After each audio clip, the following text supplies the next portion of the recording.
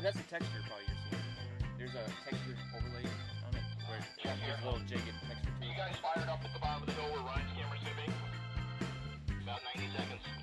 Okay, no problem. Just want to make sure I wasn't missing something.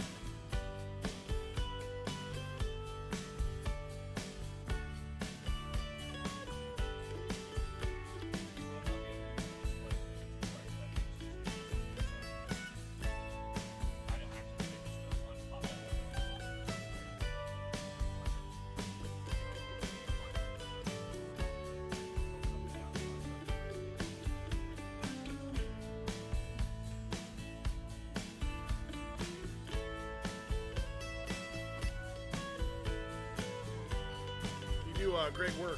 Could you get the windows on my car when we're done? All right.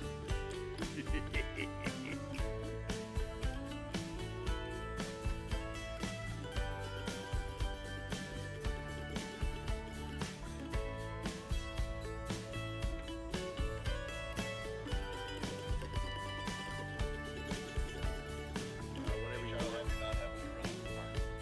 When you have that together, let me know so I can get the schedule for the team back from the ES.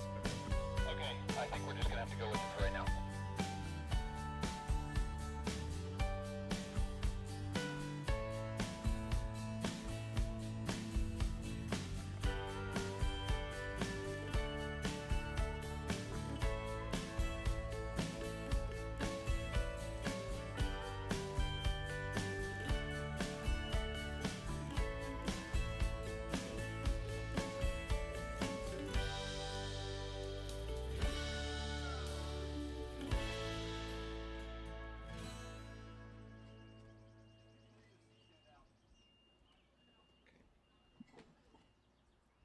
I called it the announcer team database. Yes, sir.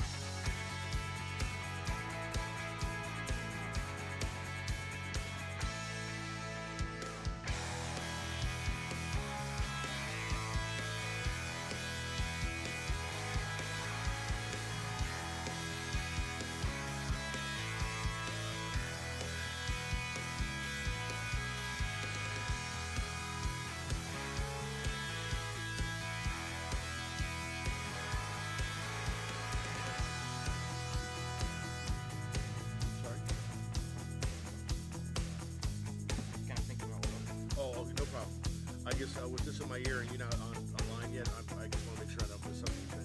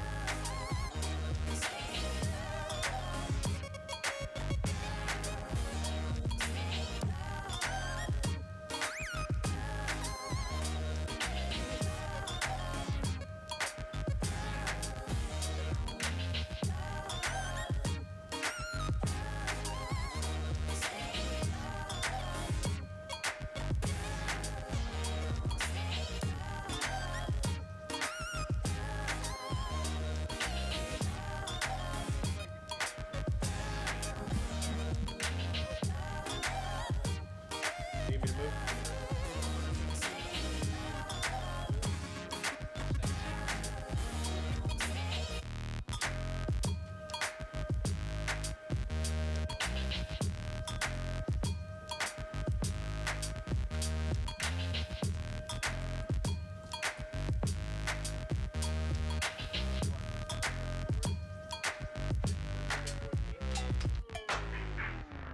We're up against.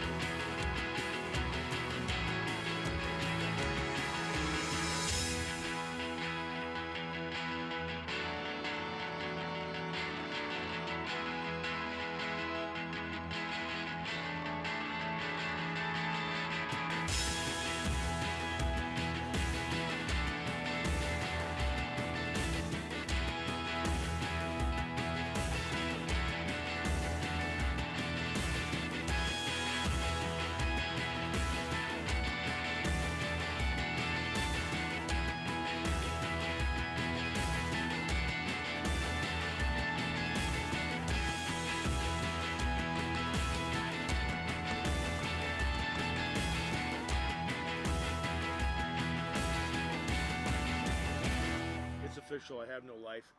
I just look down and realize that I have 9,100 tweets. And I don't do those like, you know, I'm now eating breakfast type stuff. It's over 9 years, but I mean, that's a lot of my personal life out there somewhere.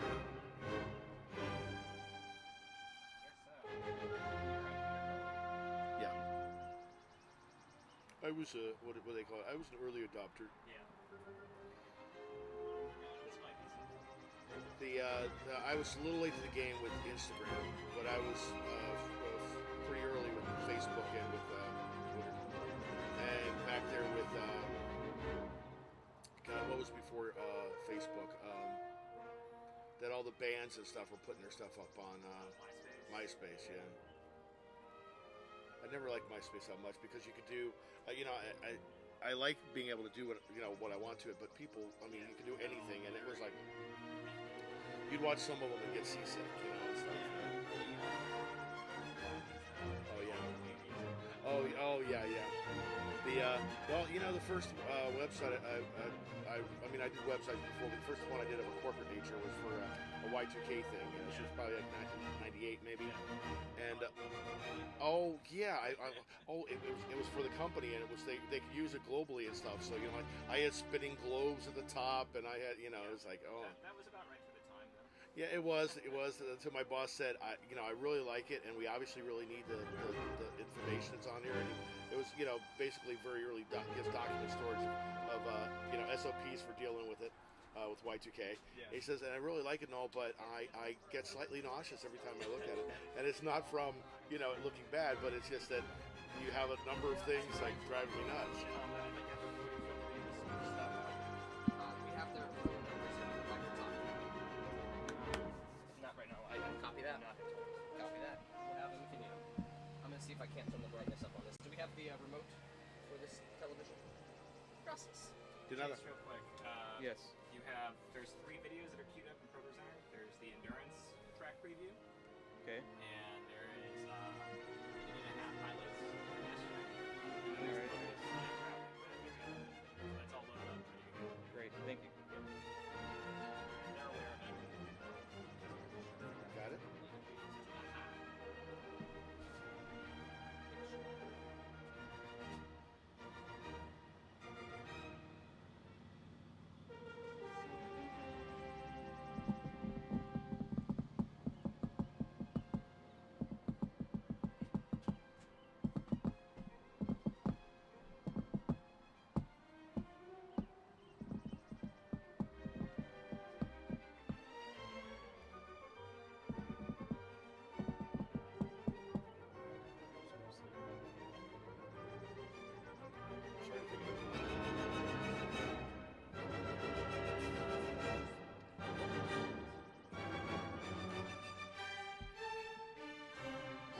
Sorry, I didn't say that.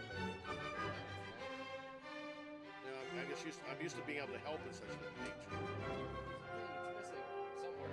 That's how it works. Could you fix it? This is our life. Yeah, exactly. My computer doesn't work. Okay. I bet you it's just this. I bet you just went to sleep. That was it. Look. We're back. This is probably as bright as we can get it, and it looks a lot better, honestly. If you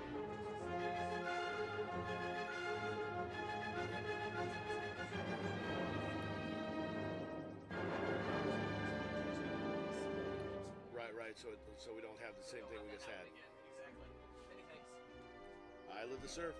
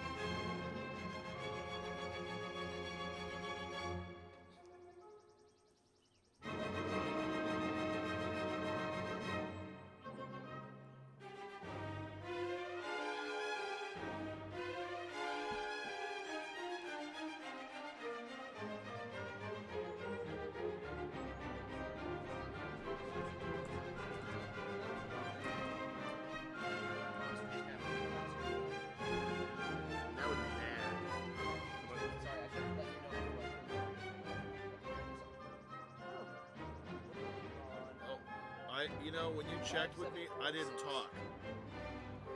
Was it, you checked? No, I was checking. Okay. Okay, no problem. Oh, and let me know through headsets if the hat's back far enough. You can see my face, all right? That's what the only thing I get is like maybe it's not, you know. I think it's probably cool. No big thing. Thank you.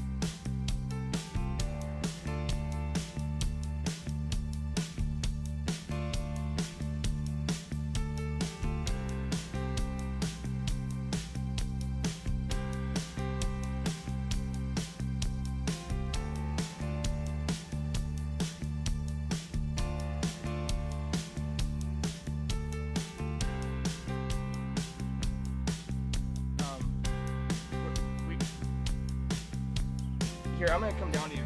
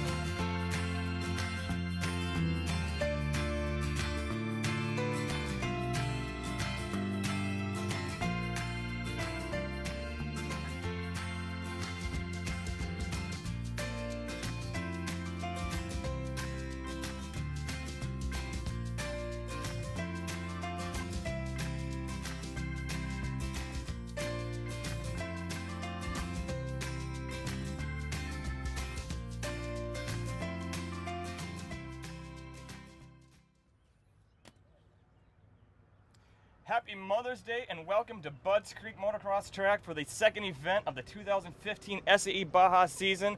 My name is Chase Schutte here with Patrick V. We have the coveted 4-hour-long endurance race going on today. The absolute pinnacle of a year-long of hard efforts and late nights, bloody knuckles from the shop happening today.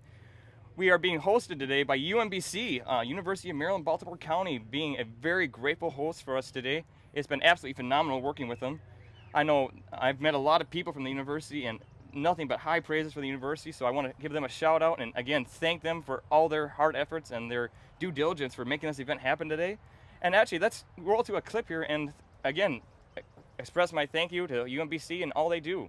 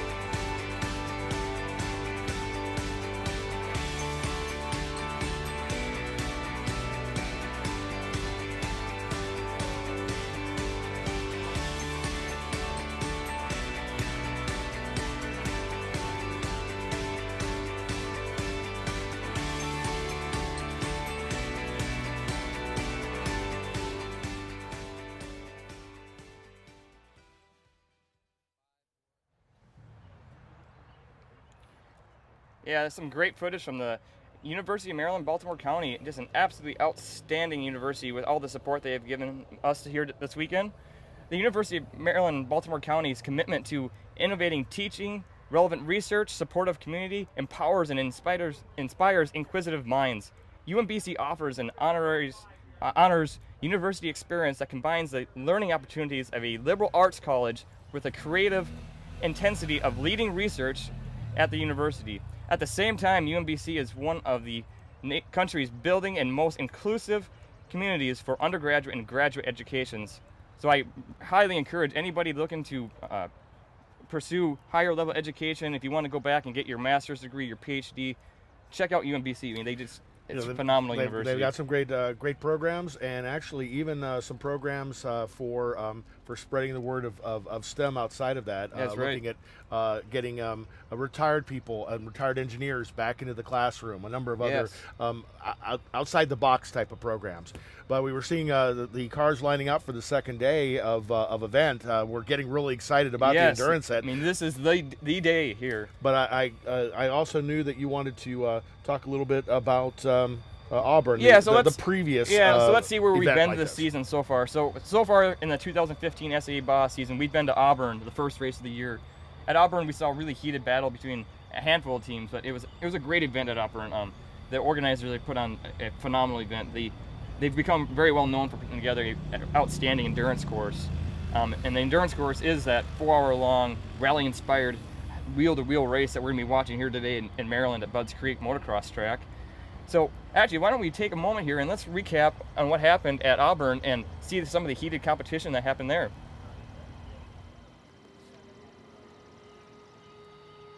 In the first race of the 2015 SAE Baja season, more than 1,300 students from around the world converged on Alabama to prove their vehicles could survive the beating that Auburn's track provides. College students from as far away as India, Mexico, and Egypt answered SAE's challenge to design, prototype, and build an off-road vehicle capable of performing on rough terrain and in punishing conditions, while also considering the viability of introducing their cars to the consumer market.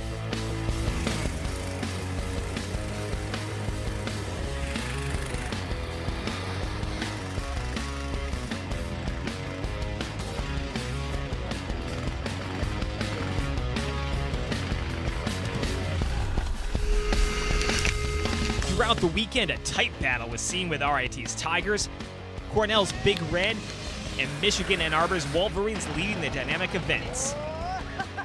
On the final day of competition, California State Poly rounded the track 35 times and won the coveted 4-hour endurance race. But when the final tallies were totaled, it was Michigan Ann Arbor's Wolverines that took home the overall prize, with Cornell taking second and Oregon State grabbing a third-place finish.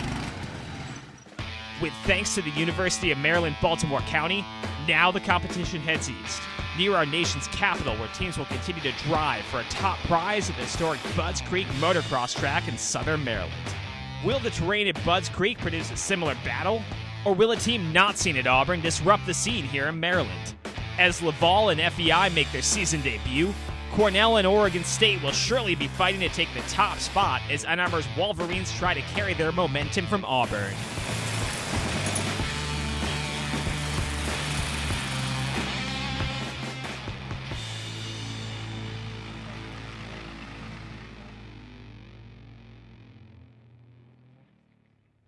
Yeah, again, we saw a really heated battle in Auburn. We saw a handful of teams really battling it out throughout the 2 days of racing there.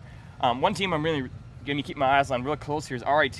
They went into the endurance event, I believe, being one of the leaders, possibly the leader, and we saw them fall back during endurance. I heard they may have had some problems with some cold welds on their chassis that may have been plaguing them, so we'll have to hopefully see them fight back to the finish here. I'm anticipating a really good performance from them today. It's going to be a little bit different because the track's we might have a little bit of rain here. It's a little bit more of that wet type of feel. I don't know what do you think will affect the track from yesterday? Yeah, here this morning in southern Maryland, we're looking at pretty overcast skies and it's fairly gloomy out. The track is damp, but I think it's going to be a pretty fast track, and this is pretty big stark difference between the Auburn track we saw. This is going to be a much faster paced track here, as this track is typically home to many AMA Pro Nationals.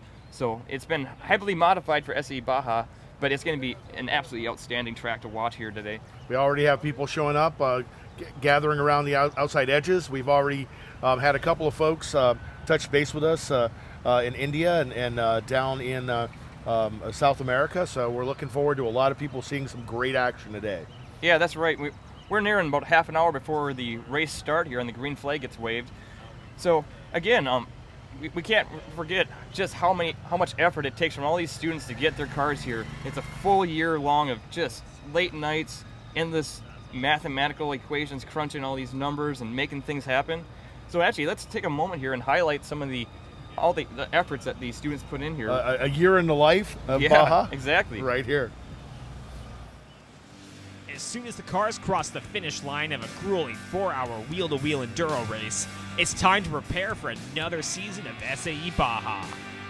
College students begin by developing a non-profit team to design and build an off-road vehicle that will compete in several highly competitive international competitions. Next, students start fundraising and concepting the features of their cars based on the rules published by SAE. Time is reserved for R&D, and many iterations of concepts are considered before moving into the design phase. With the use of design and analysis software, students spend endless late nights polishing their designs and begin to see their cars take shape. Moving into the shop, students take their designs from the virtual into the real world, where each team is responsible for fabricating their own custom design. Months of production and tireless effort allow students to roll their cars out of the shop and begin testing. With a fully prepped, race-ready car, teams hit the road and travel the world to compete in international competitions against other universities.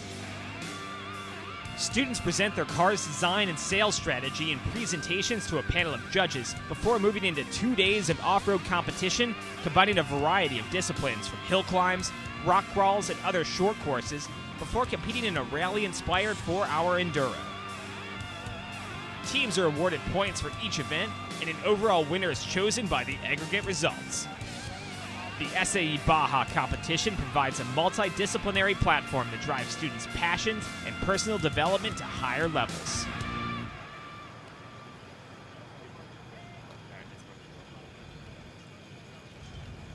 All right, yeah, so it was great to see all the efforts put in. Again, I mean, SAE Baja provides such an outstanding platform for developing our young engineers and the future leaders of the world, really.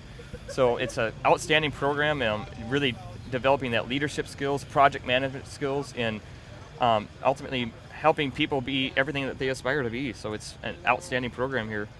And we're glad we have an opportunity not only to show you the past year and the previous competitions, but also this current one. Right now, you can see some of the vehicles lining up, getting ready for the endurance. Yeah, that's right. We are currently gridding the cars for the endurance race today. The 4-hour-long rally-inspired race where they're going to be going side to side here. Yesterday we saw the dynamic events where it was all these short courses, and it was the hill climb, maneuverability, acceleration event, and the suspension and traction. As you see a shot of what was yesterday the maneuverability course. Well, you talked about gridding, which sounds painful, but exactly Yes. how do they set up the vehicles to go out? So I believe at this event they gridded them by, I had heard the hill climb event, which is a little different than typically. In the past I've heard of them being gridded by the acceleration event, but I believe they actually use the hill climb here. So it's going to be very interesting how they get off to a start here on the enduro race. But hey, again, I want to give a shout out to our sponsors again this morning here. We've had a lot of sponsors, again, make this event possible as UMBC is hosting us here. So one of those sponsors I really want to highlight is Cummins. Cummins Engines has been making the live scoring that you're going to be seeing today possible, along with bringing on many future engineers for the company. So I know there's been a lot of engineers that have had the privilege of getting hired on there, and they're actively recruiting. We got some representatives here this weekend from Cummins. So why don't we actually take a moment here and highlight Cummins with a little short commercial clip here.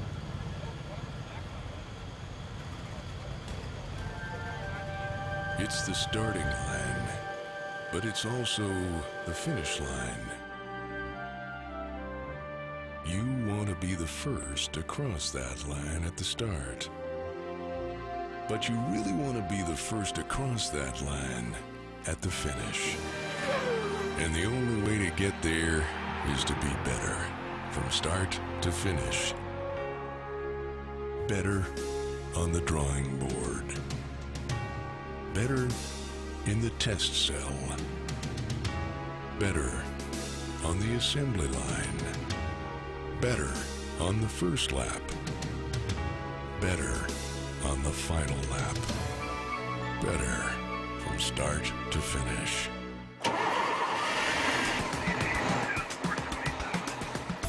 Every morning, our customers answer the command to start your engines.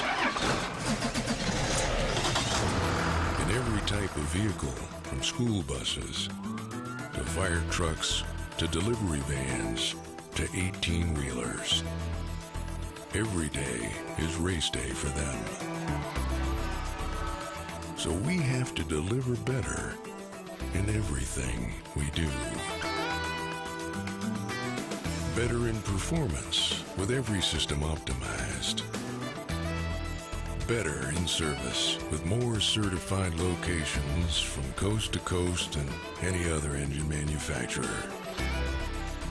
Better when it's all on the line with Cummins Care that responds faster from the moment you call till you're back on the road. At Cummins, our mission is to keep on getting better. Better at getting every mile out of every gallon of fuel. Better at getting you back on track. Better from start to finish. Because we know that the finish line for the race today is just the starting line for tomorrow.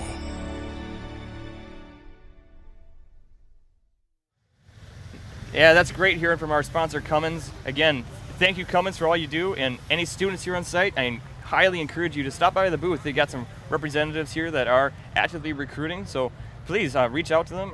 You got outstanding opportunities right now. Well, a lot of the reason that a number of these sponsors are here is to find a new promising talent. And yes, this is the first step to do it right here, live, while you're doing while your vehicle's getting gridded up and ready to go here in the endurance test. Yeah, as we're now seeing actually live GoPro footage here right from the cockpit of RIT, I believe this is.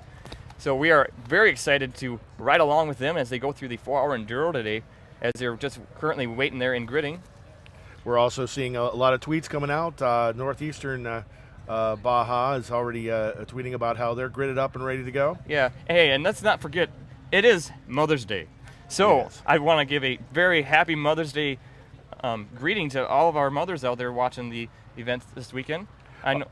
Well, and I was also going to say, all those mothers or women who've supported these teams as like second moms to some of the teams, we want to shout out to them as well. Over this last year, preparing these vehicles, right? Yeah, that's exactly right. I know we have a short clip here just wishing them happy Mother's Day, and no, it's been just absolutely great. I mean, it's such a perfect weekend, Mother's Day weekend, for some off-road racing and all the college students here. We got great weather, great food. So it's just perfect weekend here. A great gift to give your mother, off-road racing, yes. Yes.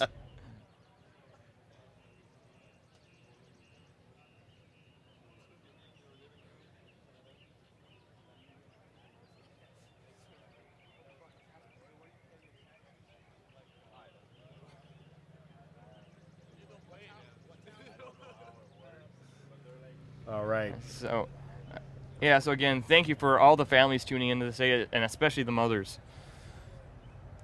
So we're going to be jumping in just a few minutes here, as we want to remind you, if you have an opportunity and you want to do some tweeting of your own to share your thoughts, happy to do it, and you want to go to Baja Maryland, hashtag Baja Maryland, and get those out there.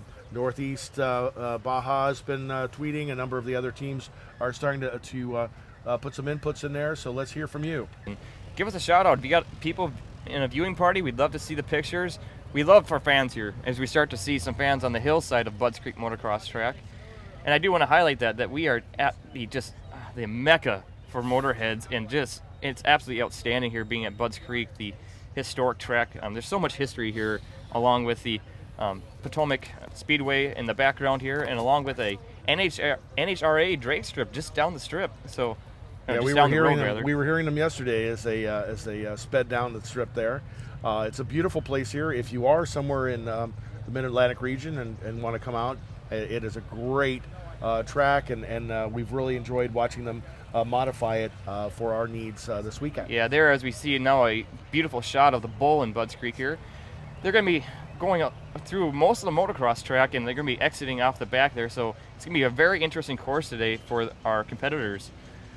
I know there's been so many modifications done and adding in all kinds of features. It's going to be much like a mix between a motocross and an enduro cross race. So it's going to be absolutely phenomenal seeing this today. And we've got some incredible team members out there with cameras all over the place looking for the perfect shot, as well as a lot of GoPro cameras right in the cockpits. Yeah, so in the cockpits. We're going to put you viewers right in the cockpits today as our teams are racing. We got a handful of teams out there streaming live with the Live 4 app that's available on Android and the App Store for both Android and Apple devices. So right there you can see. There we can an see it example. now. Yeah, it's absolutely outstanding. It's incredible technology. I mean, just simple. I mean, off a smartphone actually. So it's enabling us to bring you just an outstanding action today as we see the RIT car here. And actually, let's take a moment here to ride along on the endurance track with a course preview that we have. I know I had a brief moment to go on the track yesterday, and it was very impressive seeing this track. So let's see what happens here during the course preview. So starting out at a lap at Maryland here, you're going to see a mild uphill climb coming up to this roller here. This will take drivers over one of the spectator tunnels, actually.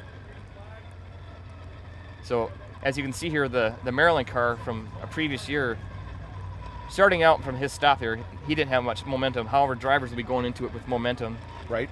As he turns left here, you're going to see him gain some more speed and come into a section of rollers here. So through these rollers, you're going to want to have cars very well tuned with their pitch characteristics. Drivers in the cars that are tuned well with their pitching will actually be able to gain speed as they go through these rollers. They're going to swoop down after the rollers here and come up to the tabletop. You're going to gain quite a bit of speed coming up to the tabletop. I don't expect them getting too much air since that tabletop is very steep. There's a couple more rollers here after the tabletop, and that's going to bring them up to another spectator tunnel. After a spectator tunnel here, we got a pretty fast stretch. We got a fast, long, sweeping corner here. As the track dries up today, I do anticipate teams going pretty fast here. Here's going to be a good passing opportunity for cars as they gain even more speed coming down through the bowl here of Budds Creek. That's going to lead them up to a pair of spectator tunnels now. They're going to want to carry as much momentum as possible to get through these rollers. Right. That's really the theme today, is carrying momentum as they come up to another step up here. Some teams may be able to get a little bit of air out there. However, I don't anticipate too many people actually being able to clear that step up. Going up the hill here, they're going to turn left for a downhill section, actually. Their brakes are going to be tested here. Teams with enough corner camber gain to get through this off-camber corner are really going to stand out here today. And they're going to want to carry as much momentum as they have to get up this uphill section. This uphill section is going to take away a lot of energy as you see the Maryland car here slowing down. Slowing down, right? Yep. So at the top of the hill here, they're going to go over a bit of a roller, or hump rather, on top of the hill. And this is the fastest stretch of the track. As you see the old Maryland car really gain a lot of speed here, and it's going to lead them into a sweeping right corner. Keeping control is going to be important there. Yeah, drivers are going to want to, they're going to just have to man up and just stay in the gas, and because they're going to want all the speed they can. They're going to want to use that berm and rail the corner because they're going to need all the speed they can hold to get up this. Up the hill. Yeah, this is a very steep uphill section. Steep down and a tight turn, and then back up, and looks like almost. Yeah, there's actually there. some discussion that depending on how cars do today, we may actually remove that section from some of the course. So we'll have to see how cars do there. However, after they get over the another spectator tunnel, that's going to lead them into a very technical and multidisciplinary portion of the track here, the stair steps. As they go through the stair steps and over the logs here. Again, this is going to really test the pitch characteristics of the car. You're going to want to have the appropriate amount of anti-squat actually in the back, and have your shocks well tuned so you can keep your car relatively flat with the ground. That's going to lead them next into the log pass here. Slightly different than the stair steps. It's going uphill now, and again, this is a little faster section here, potentially at least. You're going to see quite a big difference today. Some drivers are going to fly over these, others are going to slightly tap the brakes. Some may almost come to a stop actually and just try to crawl over them.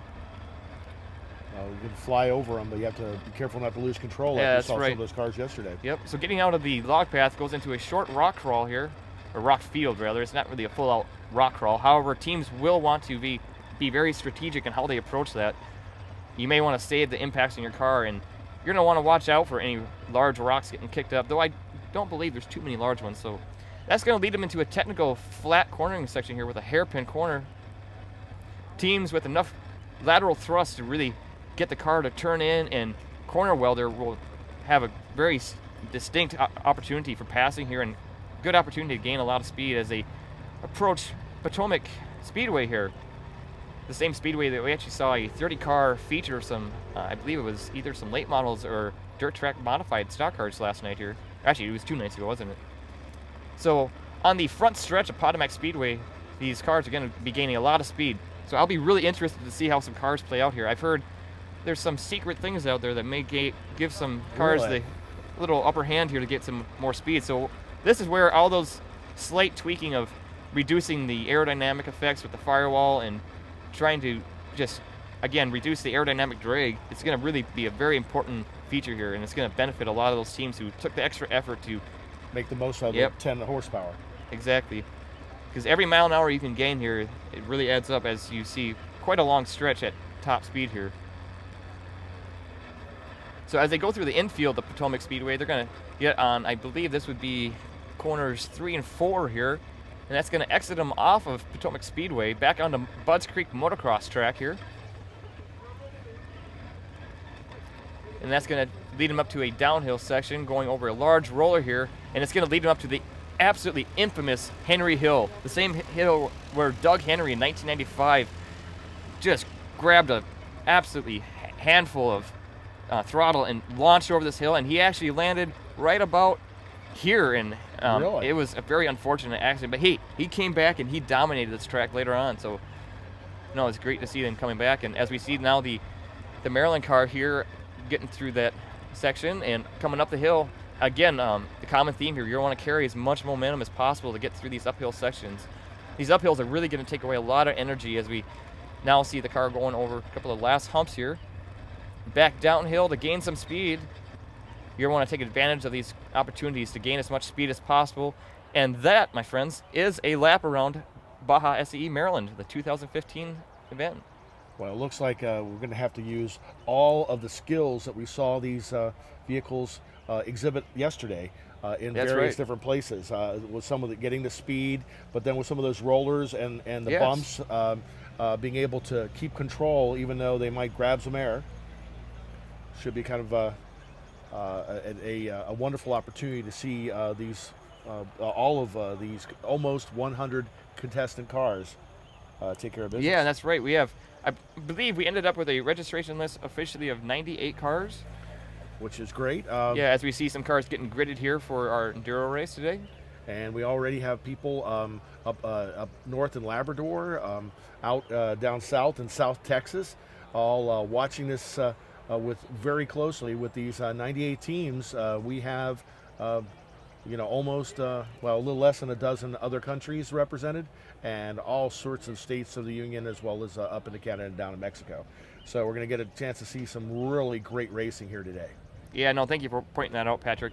That is a great point you make there with the international aspect of this competition today. We have, I believe was it 7 or 8 countries represented here this weekend? Always sounds better. Almost a dozen, but yeah, I think there are 8 different countries represented. Yeah. We have Mexico, India, Canada, Brazil, South Korea, among others, and really looking forward to see what these teams have brought. Yeah, that's right. As we're looking at the Honda-sponsored enduro course here, we're looking uphill at the stair steps right now, actually. Watching us all get ready. It's kind of interesting. Yesterday, watching them prep parts of this track. Jonathan, I guess, is he the owner of? Yes, that's another good point. Jonathan, the owner of Budds Creek here, has been absolutely outstanding as well in his ability to host the event, and he is endless with all his efforts. And no, I want to take the opportunity to thank him for all the efforts he has been putting in. Yesterday, we're right here. He's driving a tractor right below us. That's right. Getting this field prepped and getting the track ready to go. So we're getting pretty close here. What time are we going up? We are scheduled 7 minutes away from our green flag waving here. Now, I actually heard we may be starting a bit early, so I anticipate seeing some action any time here, actually. And the folks have started to pour in here at Budds Creek Motocross. We've got them. We have some chairs in various places, but also people just lining up on the fence, trying to get a good point. You can see some of our cars there on the screen as they all line up, and we will. What's really wonderful about this, we have, I mentioned to you before, we have a number of people in the field, great professional photographers and cameramen and women that are going to be giving us all sorts of angles of this particular event, as well as the GoPro cameras within some of the cars. You're going to feel like you're right here with the vehicles. So really looking forward to all aspects of this this upcoming full day event or Yeah, 4 hour that's event. right. 4 hours long of wheel-to-wheel racing here. So no, it's gonna be really exciting, and we got a lot of teams that are going to be putting in I believe, an outstanding performance today. Particularly 2 teams making their season debut in the 2015 SAE Baja Series. We got Laval from Canada and FEI from Brazil. 2 teams we're going to want to keep our eyes on today as they start the race. Great, and I'm seeing other people share the video feed. So make sure to take a moment out maybe and let a few of your friends know, so they can also be able to jump on board as we get ready to start here in just a few minutes. We've already got over 200 people watching the feed, and we're looking forward to seeing more. It was really great yesterday. This is a great opportunity to see things no matter where you're at, to follow your school, follow people that you care about, and get an idea of what's going on. Over 6,000 people during the course of yesterday tuning in at one point or another. That's so right. We're really excited about offering this to you with the professional equipment and professionals who are running all of that equipment throughout Budds Creek Motocross. Yeah, that's exactly right, Pat. We do have through the wonderful help of Cummings, the results online, and they've been quite helpful with us yesterday as we were able to give you scores and show you the teams to watch. That's right. We'll try to point out some of those teams that we thought were strong contenders yesterday as we go through the event today. Yeah, no, we really want to keep our eyes on a lot of teams. I know Cornell, Michigan, Ann Arbor, RIT, FEI. We got another team. I wasn't really expecting this. Georgia Southern University yesterday put in a very strong performance, and I was actually looking back at Auburn, and I didn't realize they had actually done pretty well in Auburn too. I'd call them a sleeper team. We're going to want to watch them as they may disrupt things here. So we'll have to see what happens. What's great is that all kinds of teams are here. As we mentioned before, a couple of schools here with maybe only 3,000, 4,000, 5,000 total undergraduates, right next to schools like Ohio State, Michigan State with 45 to almost 50,000 students. So it's not about the size of your school, it's about the engineering concepts, and that is why the Society of Automotive Engineers is so firmly behind these particular events. Yeah, that's exactly right. No, I mean, the SAE Baja program, as we were saying before, it provides such an outstanding platform for developing leadership skills, project management skills, and again, just enabling students to be all they aspire to be. You can see right there up on your screen, that tube, kind of blue tube over there on the left side of the screen. It is one of the areas where we'll be able to have, audience can see what's going on. We've got a couple of cameras that we're going to try to give you low angle shots. Yeah, actually we even currently have 2 live GoPro streams from Michigan Ann Arbor and RIT's car right now as they're waiting in the endurance screening there. There we can see the shot right now, right in the cockpits, right behind the driver's head there. This is going to be so exciting. Watch this today as we're going to see this heated battle. Looks like they're actually, I see Michigan is on the start there, and is that RIT behind them? I'm not quite sure there. But either way, I see Michigan is on the starting line of our 4-hour enduro today. And there you see a couple of the teams as they get ready, plotting strategy, going to figure the best way to approach this. It is called an endurance race. It is going to be a lot of hard work, and we're going to see if these teams can actually keep things going. Right there in the front, you can see Team 82, 18 and 50 ready to go. As we mentioned to you before, we do have the Indian, Canadian teams getting set up, as well as teams from Mexico and various other places. Right there, you can see the second team is 18. That's Stony Brook. The New York group of colleges, SUNY, Sunny, has 3 or 4 different teams represented here. Also 50 there from Kansas. Yeah, as we're looking down again into the bowl of Budds Creek. So as cars come off the gridding there, we're actually going to see them coming through the backside, and they're going to go up that pair of rollers kind of in the middle of our screen right now. Now there's going to be a lot of terrain that the car's going to have to traverse today. So again, as I was saying, the theme throughout this course, and actually through many courses, is going to be carrying that momentum. You're going to want to scrub off as little speed as possible, try to hold your speed, and really use that momentum to continue on these steep uphill climbs.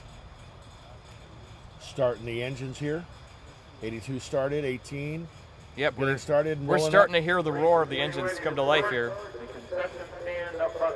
Third there is 250. We can hear the announcement. About to start. Race time is now. Yeah, I'd actually encourage all of our viewers out there, if you want to ride along with Michigan and RIT right now, you can actually go to live4.io. That is LIVE4, the number 4.io/stream, and you can check out their live footage and ride along with him here today. And actually on the website, this is an awesome feature on the website. You can even track their GPS maps on Google Map, or GPS position rather, on Google Maps, and even see their GPS-based speed up in the top right corner there as they go through the course today. Gonna look forward to sharing that with you. That's something new. That yeah, no, the Live 4 app has been just absolutely outstanding. It's a very simple app, as I said, free to download for Android and Apple devices. It's a app that actually creates a Wi-Fi bridge with the GoPro itself, and then transmits the data over the cellular network. So it does use a little bit of your data, but hey, it's not bad at all actually. You can stream a signal with your Hero 3 actually. It's only going to use a little less than 0.2 gigs an hour actually, and the Hero 4 is going to use a little less than 0.4. So you can do a lot of streaming actually, and it's not going to break the bank. No, so I would encourage everyone to check it out. And hey, this app enables you to share your GoPro moments in real time with the world. Or if you'd rather keep it private, you can keep it private that too. as well. Yeah. Well, here we go. We can hear those engines start up. Yeah, as we're hearing our engines come to life here, getting ready for the start of the 4-hour endurance race. Yeah, looking to my right here, I can see there's a good shot of the gridding right now. Yeah, I see the line moving back there. Each of these Yeah, it engines, looks like we are getting off to a start here. I see Michigan taking off. If we could actually go to in-car footage of Michigan, I'd love to see their in-car action right now. Or actually, we are a little delayed here.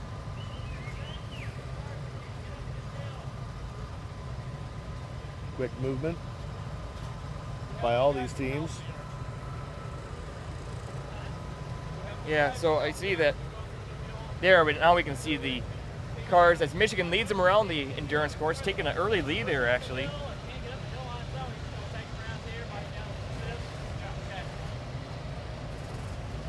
Over that first hill that we were looking at. Yeah, coming up the step up there. Yeah, a little bit of air there by a number of They're doing those pretty teams. well, holding speed on the uphill section. Coming around left, they're going to go down that downhill section and come into this off-camber corner. I'll be interested to see how much speed Michigan's able to hold there. Hold that. Oh, as someone gets them on the inside, Michigan nice losing their pass. lead. Michigan trying to hold it on as much speed as possible, taking an outside line there. As we're seeing a lot of cars losing speed on the uphill section, and Michigan has lost their lead now. Coming through the downhill section, Michigan is going to take the outside line. And there they go. Now up that hill, we saw how in the test run how much they slowed. The UMBC car slowed trying to get up it, but looks like they're topping it without a whole lot of trouble right now. Back down and then up the rest of that hill.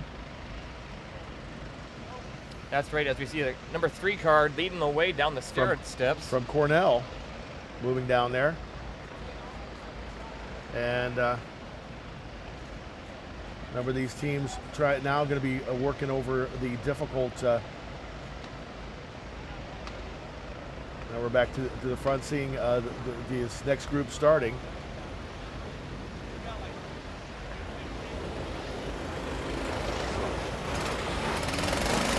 Yep. Now, as we're seeing some cars, even more cars now get on the track here. This is the second wave of our gridding. No, so we're really seeing a lot of action on the track right now. Nice move there. we can see Alfred State College we were watching last year, or probably last year, last night. Moving along. There's 87, University of Maryland College Park moving past as well.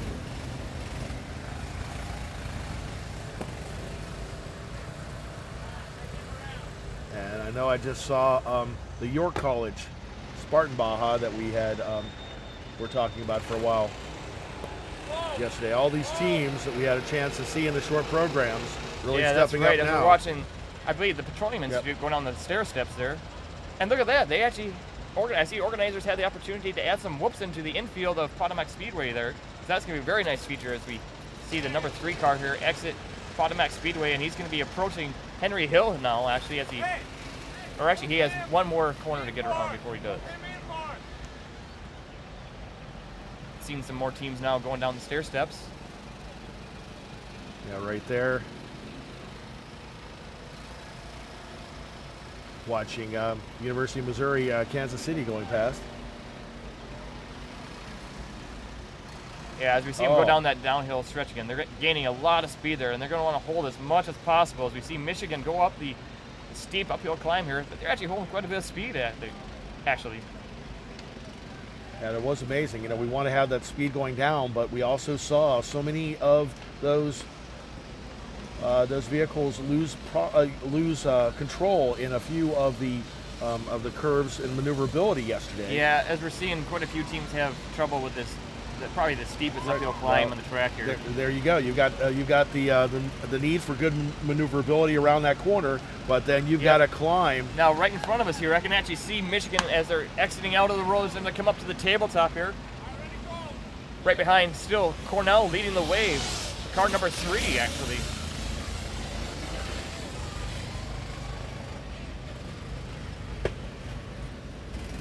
Big Red Racing. You said yesterday they were somebody to watch. And yeah, they that's are exactly proving it here right. yet today.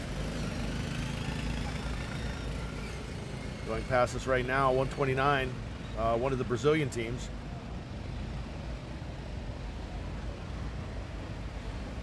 Meanwhile, you can see where a couple of teams were not able to climb the one hill. Other racers moving around them.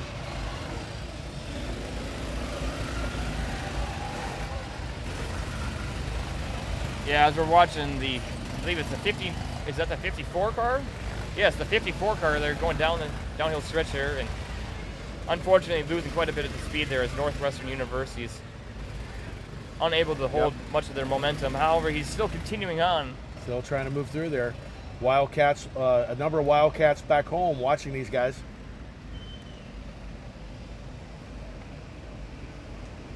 Yeah, here we're seeing car number 106. Another one of the Pennsylvania College of Technology teams, the Wildcats. Yeah, the Wildcats working their way up to the tabletop there.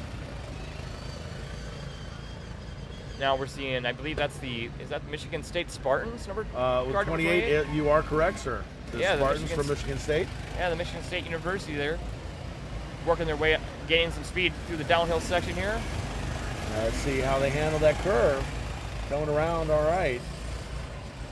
And here we have, I believe, our host, University of Maryland, Baltimore County, car number 47, going through the rollers there and looking nice, actually. Oh, the retrievers making quick work of those rollers. Yeah, as you see him take the inside line up the tabletop, it looks like he's going to be making a pass there.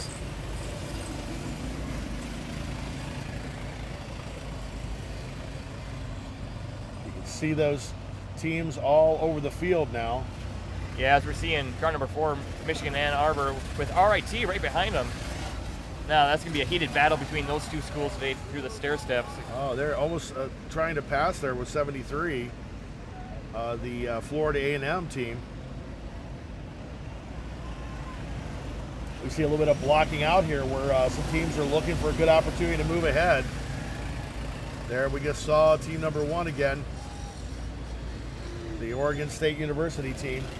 Yeah, now here as we're seeing cars exit Potomac Speedway and they're going to be approaching Henry Hill.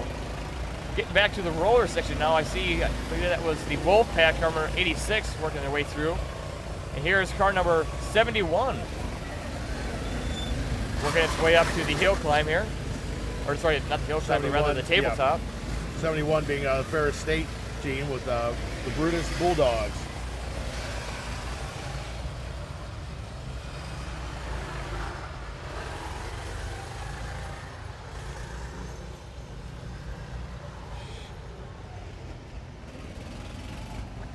Team's coming around the back corner here.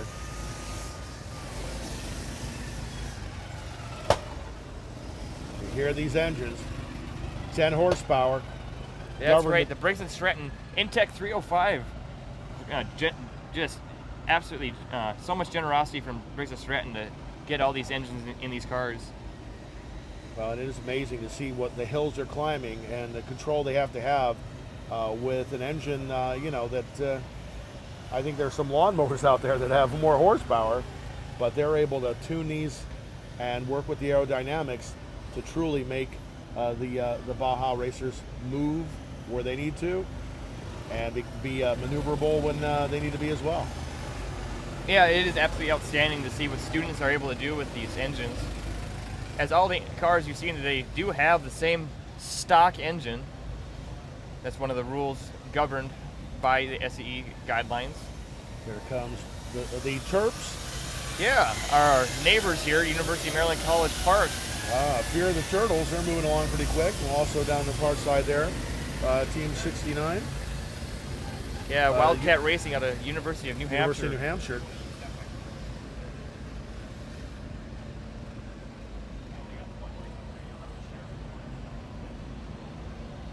As we're looking down into the bowl of Budds Creek here, we're seeing a lot of teams coming off of Henry Hill.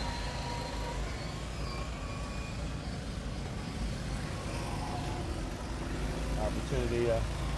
Yeah, as we see the number 1 car, OSU, followed by, I believe that was ETS.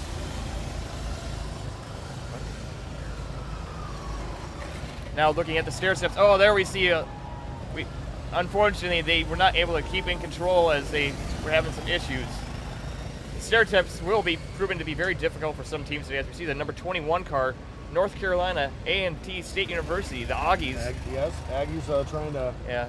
So as we see them roll over there, they will most likely have to go through a frame inspection to ensure the safety of the vehicle still. Looking at a replay here, let's see what happened.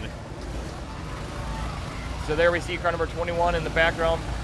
Yeah. Oh, it just flipped over front way. There we go. Yeah, unfortunately, that's where the track length of the vehicle, the wheelbase rather. Right. You saw that car. That's one of the cars we saw yesterday. The driver almost has his knees up in his chest, and that's where that short wheelbase is pretty difficult. It's easier to flip in that type of scenario. It is, yes. Fighting a line eye moving around the side there. As we see all of these racers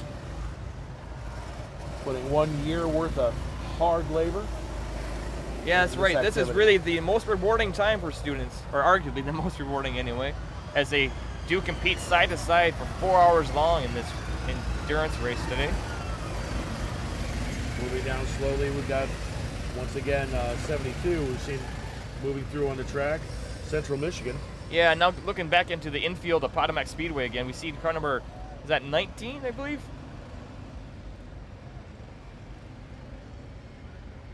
That's one of the teams from Canada, Ryerson Racing. Yeah, it's great. Now as we see the number 2, I believe that is RIT working their way down these stair steps. That's one of the teams. I heard a little birdie say that there's something special about that car today that we have to keep watching out for. So we'll keep looking for it. Yeah. And Alfred State from New York there as well, as you saw on their screen. Coming down, making the curve. Let's see if Queens University Baja team are able to come up. We've got some people actually on the line up from Labrador, up in Labrador, watching every move that team's making. Glad to have you live on our stream. Yeah, again, want to thank all of our viewers today for tuning in, and please send a link to any of your friends and family. Encourage them to tune in and check out our live broadcast here in Southern Maryland at Budds Creek. Just saw a little Arizona State also coming down to one side. That's right.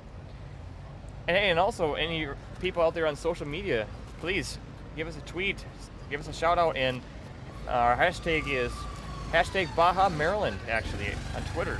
Baja Maryland. And also tweet my handle is Feeman, Feeman, but make sure you put Baja Maryland in the hashtag.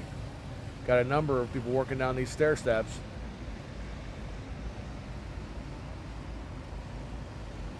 Getting backed up a little bit there as the drivers try to work carefully down there. We don't have any more teams flipping to the side or flipping over front.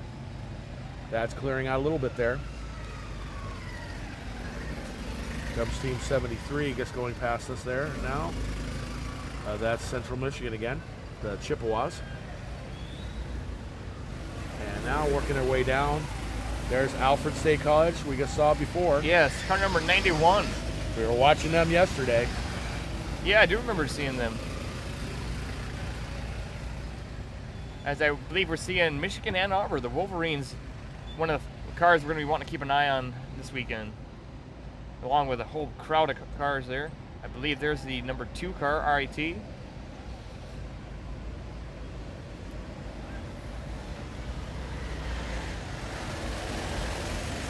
Going back to the stair steps as car number 109 and car number 33 following it, working their way down the stair steps. Here we're taking a look at a heated battle through the rollers as we got a lot of fast cars working their way through there. I was going to mention 109. We talked about yesterday, Virginia Western Community College, one of the few 2-year institutions that are actually here competing today. Yeah, that's right. Here we're seeing car number 86, I believe the Wolfpack Motorsports, if I remember correctly. Right. As we're seeing some cars getting bunched up here on top of the spectator tunnel, working their way down into this fast section. Some good passing opportunities in much of this track, but especially this section here. As we're going back to the infield of Potomac Speedway. Working their way off of the speedway back onto Budds Creek Motocross track there. They're going to, again, be approaching Henry Hill.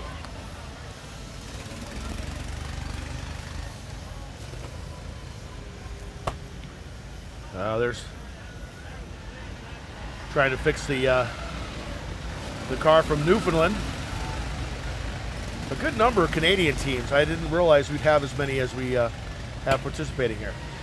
Yeah, that's right. We do have a lot of teams coming to us here from Canada. There's 81 working down there from West Virginia University, the Mountaineers. Yeah, the Mountaineers doing very well. As you see the driver, he is taking a bit of a cautious approach to the log path there.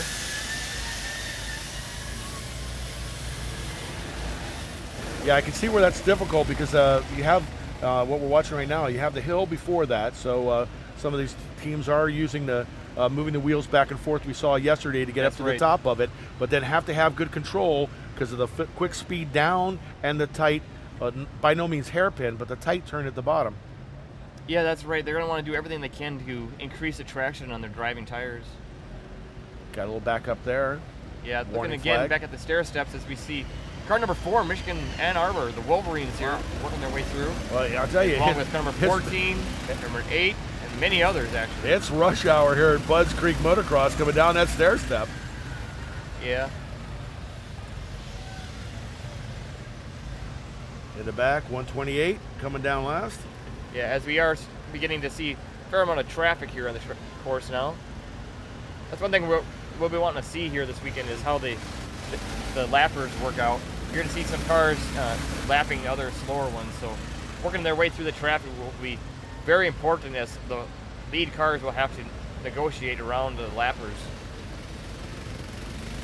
Looking at car number 47 here, again our host, University of Maryland, Baltimore County.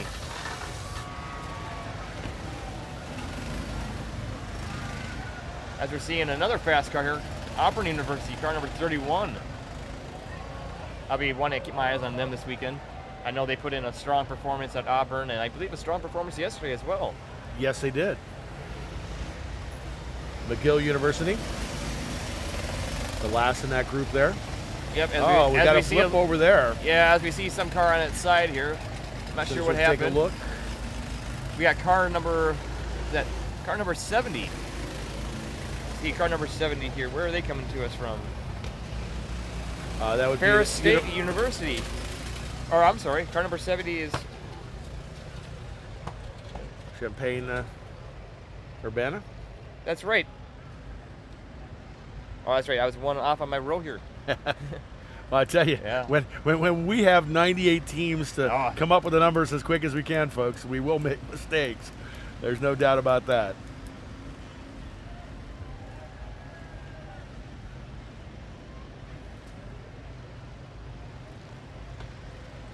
As we're seeing now, car number 75 on its backside there, just off the stair steps. Yeah, that's where, unfortunately, they just didn't have enough control on the pitch of the vehicle to keep that flat. That's Yeah, it's car number 98 rather. a 98 too. Oh, So let's there see we what go. happened to us. Car number 75 there. going down the stair steps. Yeah, he unfortunately just tipped over the stair steps There you go. That's a team from Buffalo. So part of that may actually be the way the driver was approaching that. Driver's going to have to hold just enough speed to keep the front end up and pop up and over the stair steps while Right. not nose diving over it. However, that is still very dependent on the shock tuning of the vehicle.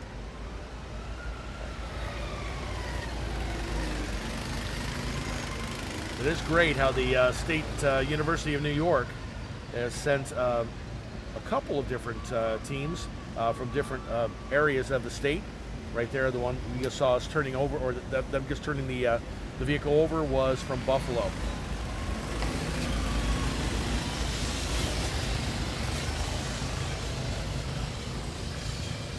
Yeah, as we're seeing now, car number 2, I believe that is RIT if I remember correctly. Another car we're going to want to watch today as they get up and over the tabletop.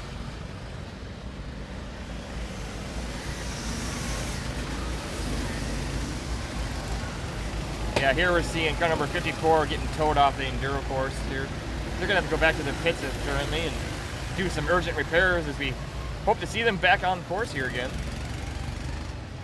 Now, if they do have to do some repairing, where do they have to tow them to? For any repairs, they're actually have to go back to their paddock area, and they're going to have to get all their team members together, and that's where really the project management comes together, and the teams are going to have the leadership skills to get everyone Really working as a good team to get the cars back on course here. As we're seeing a quick now, group text to everybody, get over there, we've got to fix something. that's right. Just saw Bradley University there, the Braves coming around the corner. Yep. So I'd actually like to take a moment here and again thank our sponsors. I know particularly ANSYS has been an outstanding sponsor here. And I'm going to take a short break here as we roll a clip for our sponsor ANSYS.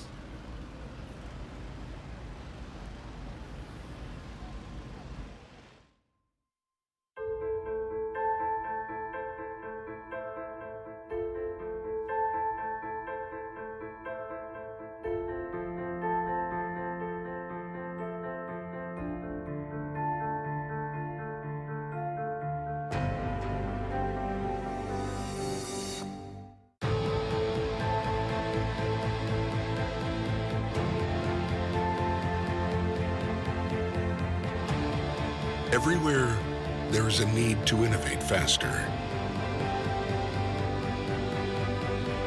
to build better,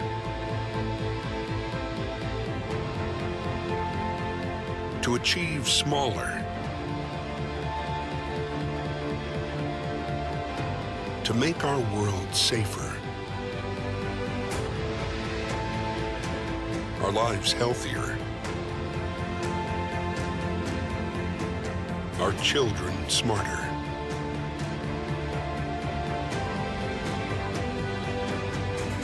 Everywhere, a mother depends on a promise, and a scientist searches for answers. Everywhere, a pilot navigates the sky, Maverick 101, you are cleared for takeoff. and a future engineer wonders what could be.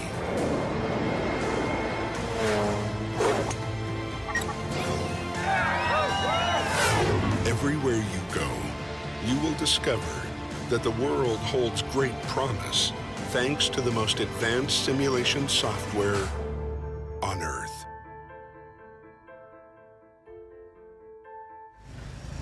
Yeah, again, thank you, ANSYS, for all the support you provided this weekend in making this event possible. As we see the car number 75 here off course, SUNY Buffalo with UB Motorsports. Not sure what happened to them here. So let's take a moment again and look over our current standings. We got Michigan Ann Arbor, Team Mays leading the way right now with car number 4. Car number 8 is in second, ETS. And third, we have, again, well, very appropriately, car number 3 in third place, Cornell's Big Red. In fourth place, we have car number 2, RIT. In fifth, we have Ohio Northern University with Polar Bear Racing. Here now, as we're seeing car number 85 work its way down the stair steps, Olin College of Engineering, Phoenix Racing.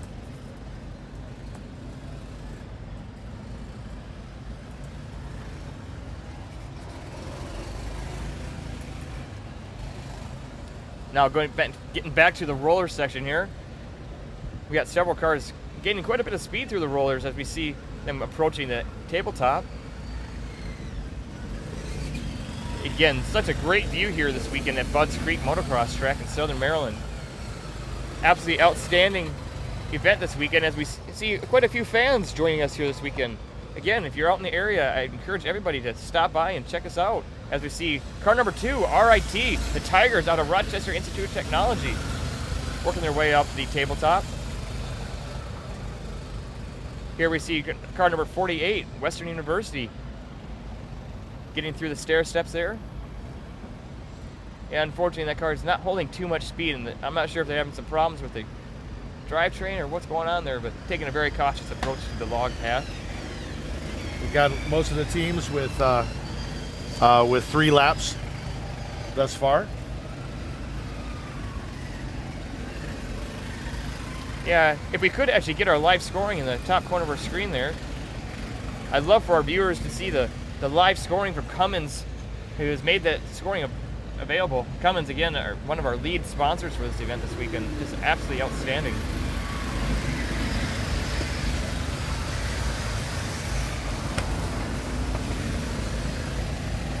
A lot of these teams staying pretty close. Yeah, there we're seeing a great shot of our fans on the hillside there as we're now looking at car number 58, University of Windsor. One of the teams I consider to be a very underrated team, as I expect big things from them this weekend. There we're seeing some car having some issues there. Our carnage crew will get over to them as soon as possible. We actually have a bit of a advancement in our carnage crew this weekend. We're going to be making sure that all the cars, as they do get stalled out, are towed in the appropriate order so that we can get them all back to their pits and give them the best opportunity to get back on track here and continue racing this weekend.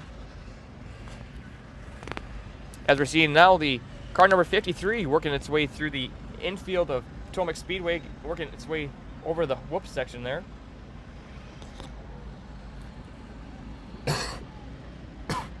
As we come up on about 25 minutes of racing time thus far. Yeah, we're almost a half hour into it, as Patrick said there. So Patrick, this is your first experience with a endurance race for SAE Baja, right? Yes, it is. So far, what are you thinking? I am amazed. As I mentioned to you once before, and I don't mean this in a pejorative way, the fact that we're taking engines that people on my street are using, for cutting their grass. They turn around and they're able to take these and work these stock engines with all the time and effort that they've put in to have them do so many different types of skills within the track here is truly amazing. Yeah, that is exactly right. It's just outstanding. All the time and efforts these students put in to make these vehicles perform the way they do. And coming from as many different countries and states as we have, almost 100 different teams here, watching all of them. And while there is obviously a certain similarity between these vehicles, each of them are strong in different ways. Watching some of these, I guess watch 53 grab some great air right in front of us and then come back down. You and I were talking before, all different things about the camber, the track width, the various different variables that they can work with on these vehicles to make them the best here at Budds Creek Motocross. Yeah, that's right. As we're seeing a very unique camber angle on the McMaster car here, Now that is quite extreme, so I highly doubt that's intentional. However, they seem to be going along well. I'm curious exactly what's going on there.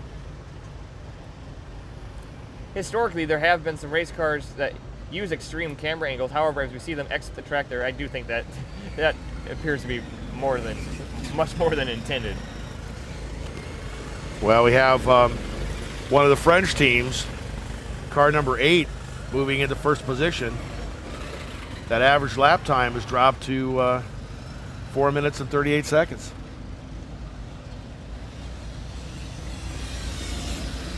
Yeah, but as you were mentioning there, these cars we're seeing today are all very unique. Each one completely custom built by students.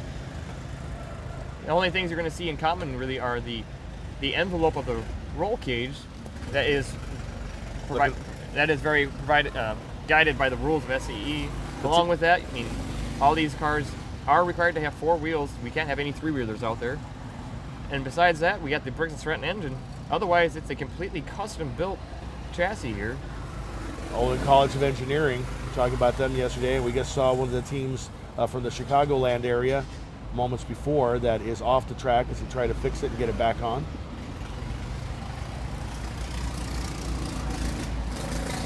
That's also the wonderful thing about an event like this, folks, is the fact that there are so many things happening all at the same time. And you've got 98 teams out there. Yeah, that's right. As we're seeing car number 88 work its way through the rollers, the Zips from Akron University of Akron. We were watching them in maneuverability yesterday do a really nice job. Yeah, as they work their way up to the tabletop here and get some air off the tabletop. Nice seeing that.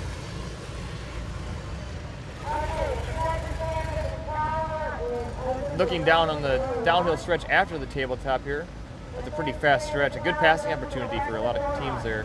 As we're now seeing our host that was our host university. And another Maryland team, it's the Terps.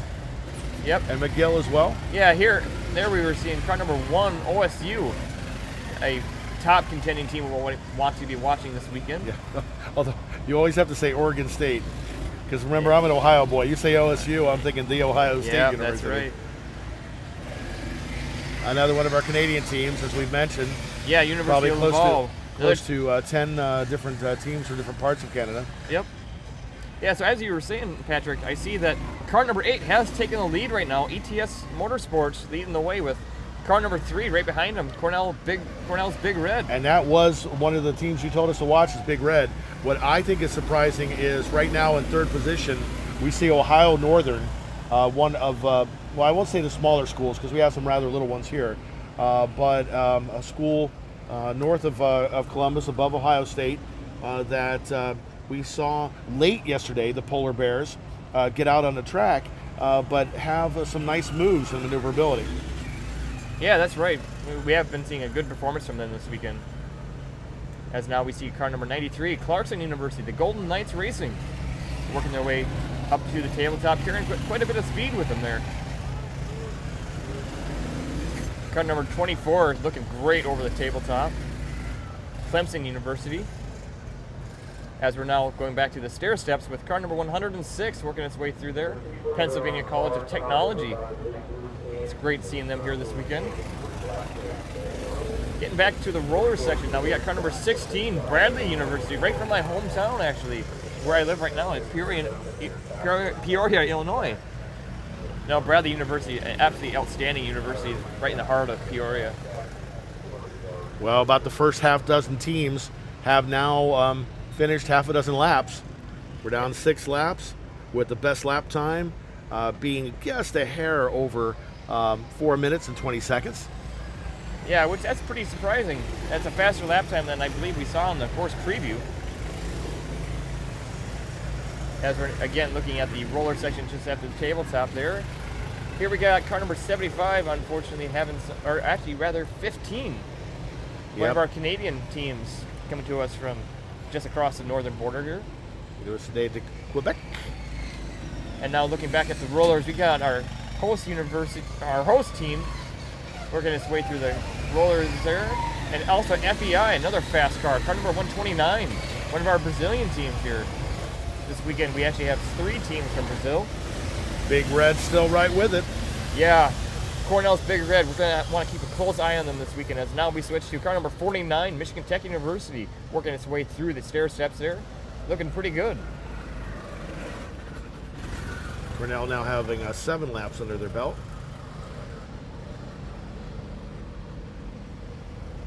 So basically, though, at first place, we're looking for the best average lap time, right? Is that correct? By the end of the race, the team with the best average lap time and also on the track the most will be the winner of this event today. I understand, because if you're keeping score at home, as we watch the Skunk Works come down that the ladder there, you'd notice that Cornell, which is currently in second position, has a faster best lap time than our Canadian team who's winning, but their average lap time is just 2 seconds less. So it's all going to come down. That's why they call it an endurance race. Yep. Adding up all these laps and how fast you can continually finish each lap. Yeah, that's right. Big strategy that a lot of teams employ throughout the endurance race here is that they got to keep the car on the track. So some teams will actually intentionally take it a little easier and try to save that vehicle and just keep on the track, because in order to win the endurance race here, you got to stay on the track and keep adding those laps on. As we see car number 4 there, Michigan's Wolverines going down the stair steps on the back hill here. Behind them, we see Cornell yet again, still running in second position. Again, seeing the teams working their way through the rollers and up to the tabletop. What are the total number of laps we're going to see today? You know, that's a good question. Right, currently we are standing at teams with 7 laps or so. Right. So I would have to estimate, we're about half an hour into it right now. We got 3.5 hours left, so what? Oh, now you're going to make me do math. There we go. Gotcha. But no, it's hard to say really, because our lap times are going to they're going to be changing a lot throughout the day here, as we may see lap times change drastically, and it's really hard to say. But no, at this rate, we're going to be seeing maybe 60 laps or so. Good. Maybe not quite that many, but if we're doing 7 laps in 30 minutes. So the overall time, this is the first time I've seen the endurance, is the total time that we're dealing with. So after 4 hours, we'll stop where they're at, or how will that work, Chase? Yeah. So when 4 hours comes, they will, I believe, have the cars exit the track right away. You know, that's actually, I forget how they exactly handle that, but I believe it's the first car to cross the finish line at 4 hours is instructed to exit the track. So I understand. all right, well, hey, let's take a moment again to thank our sponsors here, as we got many sponsors making this event happen this weekend.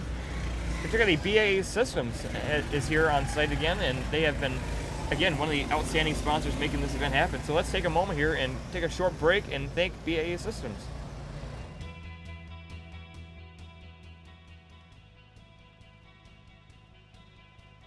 What I like about BAE Systems is that the people I work with are really dedicated to the mission. It's not just a job to them. They feel the mission, and they know that what they're doing is important.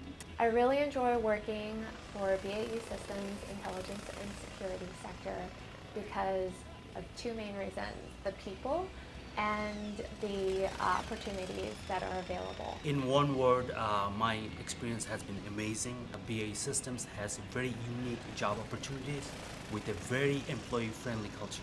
I really like working at BAE Systems because my management encourages trainings inside and outside of the company that really help with my career development. Look at everything we have available online, understand our different sectors, see where you think would be the best fit for your career path, because there's so many different options within the company. And then start talking to people, reach out, network, understand the different roles, things you might be interested in. BAE Systems has opportunity to move around different sectors of the company so that employees can grow.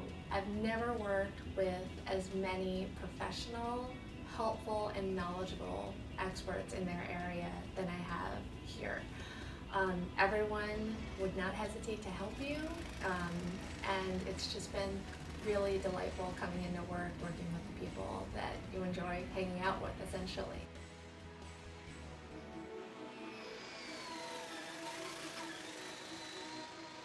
There they are.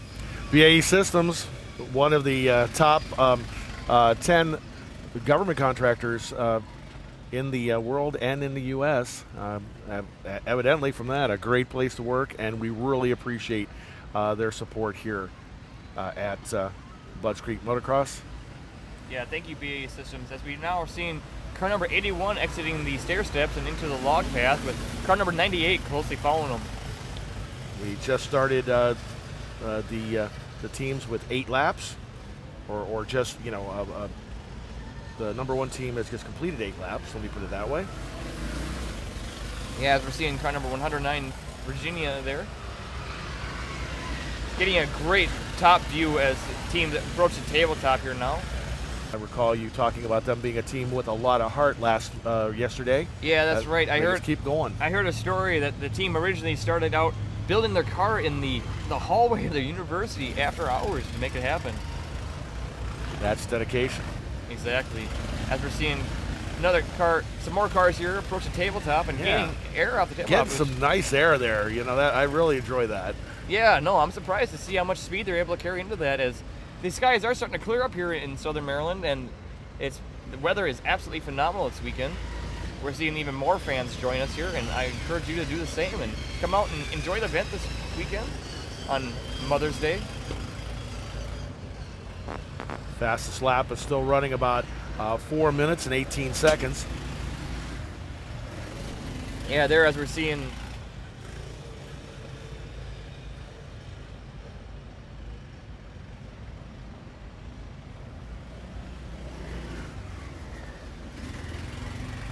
So we're going to work around and see if we're able to get some scoring up for you here in just a little bit as we make all the technology work. Currently, though, we're going to keep you informed with exactly what's happening. And we do have car number 8 still in first position with 8 laps down. 4 of the teams have, in fact, completed 8 laps and are in that first position. 8, École de Technologie Supérieure from Canada. Cornell, Ohio Northern, and Rochester Institute of Technology. And a surprise, we said we liked them, but I didn't see them that high on the list. Right there behind those others in 5th position is the 88 car, University of Akron, the Zips Baja, with quite a respectable 4 minutes and 40 seconds with a lap speed. Here's a team from South Korea, Clarkson University, or I'm sorry, you know, when you read from the bottom up, sometimes it changes on you. That's 93 Clarkson University. And we saw the South Korean team coming down the stair steps right before them.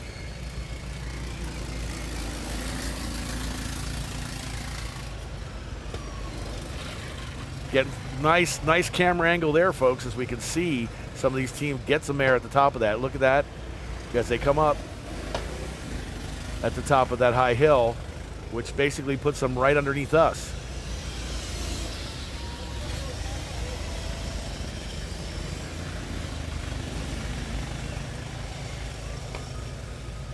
Here comes 50 coming on down. Kansas State University. And of course, we talked at Polytechnique Montreal, another one of the Canadian teams. We're talking about the Raleigh team from North Carolina yesterday. Wolfpack catching some nice air on that hill. And Maryland as well. 98 teams with at least 98 stories, as all of these teams, telling us different information as we get 39. University of Arkansas, those Razorbacks are back on the field after running into the fencing along the one side. Getting out of the way. What you'll see here, fixing some, riding up some of these vehicles. And throughout the Baja track are hundreds of volunteers all those yellow shirts you see everywhere, and look, they're everywhere. Those folks are making sure that this runs right. Couldn't do it without the volunteers, and really appreciate all their hard work.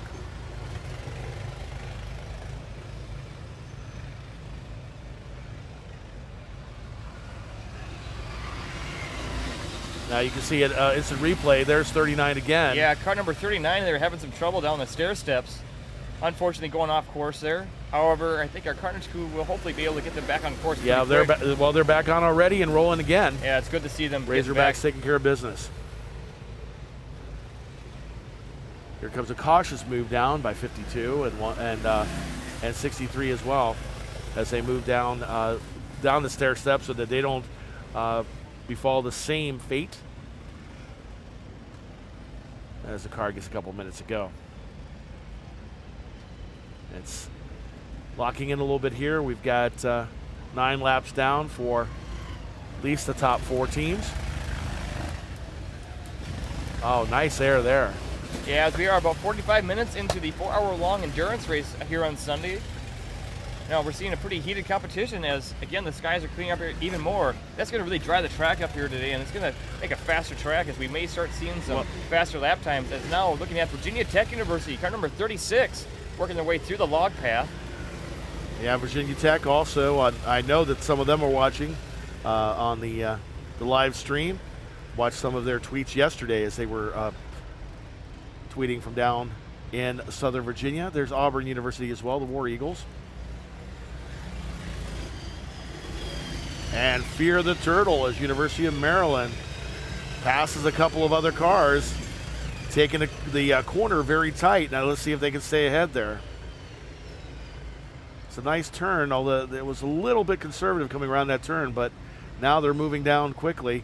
Hopefully they can get a little bit of space in front of the cars next to them. Yeah, as we're seeing car number 19 working its way down the stair steps, Ryerson University. We talked about them at the beginning of this race as they were having a little bit of an issue getting started. We've got a number of the teams pulling into the pit. Yeah, so this is approaching the time where we're going to start seeing some fuel stops here. So if we could actually get a camera angle on our pit area, I know there's a lot of action as teams are required to refuel their vehicles. It's pretty common that you see roughly an hour, or maybe a little less than an hour. And we'll go ahead. I'm sorry, I didn't mean to interrupt you. Yeah, no, I was just saying that the fuel management is a very important aspect of the endurance race here. You're going to want to manage your fuel very well as you are required to refuel, and you want to minimize the amount of pit stops required. So teams do come here with the pit crew, and they have to refuel their vehicles as fast as possible in what's called the hot pit area. The hot pit area is located just off the paddock, so in that area they're not allowed to do any repairs, but it's strictly refueling. So just like any racing environment, you need to plan that so that you can minimize your time there, but you can make sure that you keep these vehicles well fueled. Yeah, as we're seeing there's car number Rochester. 2. Yeah, the Tigers out of Rochester approaching the tabletop there. Another top team we'll be keeping our eyes on throughout the race here. Currently, they are in 4th position. As we keep you informed on what's happening in the leaderboard as we go along. Want to make sure you don't miss anything.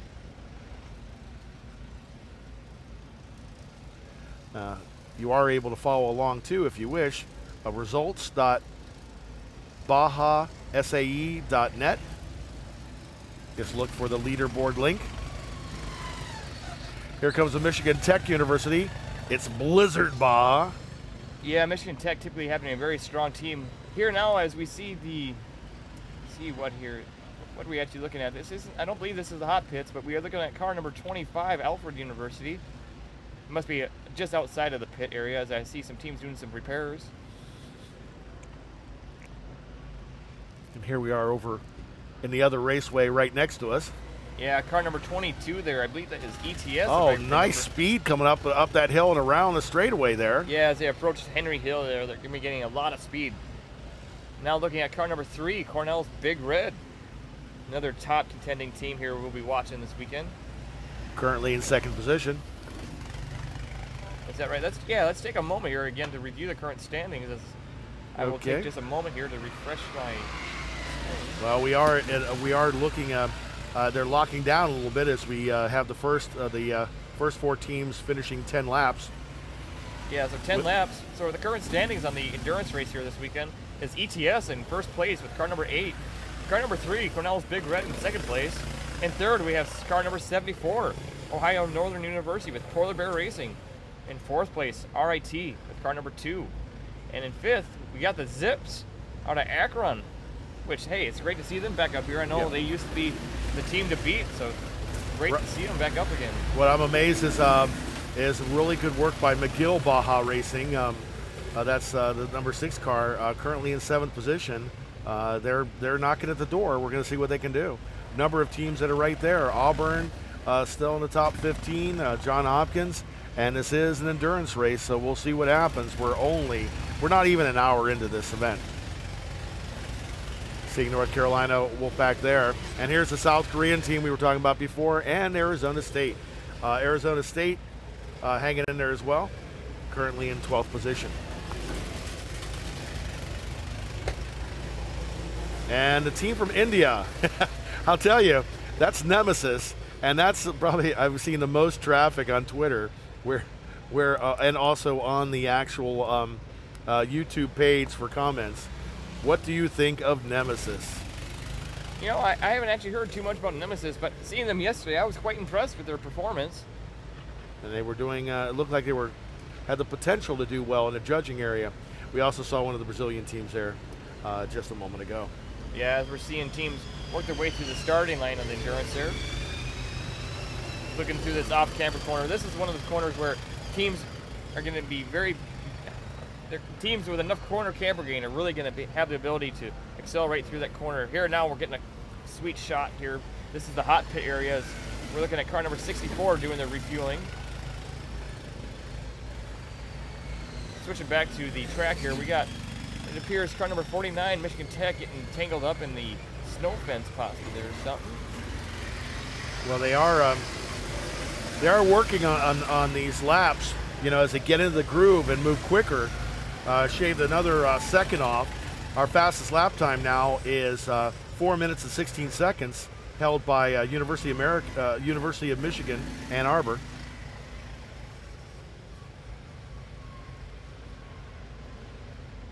Still have ETS in first position, but we'll see if these lap times keep dropping by some of these teams.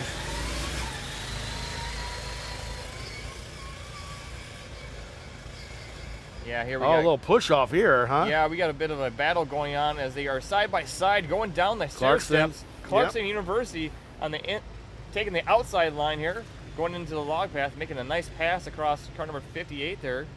Car number 58, I believe, being the University of Windsor, if I remember correctly. Yes, that's correct. And we saw them there as a, that's kind of gutsy move to try to make that pass as you're trying to work down the stair steps there. Yeah, no, that is, as we see them looking back at the replay here. Yeah, Clarkson University taking the outside line there and gaining quite a bit of speed as it appears car number 58 there, they've been unfortunately slower than I anticipated. Yeah, that could have been dangerous if they had taken it too far out there and run up against that wall. As we see now, car number 106 there going a bit off course. The Wildcats, they took out part of that fence, but it wasn't going to stop them. Rolling on down. Now very quickly, those Volunteers getting the fence back up.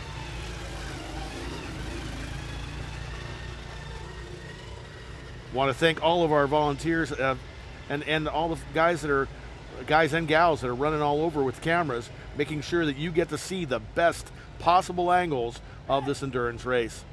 Yeah, that's right. We got a fantastic video production crew here with us this weekend, making this broadcast possible. Let's see what 42 can do. Arizona State, they're up in the top 15, going to make a long run. There's the fast part of the course. See if they're able to pick up some time.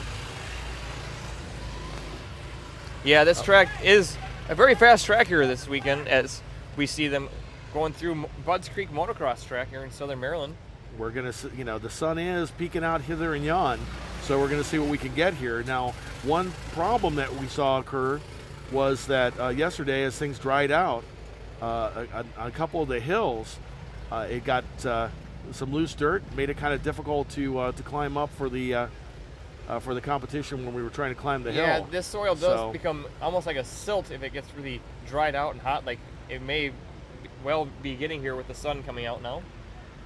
As we're seeing car number 109 followed by 53 going down the stair steps. And here's another team going down the stair steps. I believe that was it Northwestern, number 98. Another car we'll be wanting to keep our eyes on this weekend. Wow. Nice move there. Look at that speed coming through. Now making sure they can make that curve. That's the thing that scares me. You got some nice speed there, but make sure you can get the curve there as the Team Nemesis.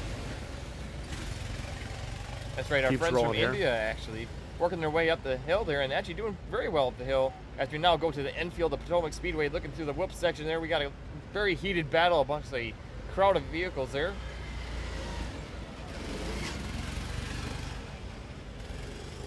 Now as they're working their way out of the infield, they're going to be getting back on the Budds Creek Motocross track here again.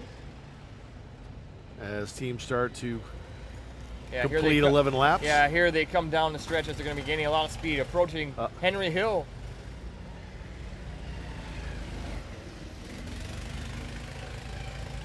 Again, this is the Honda-sponsored endurance race that you are watching right now. The second event of the 2015 SAE Baja season, as we're seeing car number 49 work its way down the stair steps feature that we call it. A feature that is very interesting. Actually, it's a feature that you typically only see in like a enduro cross race or something, but we incorporate it in here as a feature to have in our endurance races today. As we're seeing car number 80, they're getting towed off the course back to their pits. Want to welcome the over 500 people that are currently watching this event. Please feel free as we watch the Poly Mud Bees go over a couple of bumps there. Please feel free to make a tweet. Easy to do. Just make sure you hashtag it Baja Maryland.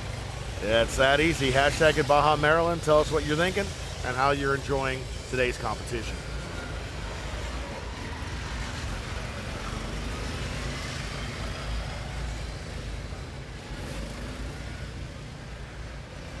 Right on the YouTube page, a number of comments coming out.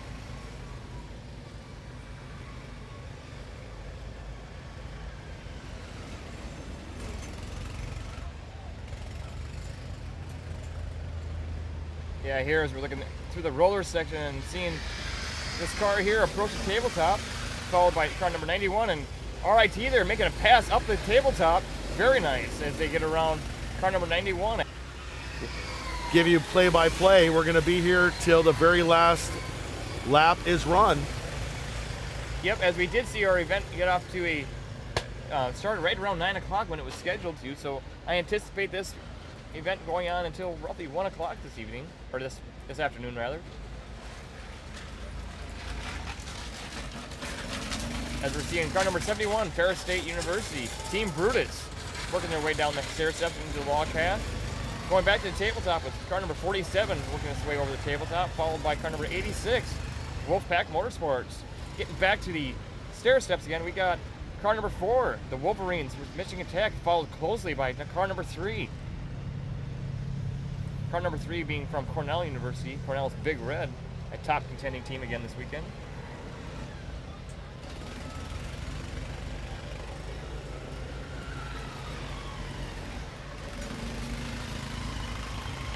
As we're seeing car number 64 now. Oh, back to the stair steps. Looks like we had a bit of an issue with car number 50, who was just getting back onto his wheels there.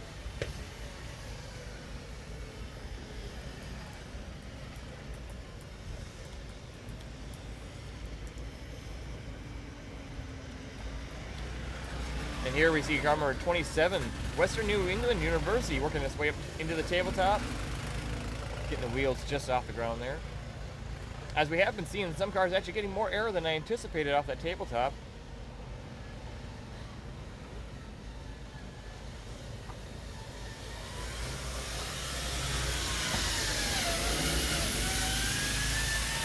Yeah, here we're seeing cars gain quite a bit of speed as they're finishing laps around the Maryland course here.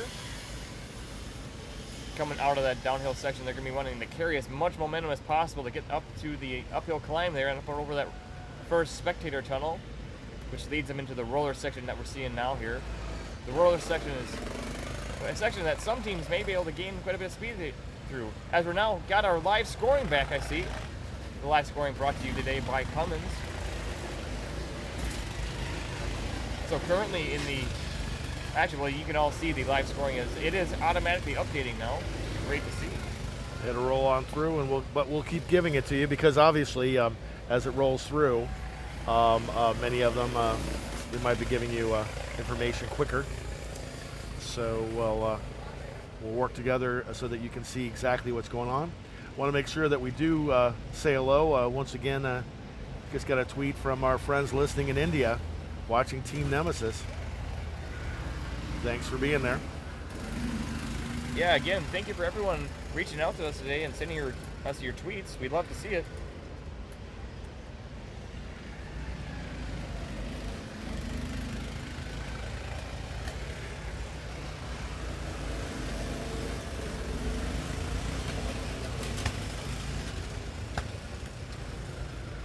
As we're seeing now, car number 27 working its way down the stair steps. Western New England University putting in a fine performance here.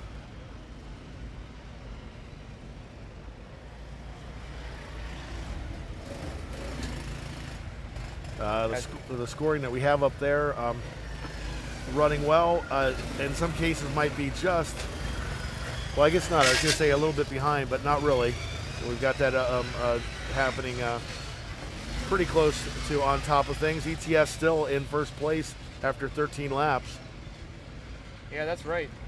Fastest lap is still there by the University of Michigan with a 4-minute, 16-second lap. We're about to hit 1 hour in our endurance race. As Jason and I told you, it's going to run 4 hours. Chase, Yeah. how long have you been doing this? Been involved? So I've been involved as an organizer now for about the past 3 years. I've actually had the opportunity to be a design judge throughout the last 3 years here. I've been very pleased and very satisfied with being involved with this program. It's been just so energizing being around all the students and the passion they bring to the motorsports here.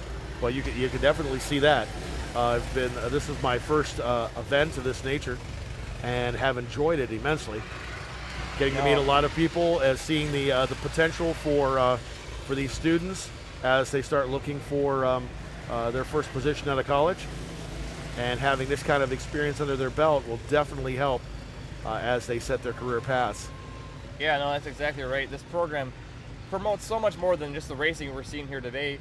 We all love to see the racing, but behind all of this is an outstanding team management skills being developed. Oh, as we see car number 75, they're having trouble through the stair steps. Now we did see also Ohio Northern coming on down there, who did get through it, and they are still in third position. Currently, Team 75 there has been straightened out. Here we go. We got Ohio Northern gets down there. They get past, but right behind them, 75. Ooh, in the instant replay, it doesn't hurt any less the second time you see it. No, it flipping doesn't, right Patrick. over. Yeah, having some trouble through the stair steps here, unfortunately. Now, why would you think they'd be having a problem like that? Or how could they address it? Well, part of that is how the driver's approaching it. He's going to want to maybe try to carry some more speed through there and pop up over there and keep the front end from diving too much. However, sometimes it's also, it is very dependent on the suspension tuning as well. You got to have your shocks tuned right with the correct dampening and spring rates to absorb that bump and try to keep the pitch of the vehicle so that you're staying flat with the ground. Understood. We just watched Newfoundland there take we had a rather long shot. You can see, I know we're doing a lot of cutting back and forth. We can see a number of different teams, but this isn't a short track. You can see these guys moving along, and it's still taking them almost 5 minutes to get all the way around that track. A lot of possibilities for things to go wrong. And now that we've been here for an entire hour, I think it's about time, if you agree with me, Chase, that we... Yeah, let's take a moment here to thank our sponsors again, particularly Briggs & Stratton, the company that is providing the engines for all these cars this weekend. So let's take a short break here and thank our sponsor, Briggs & Stratton.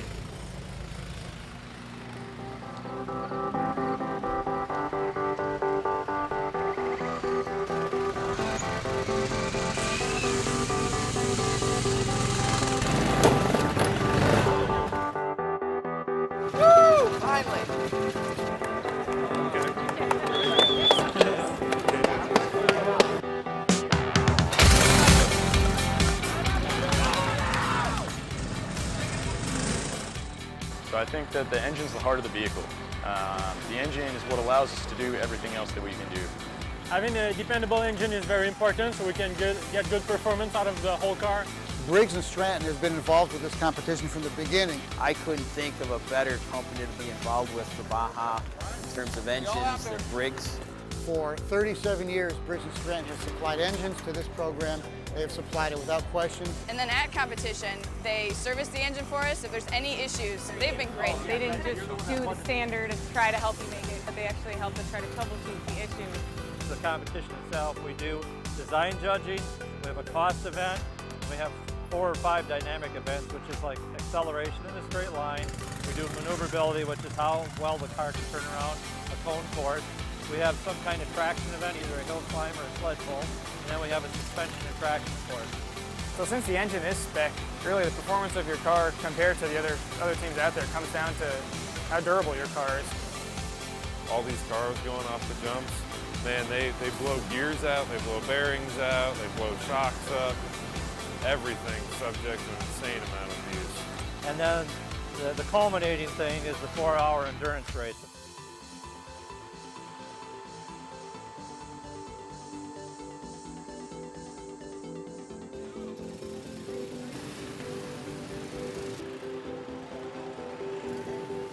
Within the first couple laps, people were back in the pits, people were running all over the place. So probably the biggest abuse the engine sees is going for 4 hours straight. They run flat out, wide open, and they take it. So to do that for an engine is to be running full power in an environment where it's not getting good air, it's probably not getting any cooling really whatsoever. And then the strain it sees, especially if you decide to take it off a jump and flip it upside down. So now you've taken an engine that's designed to work one way, put it upside down the other way, probably didn't turn it off right away, flipped it back, started it up and went back to running full throttle for another 2.5 hours.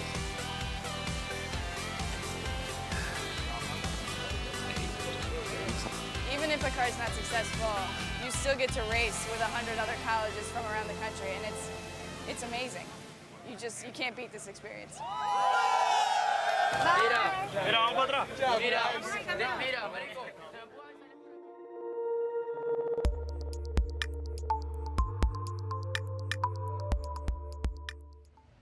Briggs & Stratton.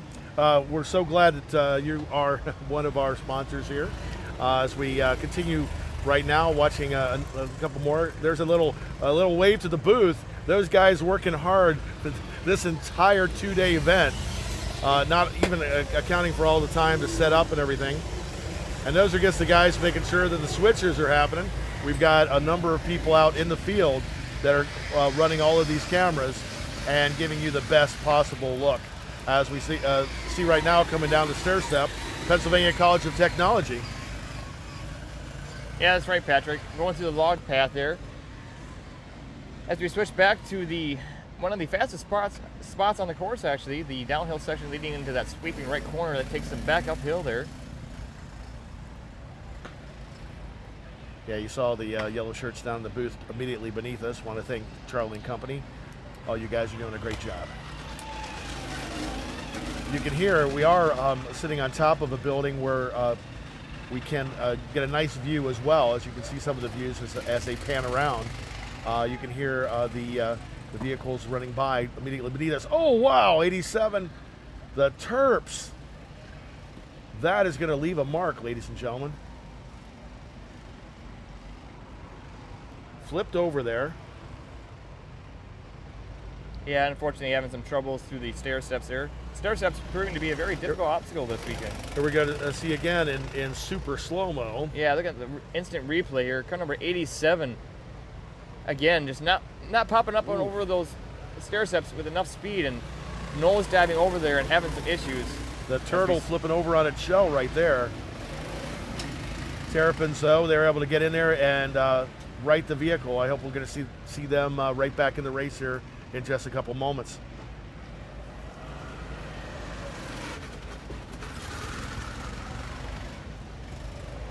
You can see the scores up there on the screen for you. Going to be keeping those for you and letting you know exactly who's in first. We've got actually got a nice couple of posts on Facebook as people down in Brazil and over in India watching. One family watching at home that took a nice little, well, it's not a selfie, but a picture of the family watching. As we see 91 come up here. Yeah, I actually have a nice clip of the family watching here. Pedro Ivo got his family watching. Glad to have him tuning in this weekend with us. Yeah, and I guess we can go to. That's one of the things you have on GoPro. So. Well, actually, unfortunately, our GoPro streams are having some problems updating. We did have some footage early on there when they were in the grids, but hopefully we can get that back online here. But on your Wirecast that you have on your laptop, you're able to show us that family there. That's great. Okay, so pulling back again, we're going to see part of this incredible course. Yeah, this incredible course. Again, Budds Creek Motocross Track being the bulk majority of the course this weekend. So let's take a moment here and again review the current standings here. Just get my computer to update. Yeah, it's kind of locking in there a little bit, Chase. Are they? Yeah, so actually we see a new leader right now. Oh, yes. Car number 2, RIT, taking the lead currently that just in first. Came up. That's great. Yeah, with car number 74 in second place, Ohio Northern University there. In third, we have Cornell University with Big Red Racing. In fourth, we have ETS. And in fifth place, we have University of Akron. And falling back a little bit is Georgia Southern University. However, I will not be forgetting about Georgia Southern University, as they have been what I call a sleeper team, really making big moves this season, as they have been making a very strong presence in the SAE Baja season here. That's true. Cornell and ETS both dropping back a bit, but ETS hasn't yet finished their 14th lap. They still have a possibility to come back. Yeah, that is a good point you bring up there, Patrick. So currently we see car number 2 with 15 laps, and in second place their car number 74 only has 14, and yeah, they're just falling back from there. So our current leader is 1 lap ahead of the next closest position there in second. But we still are keeping about the same 5 teams in the lead, just moving around a little bit. On your screen right now, you're looking at that team we were talking about, ETS Motorsports, dropping back to 4th position. Still, University of Michigan, though, holding the fastest lap time at 4 minutes and 16.5 seconds. Yeah, there as we're seeing cars coming out of the tabletop there through the last couple of rollers as they approach the spectator tunnel there. Getting back to the stair steps again, we got car number 86, Wolfpack Motorsports from North Carolina State University, Raleigh, followed closely by Pennsylvania College of Technology, the Wildcats with car number 106. And look at that as Michigan Ann Arbor airs out over the tabletop. No, great seeing the Wolverines there. Nice job. Currently in 18th place, but they do have the fastest lap. Yeah, that's a good point. I'm just realizing now that, okay, that's going to be very interesting to see if they can work their way back up into the field, as they have unfortunately fallen back there. I don't know what happened to Michigan Ann Arbor, but they are a top team, and they've been a very fast car throughout the weekend, so I'll be anticipating a very heated battle, as they're going to want to make up a lot of ground here. Nice move by the Chippewas you saw there, topping that hill. And here's the University of Virginia. Yeah, car number 34, they're approaching the tabletop. Oh. Yeah, unfortunately not being able to hold too much speed there, is not near as much as we saw Michigan previously holding. Yeah, we need, now the hard part is, and we saw this yesterday, you come over that hill, but if you do it with too much air, you have the possibility of losing some control when you do come down on the other side. Yeah, that's right. Ferris State University, and there's our team nemesis, Bunch Yeah. of people cheering in India for this team. Yeah, I see that. We have Saleh Barambi. I'm sorry if I mispronounced your name, but cheering on her team. Thank you for that. Along with many other of her teammates cheering on Team Nemesis. UMBC Racing coming down off the stair step there. Yeah, as we now see car number 47, our host, I'm sorry, that's Queens University actually, car number 45, working its way through the rollers there as they approach the tabletop. Yeah, Queens University, another school where we have people been watching yesterday and a good bit of today. Yeah, as we're now seeing car number 1, Oregon State University. Another car is typically a very fast car that we want to watch throughout the weekend here.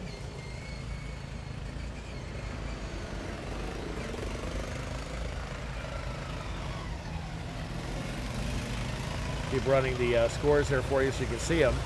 As Northeastern University, the Skunk Works, pulls up the top of the hill. Yeah, that's right.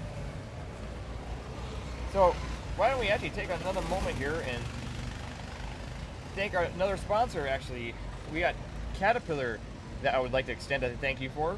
They've been sponsoring the event from actually a corporate level, I believe. So let's take a short break here and thank our sponsor, Caterpillar, for their support.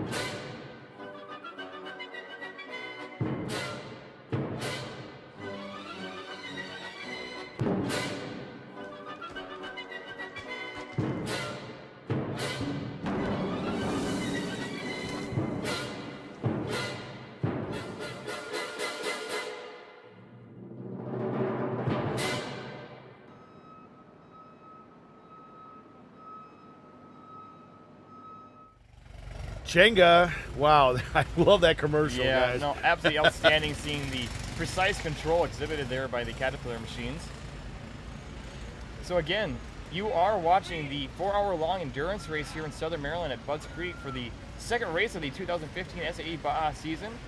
We are about an hour and 18 minutes into the 4-hour-long endurance race here. Want to welcome everyone who's watching the event. Thank you for all your comments. We have over 600 folks watching right now.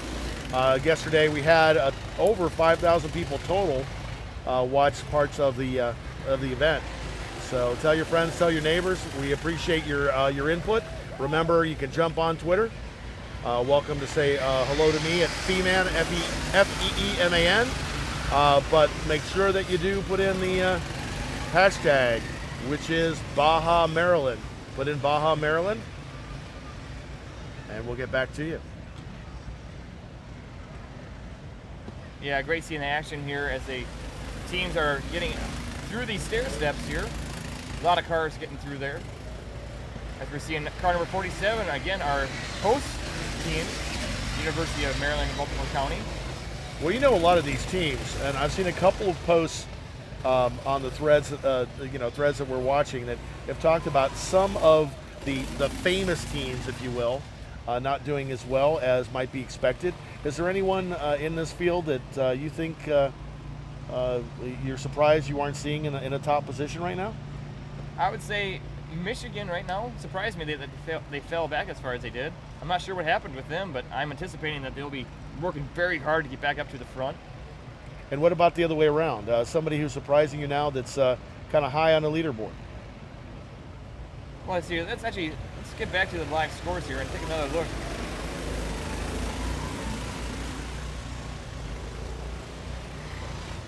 As we do have our live scoring brought to you today by Cummins. So currently we have car number 3 in first place, which is something that doesn't surprise me at all, seeing Cornell up there. I mean, they are typically a very strong team. And in second place, we have car number 2. Again, very expected to see RIT up that high. One team, this is a bit of a surprise now. Car number 74 in third place, Ohio Northern University, which they've always had a good car. However, seeing them this high in the endurance, I wasn't quite expecting that. So. You said some good things about them yesterday, but not necessarily that they were a real standout for you. And of course, we didn't even see them until the afternoon yesterday. We didn't see them early on. I do remember that. They must have had a hard time getting through tech inspection there, but we did see them yesterday, and now we're seeing them currently in third place in the endurance event here. And also Akron, that team from Northern Ohio, actually in the top 5, 2 teams from the top half of Ohio at least.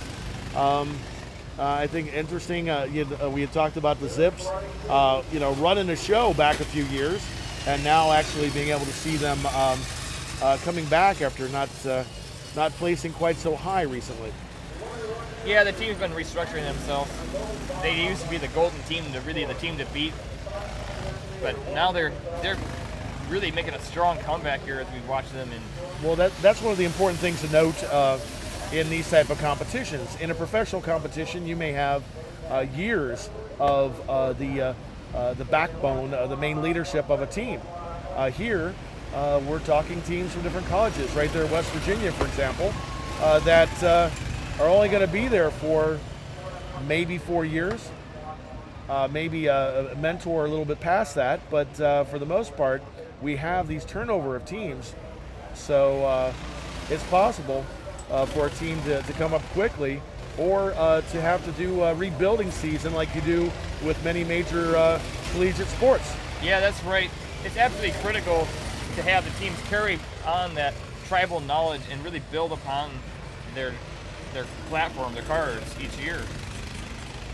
As we are again watching the Honda-sponsored endurance race here on Sunday. 4 hours. We're more than an hour in now. Yeah, here Sunday on, again, Mother's Day weekend in Southern Maryland at Budds Creek Motocross Track. Again, I want to wish all the mothers out there watching happy Mother's Day. Thank you for tuning in.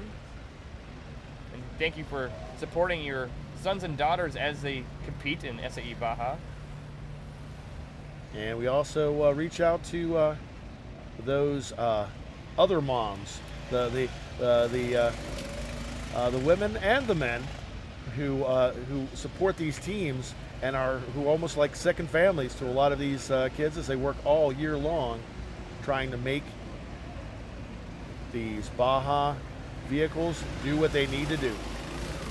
Yeah, it takes a community, a team to build these cars. I think somebody said something like that once. It does, in fact, take a community. We've got Team 73 there, a community of team members there trying to get the Florida A&M vehicle back up and off the track. Yep, as we see again, the Terps going through the rollers with quite a bit of speed as they approach the tabletop. Wow. Getting up the tabletop there. And the same team that we just saw take a really bad tumble right here in the stair steps only moments ago turning it around and moving quickly down the field. And that time they had no trouble at all getting down the stair steps. Yeah, here as we're seeing more cars get over the tabletop here. The track is picking up more speed here as we're seeing the sun come out and starting to bake the track. Well, we still have that juggling going on in the top 6 positions or so, but we are those positions are staying pretty tight.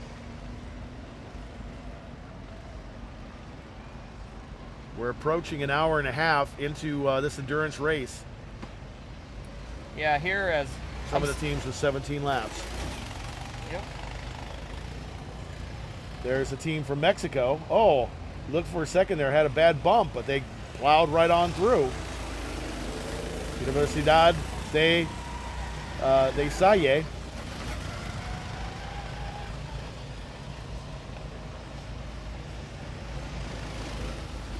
There's that interesting turn we talked to you about before. You guys saw a fast pace with a tight curve and then an uphill battle afterwards.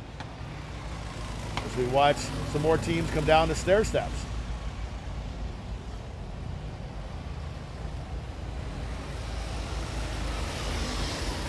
Nice move there.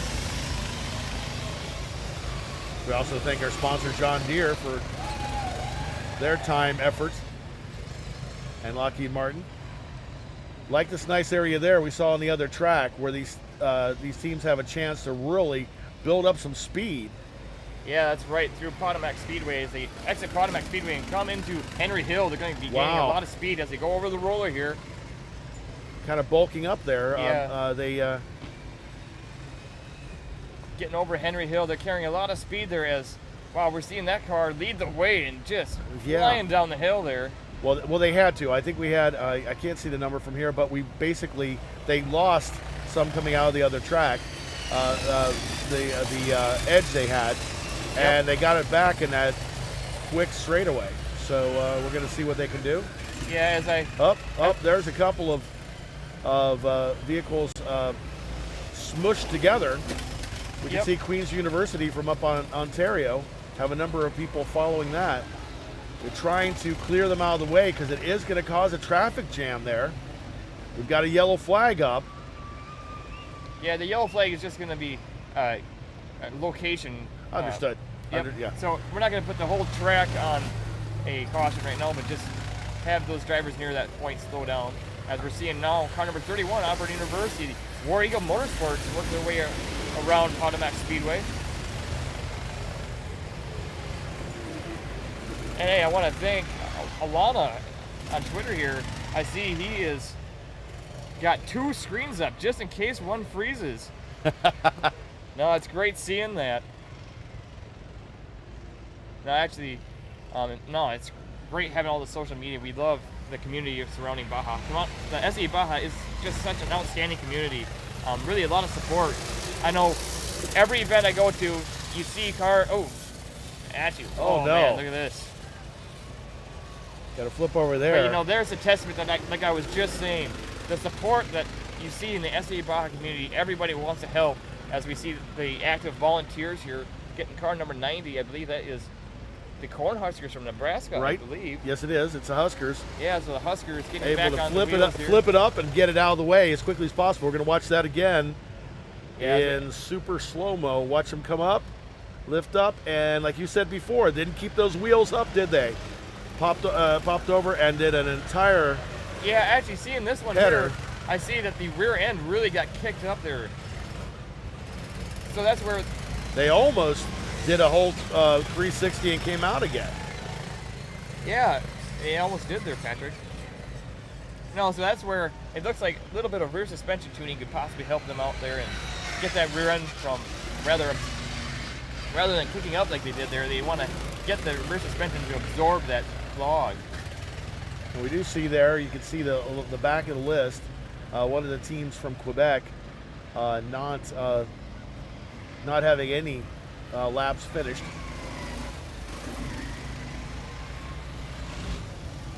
Some of these teams are, taking it on. Other, the interesting thing to note, and I think the important thing to note in these collegiate STEM activities and sporting events is that we sometimes talk about it in first. These are the only sports where everybody can become a pro, can become a professional, right? Yeah, that's can right, go Patrick. pro. Yeah. And so even in these cases where we're looking at a couple of these teams that may not have the best time, that may not have even completed a lap, still the learning, the working with others, the teamwork and leadership abilities that are forged and fine-tuned will go way, way beyond what they do here at Budds Creek Motocross today. Yeah, that's right.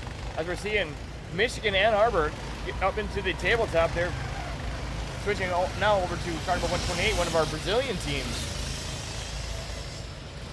As we are seeing the track become a little faster here, let's actually go back to our Cummins live scoring now and see what kind of lap times we're seeing. Well, we still have that same fastest lap time, University of Michigan. They're still staying in the top 20 with 4 minutes and 16 and a half seconds of a fastest lap time. Yeah, that is quite a fast lap time from Michigan's Wolverines. Now, looks to be that the Zips, University of Akron, have fallen a place down into that, out of that top 5 in the number 6 position, replaced by the Poly Mud Bees. You know, you've seen us show them in various different places around the track as we watch Auburn there for a second. Yep. But they have now moved on up after 17 laps completed into the 5th position. Now, of course, the Zips have not finished their 17th lap, so we may see them come back.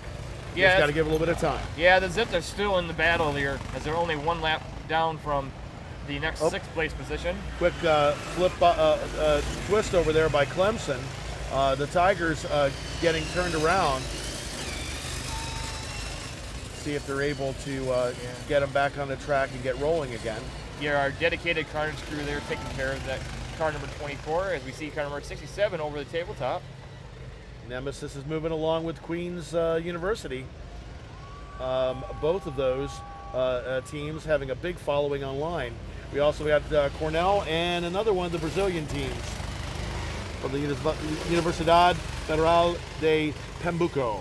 Yeah, our friends from Brazil, glad to see him here this weekend. As we're now looking at car number 51 going through the roller section, as he's going to be gaining more speed and whipping down up to the hill, or to the tabletop rather. Nice move. Newfoundland in the house. That's a long trek too. I mean, not as far as Brazil or India, but beautiful country up there. Just getting about that point of the year where you want to spend some time up that far north. Down south of Mexico, Universidad de SAE. As we're watching on that tight curve. Nice recovery there. That could have been a bit of a problem. Yeah, not making their way through that all right.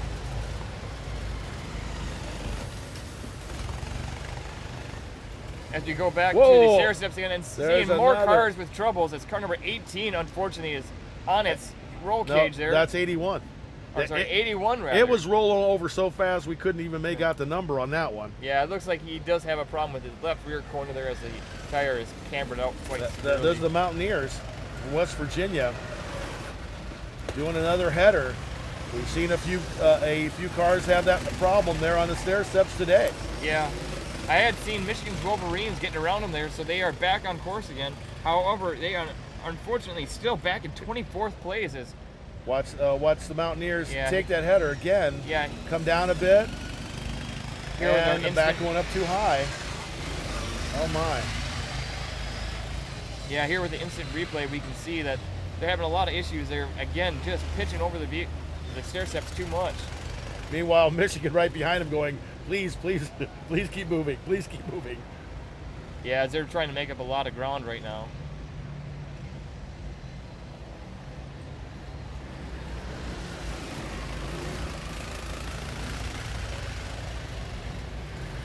See there in 47th place, Alfred University. We've been watching them quite a bit, Alfred State College. Currently ranked just in the top 50.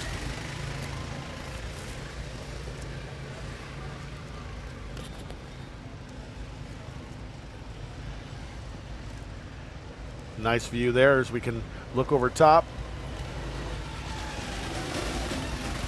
Over to the other motorsports complex there.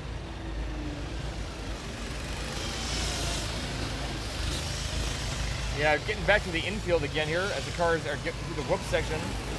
The whoop section built in the infield of Potomac Speedway, or Potomac Speedway rather. As they exit out of Potomac Speedway and are going to be gaining a lot of speed coming down here as we see car number 22, Sherbrooke Racing from Canada. Typically a strong contender here in the SAE Baja Series. Getting up Henry Hill there, they'll be gaining a lot of speed getting through the sweeping corner there. Well, I tell you, we're having a little bit of changes here in our leaderboard. Big Red still, you know, you told me yesterday morning when we started that they were a team to watch, and they are still sticking there in first place. Although still about a second behind the fastest lap time by University of Maryland. But we've got Cornell, Ohio Northern, ETS from Canada, Polytechnique Montreal, the Polymud Bees also from Canada, and then Rochester Institute of Technology. Yeah. And then John Hopkins, and then look who's coming up here on the outside in 7th position right now. We can see Team Nemesis. Yeah, Team Nemesis with the great following on Twitter right now. Jumping about 5 slots there. Yeah. And passing University of Akron. Yeah, with 17 laps right now, Team Nemesis will be doing well actually. They are still in contention, not too far behind the current leader, Cornell University, Big Red Racing. No, it's good to see our friends from India, they're doing that well. And also, they're quietly moving up too. Keep an eye out for the team from South Korea, Speed Limit, because now they have just broken the top 10. So a definite international flavor here. Number of states, Canada, India, and South Korea, all in the top 10, as we now have completed 20 laps for the number 1 team, Cornell University. Yeah, there as we see Akron just airing out over the tabletop. That was perhaps the most air I've seen over the tabletop yet.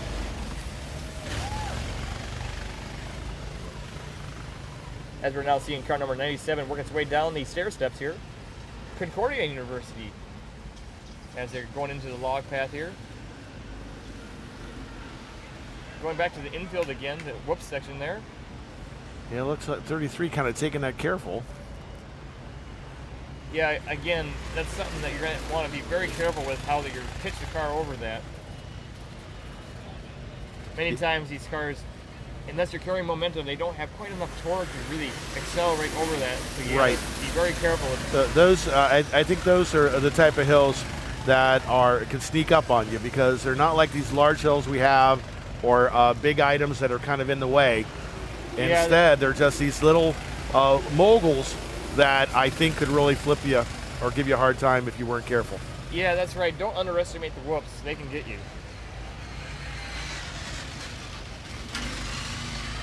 Yeah, they always got me in downhill skiing, I'll tell you that much. Yep, that's right.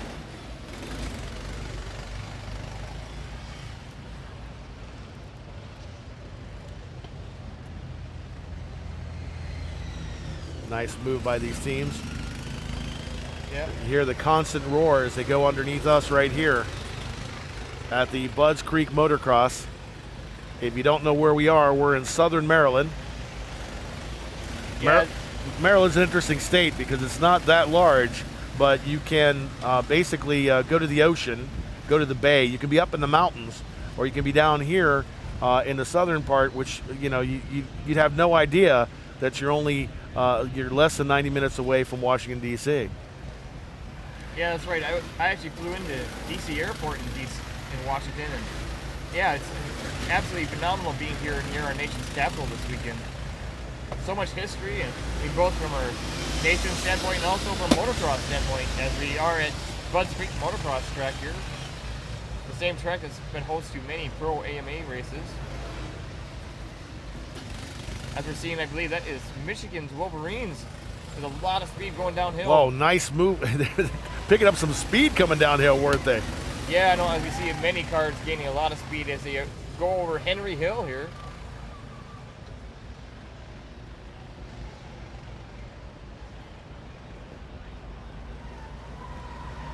So one quick look again at the leaderboard, and then perhaps we can hear about a couple more of our sponsors. We've got in first place still Cornell, followed by Ohio Northern, ETS, the Poly Mud Hens, John Hopkins, Team Nemesis, Rochester Institute of Technology, and of course South Korea. So that's looking at the top 10. Should we? Yeah, let's take a moment here to thank our sponsors, Honda. Honda has been an outstanding sponsor, providing many of the tech inspectors that you see here this weekend. So let's take a short break here and thank our sponsor, Honda.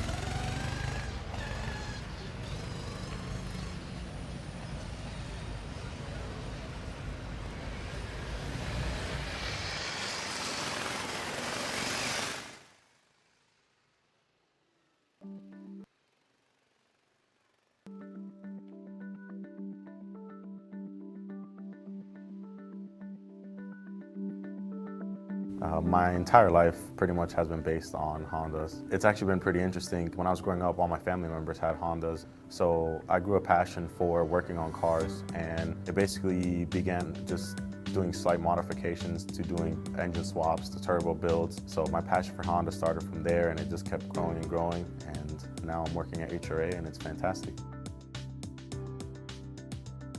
One of the biggest things about working at Honda is the hands-on capability here. I can be at my desk designing my part and then go down to the lab and actually check out one of our test vehicles or one of a mass production vehicle and see how it lies on the car or how other cars have done it. And that actually allows you to create a better product for the customer. So on a typical day, I'd probably say that it's full of surprises. Every day it's either meetings or design concept reviews, and to change between working with people to working with the cars to working with other areas, as in manufacturing, production, and even all the way to sales. It's awesome. It's an easy question to answer. It's actually really positive. Everybody around you is willing to help you, because at the end of the day, our job goal is to make a better car for the customer. If I was talking to a prospective engineer for here at HRA, I would tell them we constantly strive to make a better vehicle. Be prepared to be challenged and constantly be working on new ideas, new products, and to be prepared for hard work to employ your ideas into the vehicles, because it's one of the biggest things here. You know, it's part of making a better car for the overall customer.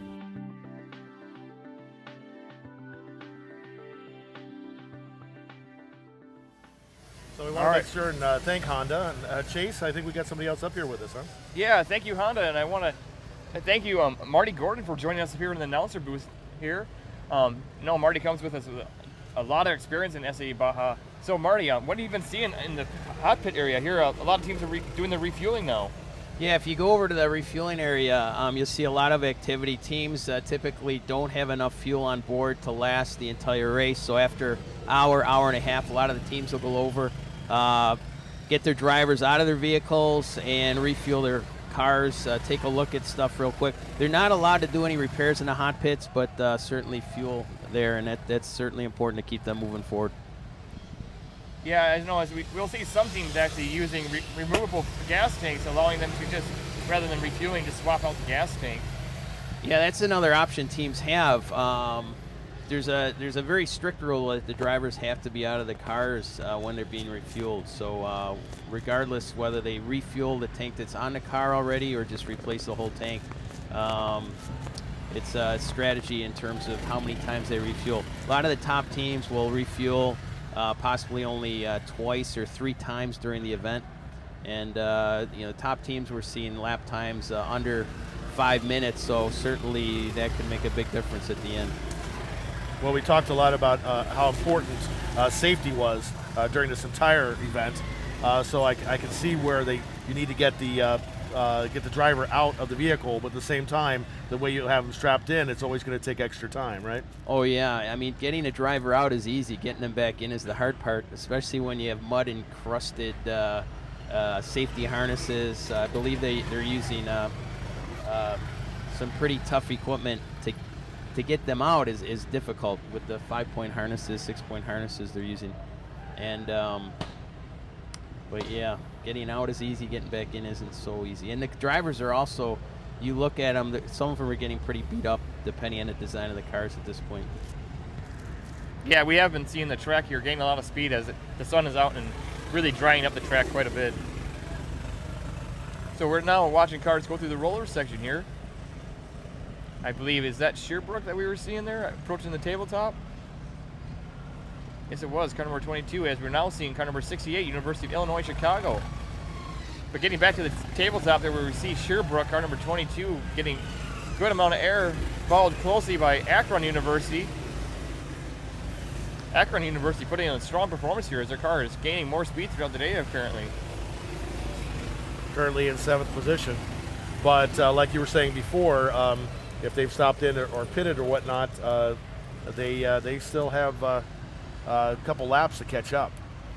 Yeah, as we are only about an hour and 45 minutes into the race here, not quite halfway through, we got a lot of racing left today, so there's still a lot of things that can happen. Yeah, it looks like at University of Akron, something happened on their last lap. They were out for quite some time, and maybe they had a small repair to make back in the pits. And again, they can't make repairs in the fueling area, so they have to go all the way back to their pit area and do the repairs there. Right, they're actually about 4 laps behind the leader right now. Yeah, so in the Podex this morning, Marty, have you been seeing much repairs going on? In the paddocks, I have not seen a lot. You know, there's always repairs. There's always teams coming in and out. The better teams will try to be on the course for the entire endurance race and not have to go back to their pits at all for any repairs. But yeah, certainly there's a lot of activity over there. A lot of very amped up students trying to get their cars back on the track. Okay. Yeah, here as we see car number 98, Northeastern University, working their way through the stair steps into the log path.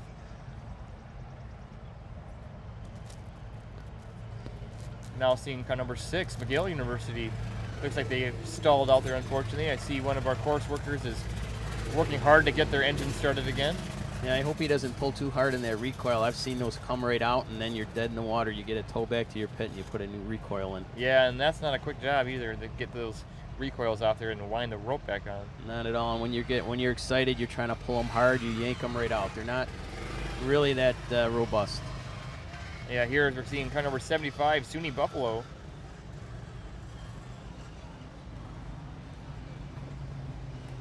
If I do a disclaimer, SUNY Buffalo is my alma mater.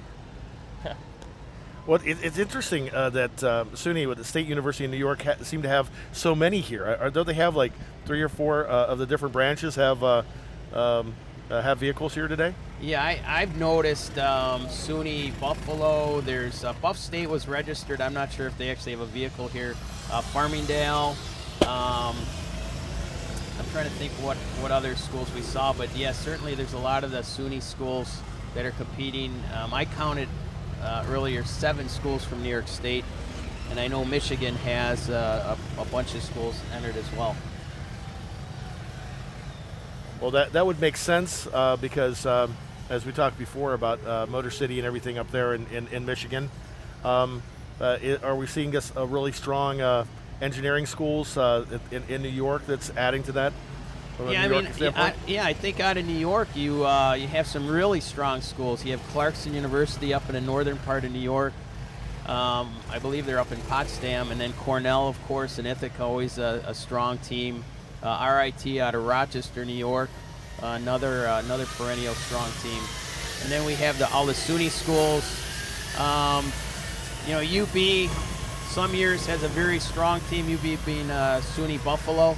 Right. And it really depends on the membership and how they're doing. A lot of this is in changes year to year, and it depends on how the teams are organized. If they're out recruiting new members every year, or they get a little short. Sometimes teams get so excited with the group they have that they realize, hey, we're all graduating. And then the next year they have to start all over. Have to start from scratch. Well, that's a lot of upstate teams. Do we see any teams from either down in the city or out Long Island in that direction? I believe Farmingdale is down towards downstate. Right. But I have actually seen in the past teams from New York City. Cooper Union used to have a team that competed, and yesterday I mentioned that they did some of their water testing back in the day of the water event in the Hudson River, which made for some interesting encounters with all sorts of flotsam and jetsam out there. I'm sure. Yeah, here now as we see the cars going through the infield of Potomac Speedway, exiting Potomac, and they're going to be gaining speed as they get up to Henry Hill here. Now we're looking on the downhill stretch, one of the faster stretch of the court, one of the faster parts of this course here. So let's take a moment here and look at our current standings. We still have car number 3 in first, Cornell's Big Red. In second place, we got car number 74, Ohio Northern University. In third, we have ETS. In fourth, we have the Poly Mud Beast from Montreal with car number 64. And in fifth, we have John Hopkins. John Hopkins putting in a very strong performance here during the endurance race on Sunday. As we're seeing some cars going over the tabletop there. I'm seeing cars get more speed as they approach that today. This morning, we weren't seeing much speed on the tabletop. Cars who were having much difficulty actually getting much air over it, but we're now seeing cars nearly clear half of the tabletop, actually. It's surprising to see that. Well, interesting, too, in the top 10, we had another international team enter into it, as some of these teams do go in for to gas up. One of the teams from Brazil has entered the top 10. And we have a team from India in the 6th place, Government College of Engineering, Pune. That is actually the first time I've ever seen a team from India in the top 10 for endurance. They've done a fantastic job here. Though they have, we've been talking about them earlier because they also have a big following online that are watching it, Team Nemesis. Yeah, I've seen, I'm not sure how to pronounce his name actually, but Gadesh Solunki is rooting on his Team Nemesis right now. And also Karen Cross, one of the mothers from Kansas, cheering on her team, Kansas State, car number 50. Well, thank you, Karen. That's 5 of the top 10 teams are outside the U.S. right now. That's right. And those teams, it's interesting, the teams from Quebec are always strong. We have École de Technologie Supérieure, ETS Motorsports. They're right out of Montreal, have a urban campus there. And Polytechnic Montreal, 2 teams from Montreal, 2 out of the top 5 teams. And in 10th place, looks like a team from Korea. Right, the South Korea team, Speed Limit? Kaimyung, yeah. And Kaimyung University, I believe that was the university that for a time paired up with Pittsburgh State out of Pittsburgh, Kansas, and they ran an international team together for a number of years. And maybe not an international team, but they certainly hosted each other. Yeah, there as we see a replay with some trouble in the stair steps there. As we're seeing car number 72 get out of the rollers and approaching the tabletop. So as we're approaching about 8 minutes to the top of the hour here, let's take another moment to thank our sponsors again. Again, the sponsors that make this event possible, particularly John Deere, providing a lot of support here. So let's take a short break here and thank our sponsor, John Deere. The most important technological achievement of our generation is taking root in the most unlikely of places.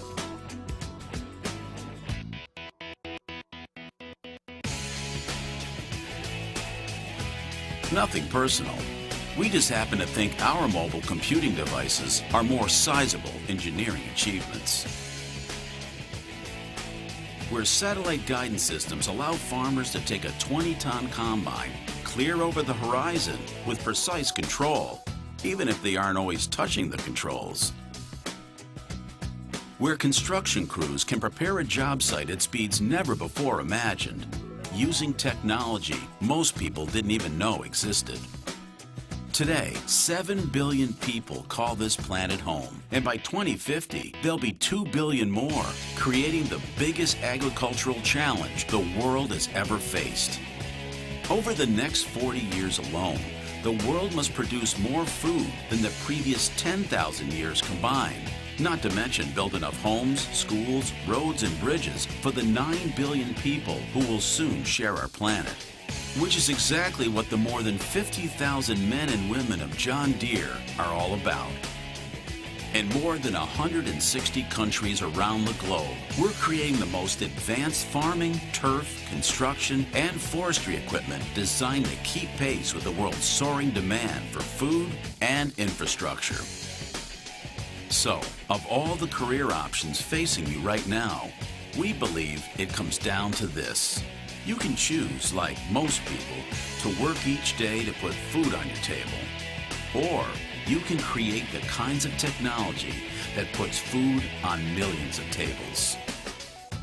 You can get up each morning to put a roof over your head, or millions of heads. You can design gadgets and games, or you can actually get in the game of bettering lives and developing true next-generation technology. We're committed to those linked to the land and arming them with the best technology and services to feed, clothe, and house an ever-growing world. Listen, any company can give you their mission statement. Here, we give you an honest-to-goodness mission. Maybe that's why so many of us choose to stay and grow here for so long. Like our CEO, who joined the company right out of college in 1975. You've always dreamt of changing the world. Here, it's no dream. Because when you join John Deere, the most important work you can ever do is the work you can do right now. Here, the world's brightest minds are tackling the world's biggest challenges for generations to come.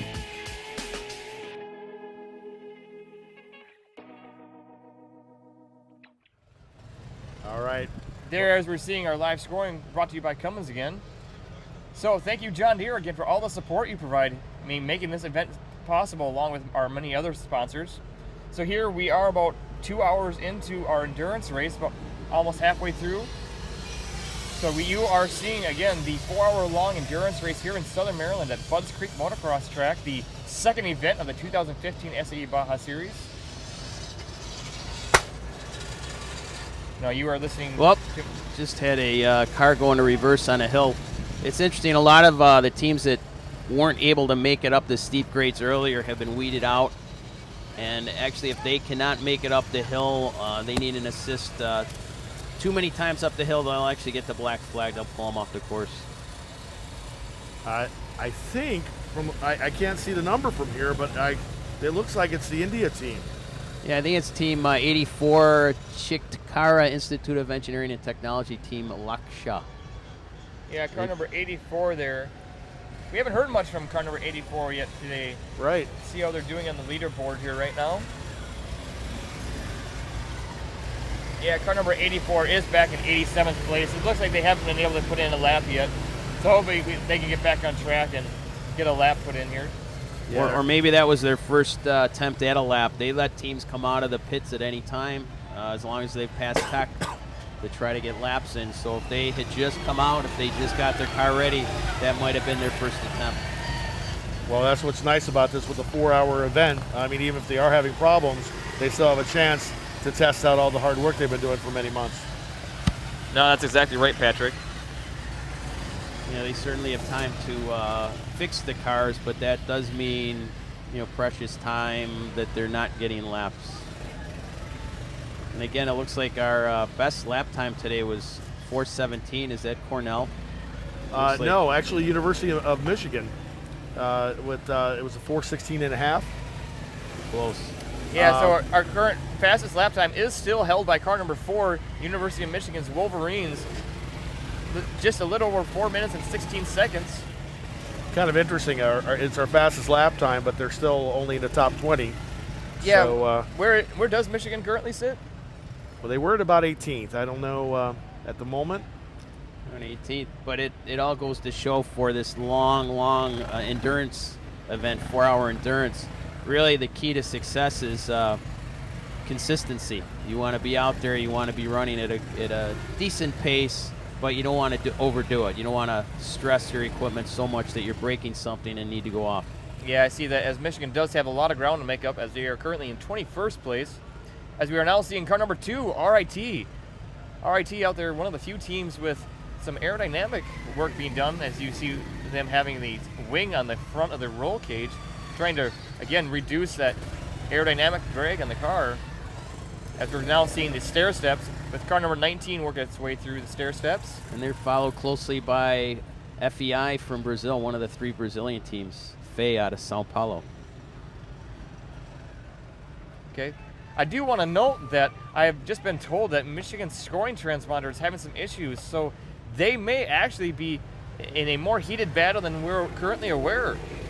So we'll have to find out just how many laps they have indeed finished here. So keep in mind, we may be surprised with just how well Michigan is currently doing. We'll have to see what happens here as we work through some technical difficulties with their scoring. Well, we have all these great tools, but we start to expect to rely on these, and then something pops up unexpected. We're going to see what happens with the final scores. Yeah, there as we see University of Windsor, car number 58, getting some good air over the tabletop with car number now 31, our previous host university, Auburn University. Yeah, Auburn put on a great event about a month ago down in Auburn.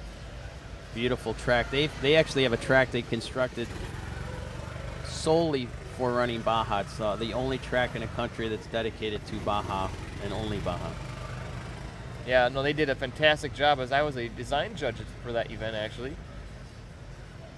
No, I felt very privileged having the opportunity to critique the designs of all these cars. Some nice air there by Clemson coming over the hill. Yeah, here now as we're seeing cars work their way through the infield of Potomac Speedway, getting through that whoop section there and getting up into the hard-packed race surface. The same race surface that we actually saw a 30-car feature, rather, on, I believe it was Friday night. We got to hear all the modified dirt track cars race around the track there.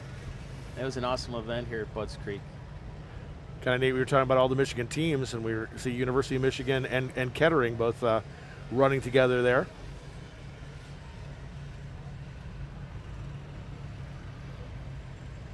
Yeah, now as we're seeing, I believe the Petroleum Institute, our friends from, is that our friends from the UAE? It is. UAE, yes it is. UAE. So making their way down the stair steps and into the log path here. I was talking to that team Friday. They actually cleared their car out of customs on Thursday and reassembled their car overnight and really worked all through the night on Friday to get their car ready to compete today. Yes, we saw them and had a chance to talk with them. Currently, they're down in the rankings. They're 64th currently, but they were talking about all their issues and getting it through customs and getting here and putting together. But that they're actually not just from Abu Dhabi, but from a number of countries all over there in the Arab Peninsula. Yeah, and I mean, it's sometimes when you have problems at an event like this, we forget sometimes that this is an educational event primarily. I mean, we're watching them race, but it really is primarily an educational event. And oftentimes when you have problems, you're going to learn a lot more than if things are going perfectly. I know the RIT team back in end of February, March, went down to Brazil to compete. They never got their car out of customs. So what did they do, being good Baja people? Hey, they built the car in 4 days and went and competed, and they learned a heck of a lot down there, a heck of a lot more than they would have if they would have won the event. So we have to remember that this is educational, and the more problems the students have, the more they're learning. Yeah, that again is a great aspect of this competition, both the educational standpoint and the phenomenal camaraderie that we see as teams. Teams want competition. They want somebody to push themselves, so they will help other teams to be that competitor they need to race against. I want to beat you, but I want you to bring your A game when I beat you. Right, Exactly. and I'm going to help you beat me. Yeah, and here now, as we're seeing the RIT car that we just mentioned had to actually build a car in less than 4 days to compete in Brazil. Now, as we're seeing the car number 4, Michigan Ann Arbor, the team that we are still waiting for some updated scores on, as we are anticipating a very strong performance from them here this weekend. Now seeing Oregon State University, another top contending team typically. I actually haven't heard much from Oregon State here. Where do they currently stand in the rankings here? Earlier, I know they were having some gearbox issues. It sounded like they were grinding coffee, and that's never a good sound in a Baja vehicle. No, not at all. That is not what you want to hear, as Oregon State right now is currently sitting in 66th place with only 2 laps finished. So hopefully they can get some more laps in as they go through the endurance race here this weekend. Because we did see some good work from them yesterday in the short events. Yes, we did. We saw, I believe, a strong performance from them in many of the short course events. Yeah, Oregon has a custom-built CVT, which is part of their drivetrain, and most teams are running either a Polaris or gauged CVT if they choose to go that route. And Oregon State took it one step farther and designed and built their own. So great engineering project for them. We want to make sure and thank the almost 700 people that are tuning in, watching all of this right now from all around the world. Yeah, no, I thank you to everybody tuning in right now, and for any of your friends, family, and significant others, please send them the link and subscribe to our YouTube channel. We love our fans, and also send us some tweets at hashtag Baja Maryland, as we're seeing some tweets come in now. Oh, I want to say hello to Karen in Kansas, telling us that the moms in Kansas are cheering on the Wildcats on this Mother's Day. Yeah. So good luck to the University of Kansas. Yeah, thank you, Karen, and happy Mother's Day, Karen. I hope you're enjoying this day. As we're seeing now, car number 23, Georgia Southern University, the sleeper team that's been putting in a very strong performance this weekend. However, I do believe they've fallen back now, as car number 23 was previously in the top 5 at one point. However, now car number 23 has fallen back here. Unfortunately, I do not currently... There they are. They have fallen back to 32nd position, so unfortunately something must have happened with that car, as they have fallen quite far back. Unfortunate for them, because they have been putting in a very strong performance here this weekend. Yeah, well, once again, they may be falling back, but if they're having problems, they're learning too. So. Yeah, well, I see here just now they really aired out over that tabletop, as they just... Oh. I think we can see they cleared over half that tabletop. Very impressive, as this tabletop is really intended for big 450 dirt bikes to be clearing, not little 8 or 10 horse SAE Baja cars. So very impressive performance from the 23 car. We just saw the Sanilac car go by. An interesting story there. That is a team made up of high school students.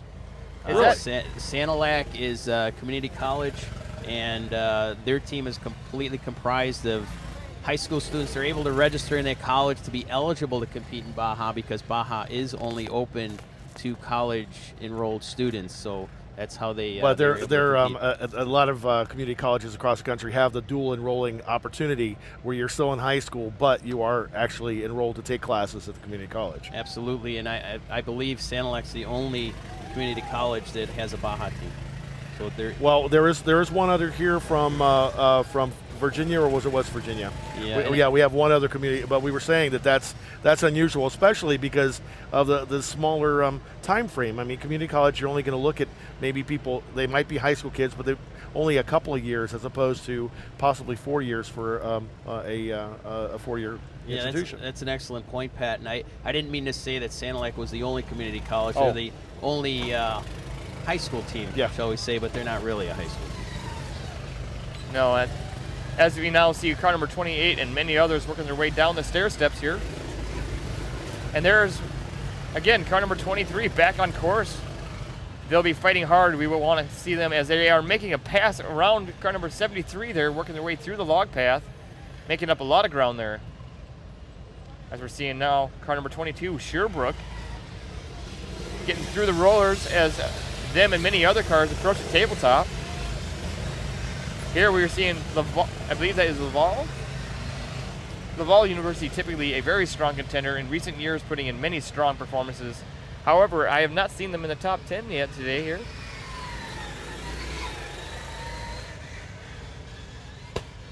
University of Akron zips Baja. Years ago, there was a Baja race that took place in central Ohio down near Akron. Yeah. I am just seeing now the Vol's current position. The Vol currently sits in 44th place, which is very surprising as we were expecting a very strong performance from them this weekend. However, don't count it out as we still have nearly 2 hours of racing left in the endurance race here today. No doubt. They have plenty of time to move up in the ladder. We were talking about Akron yesterday, having a nice start, and evidently Chase was saying they were a powerhouse team in the past at one point, and it's nice to see them coming back as they are. Still in 8th position, but to have 2 Ohio teams, both from north of Columbus, Ohio Northern, and also the Zips in the top 10 is saying something about some of the programs there as well. Yeah, here as we're seeing a heated battle between the 53 car Windsor and also another car on the inside as they work their way through the whoops section, or rather the rollers. Yeah, with 36, Virginia Tech on the inside there as they're coming out of the rollers. Car number 58, Windsor, carrying more speed through the tabletop and making a nice pass as they are going to pull away from Virginia Tech. Pulling ahead in the air, that was nice. Yeah, and here we're seeing now, again, Michigan Ann Arbor, the Wolverines, getting a lot of speed down the hill there. And getting back to now, again, car number 58, University of Windsor, followed closely with Virginia Tech University's car number 36, as they are gaining quite a bit of speed going through the bowl of Budds Creek Motocross track here. Yeah, those Canadian teams really like to take some air, don't they? They do. Yeah, as we see here, cars gaining a lot of speed on the downhill stretch there. That's actually FEI University, typically a very strong team as well. Our friends from Brazil, one of 3 teams currently here this weekend from Brazil. And they have solar panels on their roof to replenish their data acquisition system. Can't really see it from this far away angle, but they do have solar panels on their roof. No, that's a very interesting feature. So FEI currently sitting in 59th position. Again, that is a bit surprising as we are expecting. I'm wondering if they don't have transponder issues as well. A lot of the teams will put 2 transponders on their vehicles just as a backup if one of them stops functioning, and I'm not sure if our scoring is picking up both transponders or they're just picking up the one. So I've seen them get more laps than just what they have registered now. Well, yeah, that interesting movement. I mean, we may have some issues that way, but the fact that both the University of Maryland in College Park and Queen's University up in Ontario have both moved up into the top 10 shows a little bit of either non-working transponders perhaps, or a little bit of juggling in what was static for probably the first hour of this competition. Yeah, and I want to thank Megan Monahan. Sorry if I mispronounced your name, Megan. Moynihan. Moynihan. No, she is apparently on site here rooting on the teams. No, thank you, Megan, for coming here this weekend and enjoying the event with us. We also, if you get a chance to go on to the Twitter stream under hashtag Baja Maryland, you will see someone's done a time-lapse video that they've uploaded as well. So check out the stream when you get a chance. Even if you're not posting, take a look at what we're posting and what others are doing as well. This is a great venue they have here at Budds Creek. One of the best venues I've seen in a long time for Baja. Really, the spectators have a view of almost 90% of the course, and great organization. This is the first time they're holding the event here, and I'm sure everybody will want to come back as soon as they can. Yeah, that's right. As we again want to take a moment here to thank our sponsors, the sponsors that make this event possible and have made it, well, just, yeah, exactly that. Just without the sponsors, this event would not happen. So let's take a short break here and thank our sponsor, Lockheed Martin.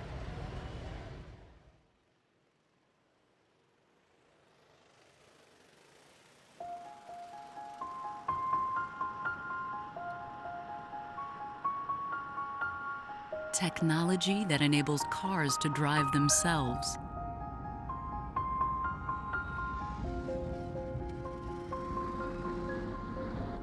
routine flights to Mars.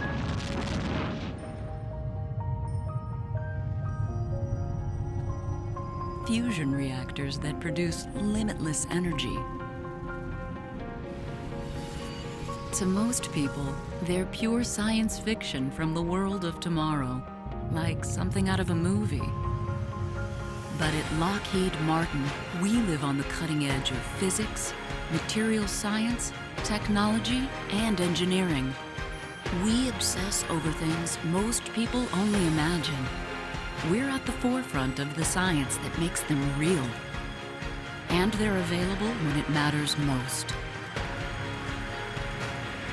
It's why we're always thinking about new ways to prevent the unthinkable and building the most advanced fighter the world has ever seen. It's how we redefined what a combat ship looks like. Why we're harnessing the tides to generate electricity and protecting our most valuable resources.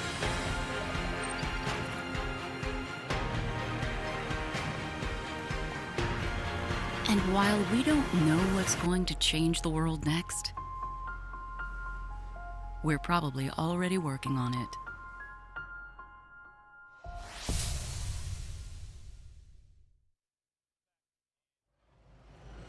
All right, Lockheed Martin, a organization I've dealt with. Here we are in the DC area, and they truly, with all the work they do with various different agencies and whatnot, understand the whole idea of a pipeline of building good engineers from kindergarten on up. And this is just another way that they're helping to support that effort and get great new engineers into the field. What we're seeing here is the tech inspectors checking the drivers to make sure they're securely belted before allowing them back on the course. This is probably a view from the exit of the refueling area and the pits. Again, they check their harnesses, they check their wrist restraints, they check to make sure the kill switches work on the vehicles, check their fuel caps, and send them on their way. Now here as we see car number 62, University of Central Florida, Knights Racing. That's another school that used to host a wonderful event down in Central Florida until their campus was completely built out and they lost all of their real estate that could be used for Baja. That's unfortunate. As we are watching the 4-hour-long Honda-sponsored endurance race here, the 4-hour-long rally-inspired race where all competitors are on the track at once competing wheel to wheel. As we now see car number 62 getting back on track from their pit stop. That has to be a little bit bittersweet, you know. And they're doing the university's doing so well. They get to build out, but then we have no place to do Baja, you know. Yeah, they were one of the few schools that had a course right on their campus. And it was a great course. University of Central Florida being in Orlando, a great place to go to visit. And they actually hosted a couple of the old style water events where the cars had to float and propel themselves over the surface of the water. And I remember they did, I've never seen this before, they did a mass water start. Really? Mass water start, one of the scariest things I've ever seen in Baja. Yeah, here now as we are seeing teams work their way down the stair steps, with car number 129 FEI, followed by car number 105, and then again followed further by University of Maryland College Park, our neighbors to our host here this weekend. Our host being University of Maryland Baltimore County, who has been very gracious in their efforts to host this event and make it possible. As we are now seeing car number 33 there work their way through the course. Here in the pit area is car number 100, Petroleum Institute from the United Arab Nation, or how do you say that? United Arab Emirates. Emirates, rather, as the driver is exiting the car there. And we'll take a look. It looks like they are doing a refueling stop. So teams are allowed a total of 3 team members in the refueling area. Looks like they have a few more than 3. Changing drivers. Doesn't look like they're going to add any more fuel. Looks like just maybe a driver change. If they take the fuel cap off while that driver's in the car, they will be assessed a penalty. Yeah, so they're going to be very careful here as they are swapping out drivers.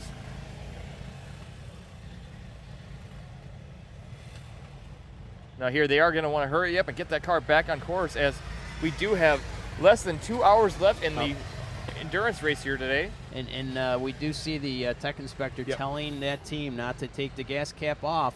If they do that, that's a major penalty. Yeah, it looks like they were going to, because he looks like he was about to get out, and they were actually going to refuel. Yeah, here as we're watching Michigan again. Michigan having a very fast car today as they work their way just after the tabletop, followed closely by number 88, Akron's Zips. Two cars that are being very competitive this weekend. Zips still staying in the top 10 there, Chase. Kind of hovering at 8. Yeah, if we could actually get our live scoring back up on the screen there for our viewers. Our Cummins-sponsored live scoring, making this all possible, as we now see car number 4, Michigan Ann Arbor, making a pit stop. Well, it's you'll see their driver get out as quick as he can, or she can. Really hard to tell. The driver making a fast exit here as he is frantically trying to get that car back on course so he can continue putting in his laps. Now, Chase, you said in some cases they actually have removable gas tanks? Yeah, here, however, I believe Michigan made the choice to save some weight. That car is one of the lightest cars we'll see here. I know in past years they've actually had a sub 300-pound car, so they are still making a fairly fast refuel here as we see the driver replenishing himself with some water. These drivers, they go through so much during the 4 hours. As we see some action here. Unfortunately, looks like car number 70. See, University of Illinois Urbana. Looks like it's on its side. It's not going anywhere there. I'm not sure if it hit the fence here. The fence looks a little bent. Yeah, it does, doesn't it? I don't know if they able to play a replay of that. Yeah, unfortunately, we do not have a replay of that. However, we see our very passionate crew here, the Carnage crew, getting them back on track.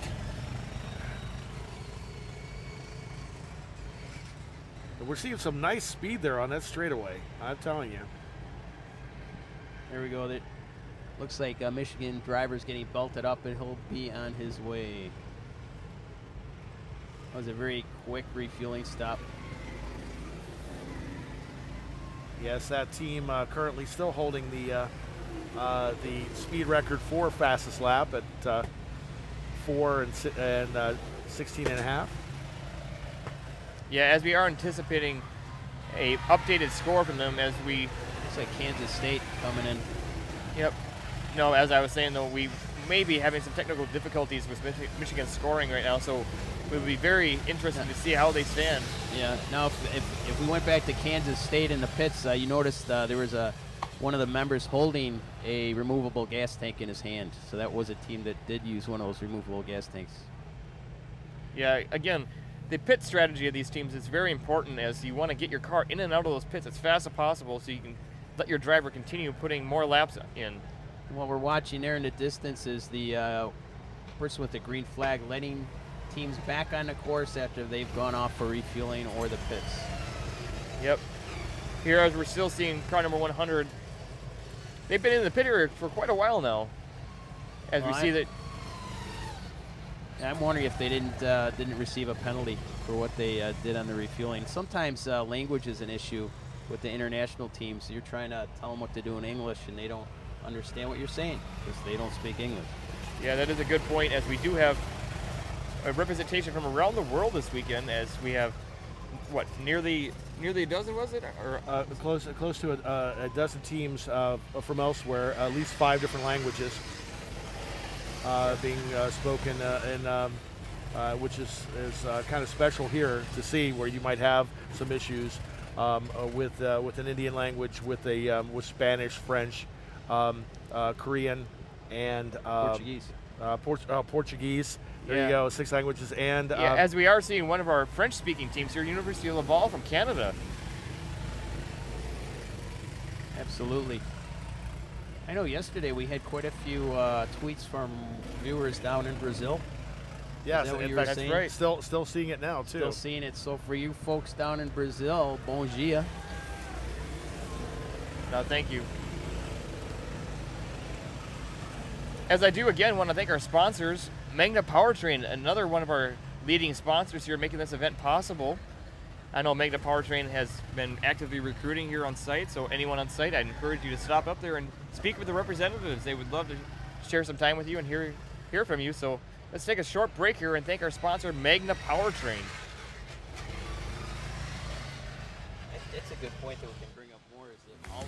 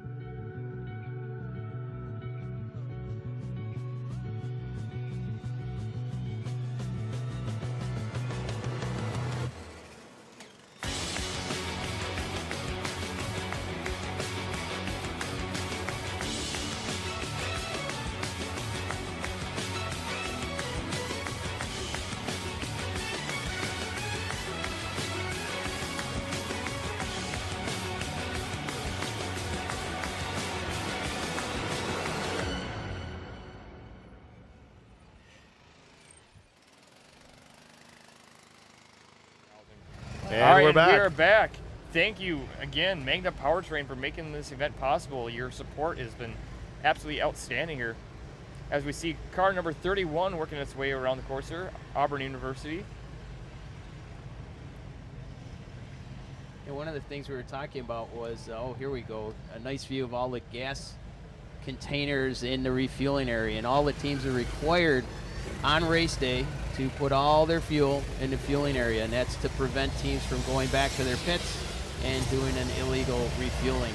Yeah, as you can see there, all the fire extinguishers and the gas tanks used to make those hot pit stops. Again, the hot pit stops is only for refueling purposes. Any repairs must be done in the paddocks area. Well, you were saying also there could be a problem with languages too. Like, well, in the case of the team, we don't know whether they actually received a penalty or not. But where for the Team 100, where Arabic is their number one language, they might not understand the issue of making sure that there's no one in the cockpit when they're refueling. Exactly, and they may be able to speak English, but sometimes speaking and understanding are two different things. Yeah, here now as we are seeing cars work their way through the roller, getting back to car number 100 in the hot pit area. I see they are taking a very casual approach here. I'm not sure what's going on with car number 100. They may have received a penalty for possibly having too many people in the pit area. As we're now seeing the tabletop and cars work their way through the rollers. I believe that is car number 88 in the back there, Akron University. Akron University putting in a very strong performance here as they currently sit in 7th place. I know it was mentioned earlier that this is the one sport where all of the participants go pro, and it's worth pointing out that the companies here sponsoring the event are really looking for some new employees, and they have a great selection here. You know, Baja is a great way to prove oneself and really show what you can do and persevere. No, that's a very great point you bring up there, Marty. The Baja program provides so much leadership development opportunities and also project management skills, and it really develops our new and upcoming engineers, and not just engineers, but really all of our upcoming working professionals into the most they can possibly be. And it's just so much skills developed from this program. It's absolutely outstanding. And as we've been talking online with some of the mothers that are out there here on Mother's Day, watching their kids out here working in this long endurance race, I know they're all thinking about finishing college and the cost thereof, and how internships or other scholarships could definitely help out in the final years of school. Yeah, it absolutely helps, and I know there are some schools that actually have a requirement for a co-op experience before you get your degree. So there's certainly, and not all the schools, but there are quite a few schools that have that program. Yep. As I do see a question here from Tim Lickery. I'm not sure how to say your last name there, Tim. However, to answer your question, are teams allowed to change drivers during the race? Yes, they are. Teams can actually make as many drivers changes as they want. However, they must make a pit stop to do it. So you don't want to pit too often and make a driver change. You only want to do it as necessary. Ideally, you only want teams to be making a driver change as they're doing a pit stop, as we are seeing car number 88 here, University of Akron, one of the faster cars this weekend on its side there. I'm not sure what happened. Do we actually have a replay of that? I'm not sure if car 88 actually contacted 51. I did see a course worker end up on his back. I hope he's okay. Yeah. It looks like he's up. He's doing okay. Not really sure what happened there. Yeah. However, our carnage crew is taking care of them as they get the car pushed off course there. Yeah, the recovery crew is actually made up of volunteers from the teams. So in the morning of the endurance race, every team is asked if they can spare a few bodies. Yeah, again, for the recovery crew, and they do a great job. Put themselves in harm's way sometimes.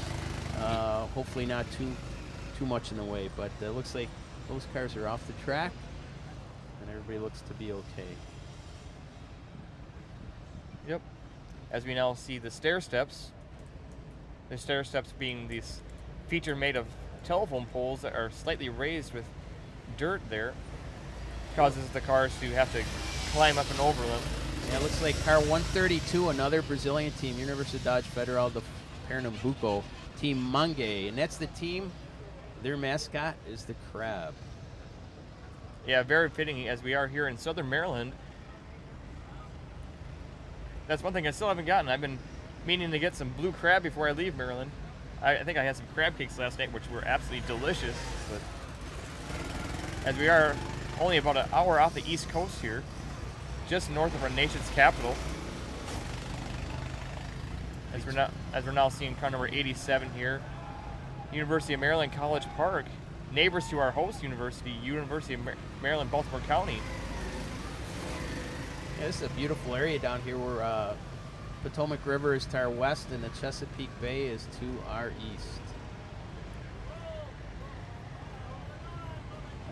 That is the third team from Brazil we saw for a moment there, University Federal Minas Gerais. Yeah, as we're seeing a pretty heated battle there. The 128 car taking the outside line, making a nice pass around the inside cars there of number 49, Michigan Tech University. Pretty surprising, Michigan Tech University, one of the few teams out here with a planetary gear set in their drivetrain, and typically a very fast car. However, they are a little slower than I was anticipating today. I'm not sure if they're having some possible tuning issues with their CVT. I do know in the past they have utilized a highly modified and specialized CVT that has enabled them to have a very hard accelerating car, and a car that also not only accelerates hard, but also has a lot of top speed. Yeah, Michigan Tech is a host of a unofficial winter race up in the UP every year. Yeah, that's right. What really? Yeah, I'm trying to remember the name of that race. Do they call that Winter Baja, I believe? I'm not sure what they call it, but all I know is a couple years ago it was canceled because they closed the Mackinac Bridge, and nobody could get up to the UP. So a nice event up there. Unofficial. I was talking to some of their members earlier, and they're quite happy with how they're running here today, and maybe they'll host an event sometime in the future in the winter. Official event. All right, as we do have about an hour and a half left of racing here today.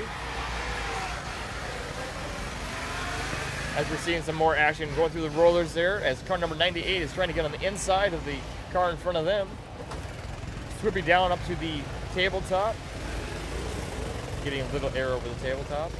As you see our fans here this weekend, it's great to see our fans out here on this beautiful day in Southern Maryland. I encourage you to come out and join them. We love our fans and want to see the crowd keep growing. Yeah, if you're watching online now, maybe tell some of your friends to log in and check out the action. Send out the word to Baja alumni and other folks, parents, that they can actually see the action live. This is the first live broadcast that I'm aware of in the history of Baja, so you're watching something historical here, Kansas folks. State University did have a live broadcast as well previously. I believe they actually had done it twice. However, this is, I guess we're challenging Kansas State here. We're stepping up our efforts to broadcast here, and no, we hope that they can do another broadcast as well. With all the guys we have in the field, the GoPros that you've seen, the interaction that we're able to do with the fans that are tuning in, it's a great opportunity to spread the word, because you can only get so many people here, and with only 3 events across the U.S., sometimes people are just too far away to get there. They're never too far away to get to their computer. Yeah, as we are seeing car number 3, Cornell University, putting in a very strong performance. The Big Red, they're just outstanding today. Yeah, Pat, that's a really good point, because a lot of, there's a lot of big schools here. There's a lot of students and alumni out there, thousands and thousands of people, and I'm sure we're just touching a very small segment of that. So, get the word out that you can actually tune in and see what we're doing live here today. There's still time to do that. We still have an hour and a half left. Yeah, as we are seeing this car work its way through the rollers here up to the tabletop. Very nice. Nice air. Yeah, no, clearing about 8 or 10 feet of that tabletop, actually. No, I've been very impressed today as the cars are gaining more and more speed throughout the day here and able to clear even more of that tabletop.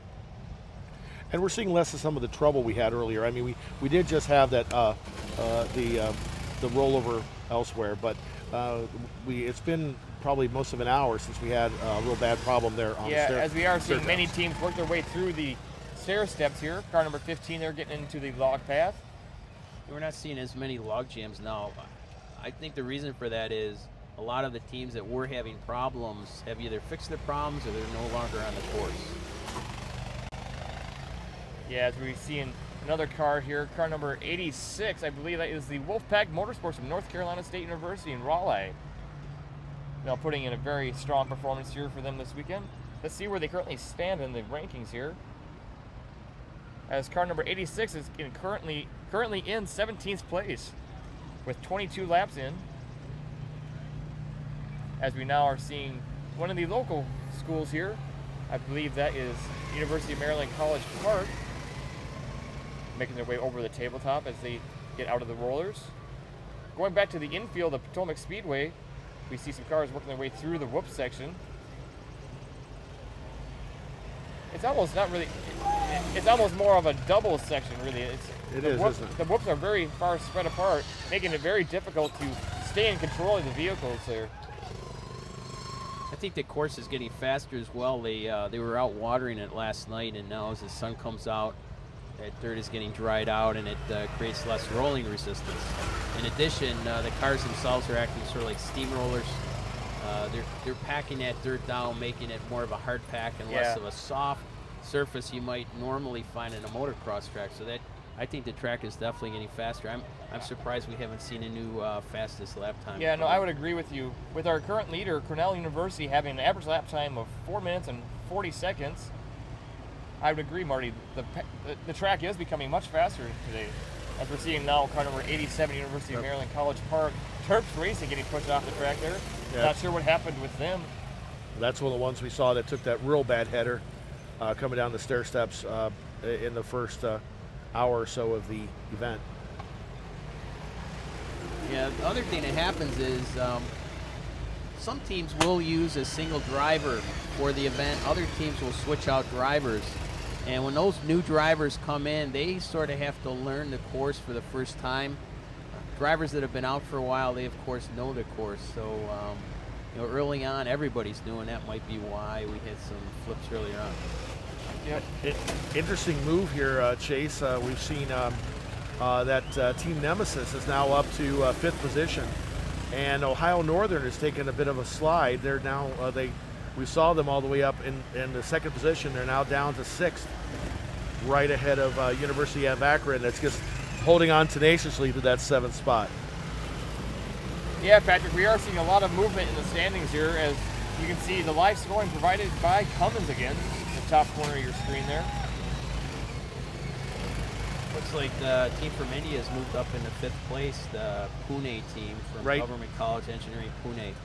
And they, I was talking to that team earlier, they had a goal to make their team more professional and represent India to the best of their ability. I believe they won the India Baja event and really have studied the other teams, found what the best practices are at the other schools, and sort of incorporated it into their own program. So again, Pune from India, really a really top-performing Indian team here.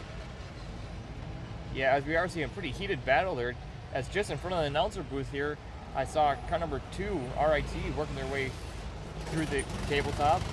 Now seeing car number 1, Oregon State University. Here on your screen, you're currently seeing teams work their way up the hill there, and now coming back off the top of the hill, working their way downhill. They're going to be getting a lot of speed coming into that really off-camber corner there. Now with car number 52 working its way out of the rollers up to the tabletop. Moving back to the stair steps on the back side of our course today, we see car number 35, a team from South Korea representing their country well.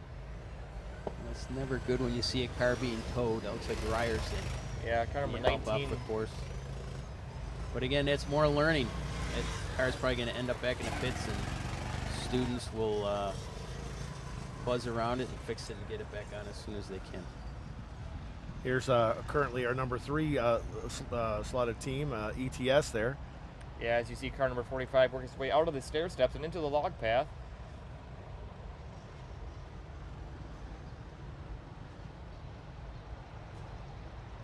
Some more recovery crew out there on the course.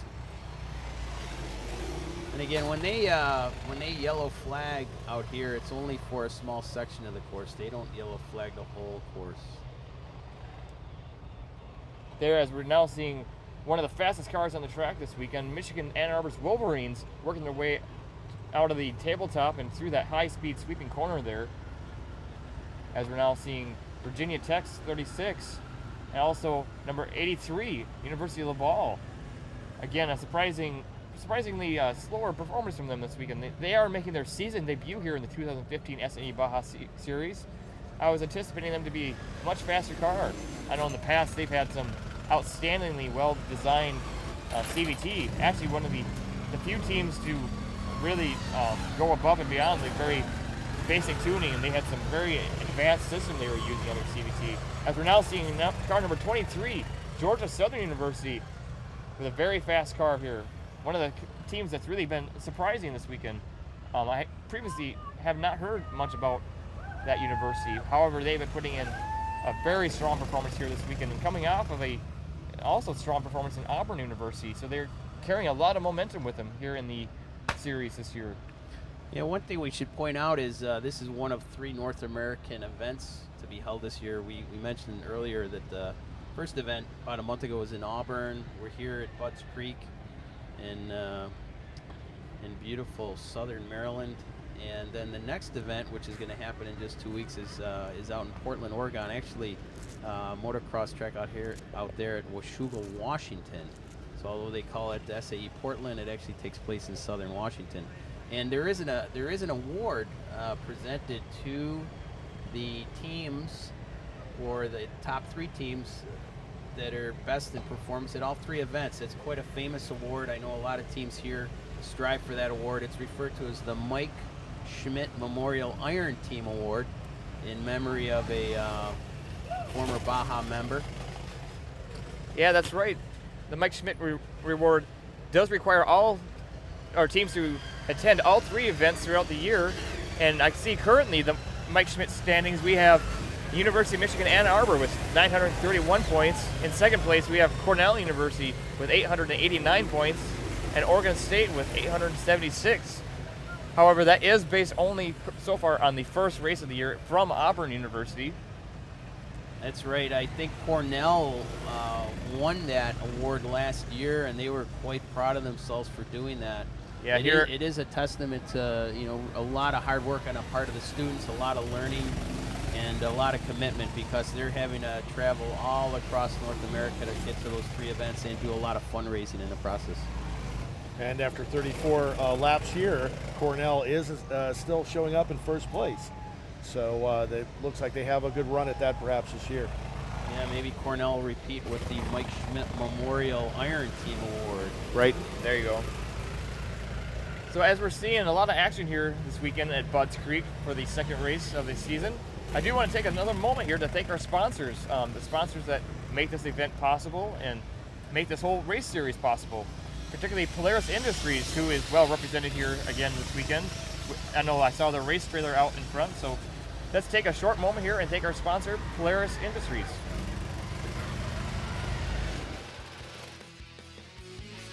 Recognized as a leader in the power sports industry, Polaris prides itself on developing top talent to take its people and company to the next level.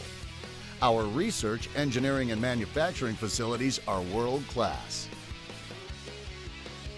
Polaris World Headquarters is located in Medina, Minnesota, USA. Our riding culture drives us to be first to market with innovative products. As markets mature, we constantly re-energize our products by working closely with local partners, creating superior designs, and leveraging new technologies. New products, new markets. That's the engine driving our global growth. We're Polaris, a passionate global power sports leader. Join us for the ride of your life.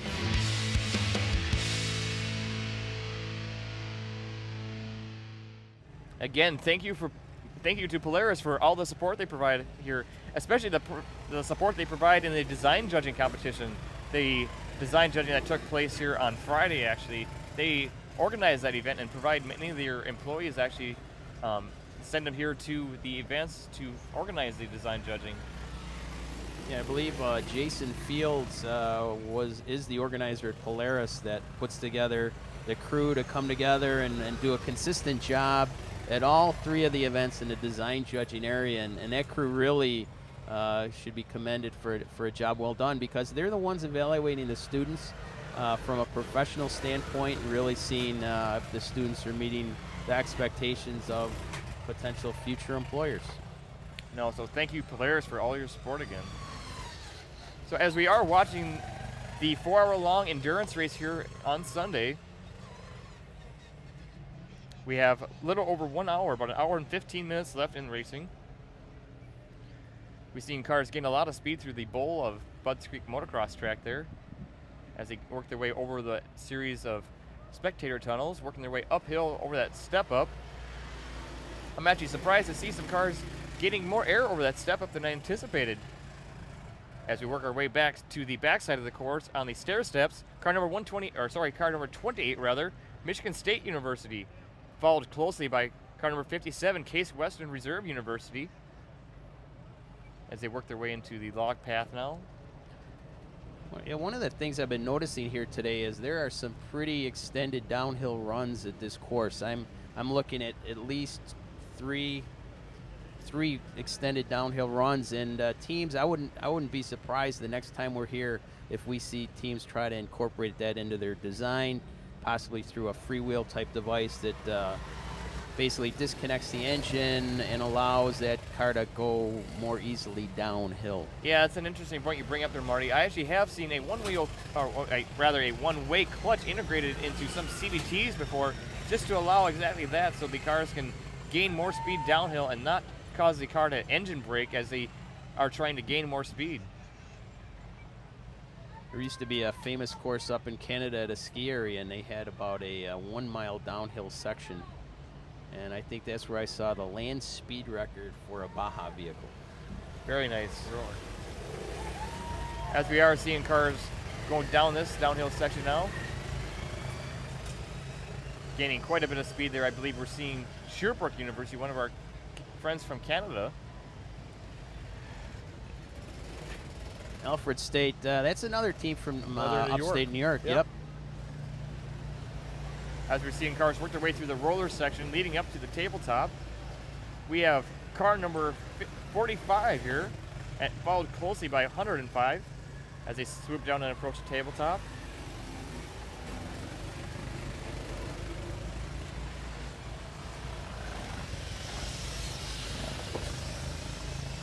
Yeah, and there is Alfred State University that we were just saying, followed closely by, oh, I'm sorry. Yeah, Alfred State. Alfred State is another SUNY school. State University of New York. And we also saw Queen's University there, now moving up into 7th position overall standings. And we're approaching a time that a lot of these teams might be thinking about another fuel stop at this point. Yep. I do see that Michigan Ann Arbor's, the Wolverines there, do still have the fastest lap of the day with a lap time of just over 4 minutes and 16 seconds. As we're now seeing car number 1, Oregon State University, work their way around the course here. Yeah, we were talking about the course becoming faster, but the cars themselves might be getting a little slower with a little bit of wear and tear in their drivetrains. Yeah, that is a good point you bring up there, Marty. As many of these cars do feature CVT transmissions, that is CVT standing for continuously variable transmission. They utilize rubber belts that do tend to overheat, and that's actually a new trend we're seeing in many cars. A lot of cars are now implementing cooling systems to keep that belt cool.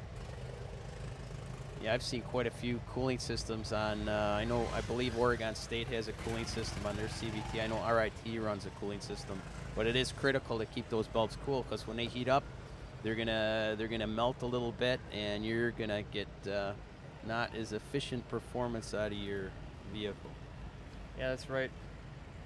As we are getting some more tweets in here, again, we got fans from Team Nemesis over in India rooting on their team, as they have been putting in a very strong performance, as we now see Michigan Ann Arbor flying over that tabletop again.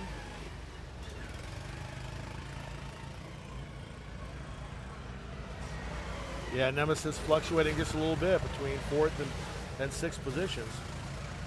There's University of Maryland again, or Michigan rather, sorry. Yeah, I'm expecting Cornell to be off for a pit stop here for fuel shortly. Yeah, they are running there a long time. They are running 2 laps ahead of the second place. It might be trying to build up a little bit of headway and then off and refuel, or. Yeah, possibly. I mean, Cornell is one of those teams with a very light car, so their fuel consumption might be lower, a little bit lower too. And if I know Cornell, they've probably done studies, so they know exactly how long they can run their car before running out of fuel. Yeah, as many of these cars do have driver communication systems, team managers are able to communicate with their drivers, and they can manage the pit stops very well. And there's actually another strategy that some teams employ is encouraging their drivers to be very fuel conscious rather, and try to conserve that fuel as they do want to minimize the number of pit stops required. Right now, everybody, we have 4-0. Can you?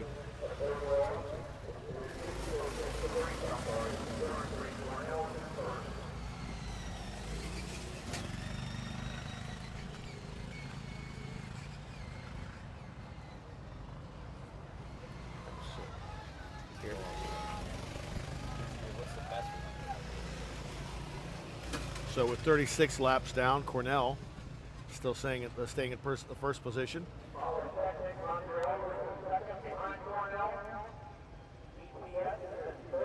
And they're also listing the top teams right now over the loudspeakers. Cornell, then Poly Mud Bees from Montreal, ETS, Riot Racing with Rochester, Polar Bear Racing with Ohio Northern University, the Team Nemesis from India, Queen's University from Ontario, and then Johns Hopkins, the University of Akron in Ohio, and then Western New England College, the new team moving into the 10th position with Golden Bear Racing.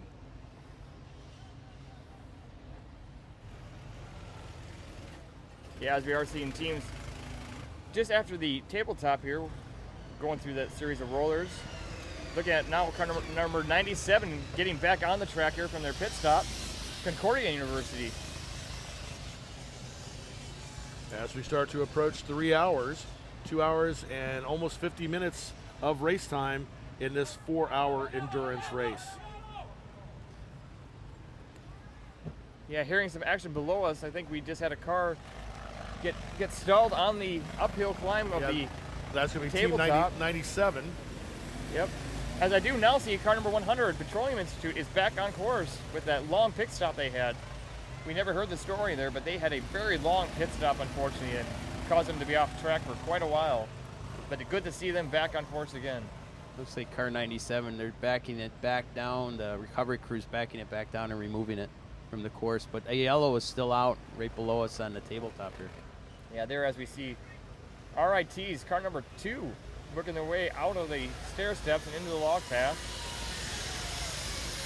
Yeah, RIT not being in the top, or actually, I'm sorry.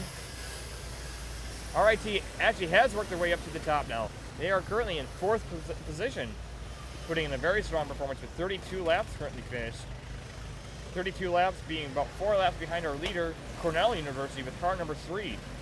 There as we now see car number 23, Georgia Southern University, carrying a lot of momentum this weekend as they try to get the inside line there in the Polar Bears. However, the Polar Bears shutting the door out in that corner. And yeah, that's an interesting observation. There's a lot of little races going on here, but the smart drivers are really going to just try to be consistent. This is an endurance race. This is not a sprint. Yeah, here as you're racing the enduro, you got to be a very smart driver.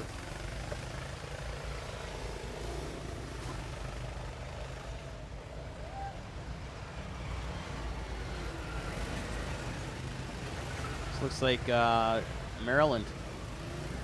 University of Maryland College Park. They're trying to, I don't know if they're refueling there. It looks like they're doing refueling. Yeah, the neighbors to our host here, University of Maryland, Baltimore County, University of Maryland College Park. You see them in the pits here doing their refueling. They're currently in 14th position. 3 people involved in the fueling, one always holding a fire extinguisher. Yeah, as you can see here, safety is the first concern of this event this weekend, as we do see that fire extinguisher there. Right. You also see the fire extinguisher mounted in the car off to the side for a brief moment there.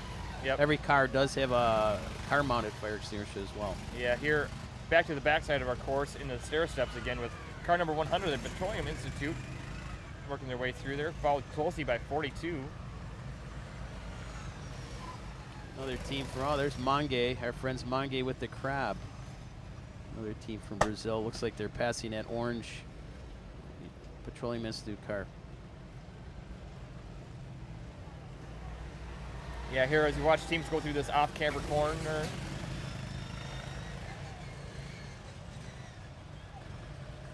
You know, a lot of the teams that off-camber corner is a wide sweeping corner, so it's been interesting watching some teams take as short a route around it as possible. Other teams take a more flowing route out towards the outer radius of that curve. Yeah, here now as we're seeing car number 87 finish their driver swap.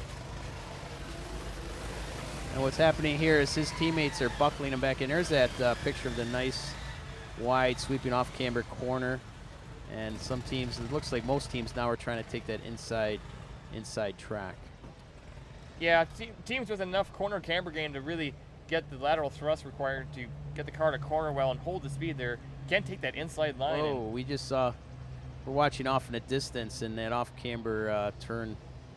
Yep. There was a car that just got stuck. I'm sure it's getting rutted up there, and it's possible that that inside track is the one that's nice and rutted, and the cars are able to get their outside wheel just up on the lip of that and just use that to guide themselves around.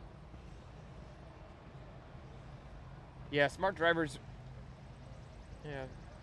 Yeah, so here now we're seeing a final inspection before we have car number 63 here trying to get back on course. Again, this inspection being done to ensure that the driver is securely fastened in the cockpit of the car, having that 5 or possibly 6-point harness. As we again see car number 87 in the background there also getting inspected. They have about 1 hour left of racing here today. As we're back on course here, seeing a car gain a lot of speed. I believe that's approaching Henry Hill. Coming down Henry Hill there into that sweeping corner.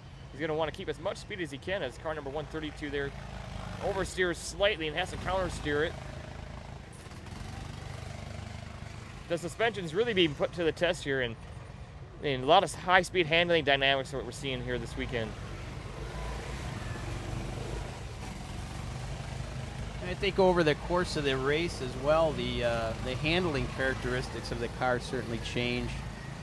Not as much at this event. It's a very dry event, but at some races you pick up to 50, 100 pounds of mud on your vehicle. And that certainly attributes to the slower times we see later on. In addition, a lot of teams will design their vehicles to last 4 hours, ideally, and so components start to wear and break down, and maybe the steering isn't as easy to use as it was at the beginning of the race. Yeah, that is a good point you bring up there, Marty. This competition is, well, it has so much fierce competition on display. Teams will actually sacrifice some of the lifespan of the vehicle and engineer the vehicle to only last 4 hours. Yeah, it's a sort of a fine line. You want it to last 4 hours, at least 4 hours, maybe a little bit of a safety factor on there, but you know, certainly power to weight ratio. The teams with the best power to weight ratio are usually the teams that do the best, especially on the endurance event. Yeah, that's right. As we see car number 71 working their way through the endurance course here, coming out of the rollers after the tabletop and through that high-speed sweeping corner to the right there. As now we see side-by-side car number 53 and 48 getting out of the rollers and coming up to the tabletop. John Hopkins pulling away on the tabletop. However, followed closely by car number 48, Western University.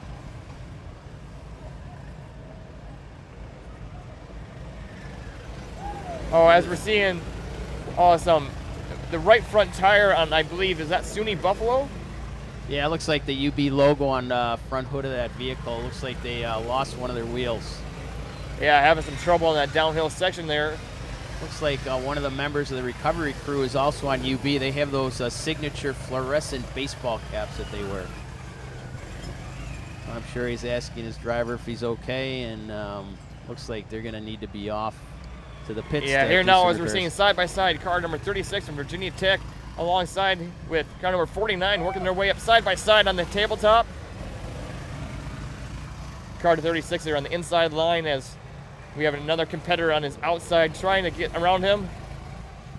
Making up ground here, and he's going to have the inside line as they go through the tight corner here.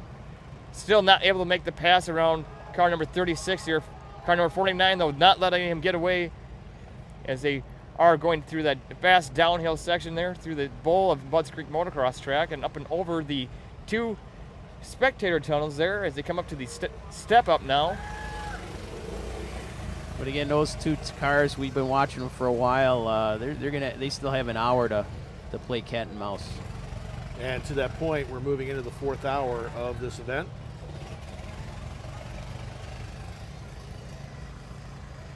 Cornell still in first position.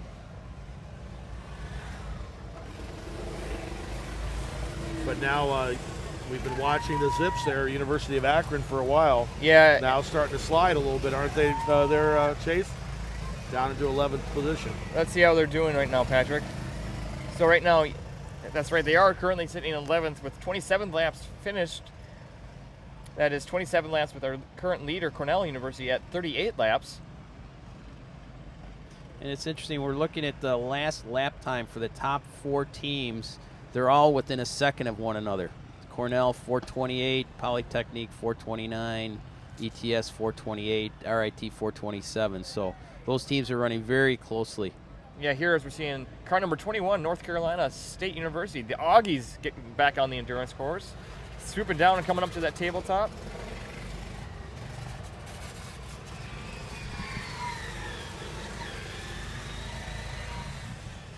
Again, we're not sure with the scoring and the transponders on some of the vehicles if this is 100% accurate here. Yeah, but, here is what could be a surprise for us today. Car number 4, the Wolverines out of Michigan, Ann Arbor, going down Henry Hill and gaining a lot of speed coming into this corner. Trying to hold as much of that momentum as possible as they need to carry that momentum into this uphill. But yeah, you're right, Marty. Team number 4, we know they've put in more laps than what we see here on the live scoring. So we'll all be eagerly anticipating just how many laps they have indeed finished here as we watch them flying down the downhill here. They're moving fast. Yeah, they're moving. Normally there are people assigned to do hand counting of laps. So hopefully those people are paying attention and they're getting all those laps recorded. Yeah, here we're seeing cars going over the tabletop in front of the announcer booth here. And now going to car number 3 in the hot pit area. Looks like they have they must have just finished their refueling. Yep, so they will now be going into the inspection area.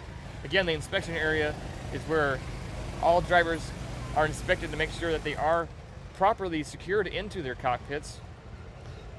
That's another bit of strategy. Teams need to consider how busy the fueling area is, because as we just saw, there was a little bit of a delay there getting out of the fueling area. Yep. Now back to the backside of our course again. We see car number 19 working its way down the stair steps. Unfortunately, having some issues there. They appear to be possibly having some drivetrain issues as they are barely crawling.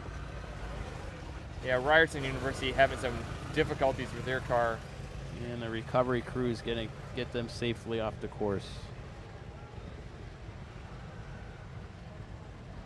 As we're back into the hot pits again, seeing car number 3 approach the inspection area, eagerly waiting to get back on the course and compete in this 4-hour endurance race.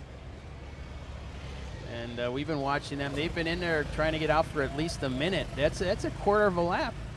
Yeah, that's quite a bit of time as we see cars flying down and up and over the tabletop as they are fast. And that car number 3 that we were watching trying to get out of the fueling area, that was Cornell. That is our race leader. Yeah, so Cornell will want to get back on the track as fast as possible to continue racking up their laps, as they do currently have a 3-lap lead over the second place car number 64, the Poly Mudbeats from Canada. So we currently see actually 2 Canadian teams in the lead right now, the Poly Mudbeats and ETS in the top 5.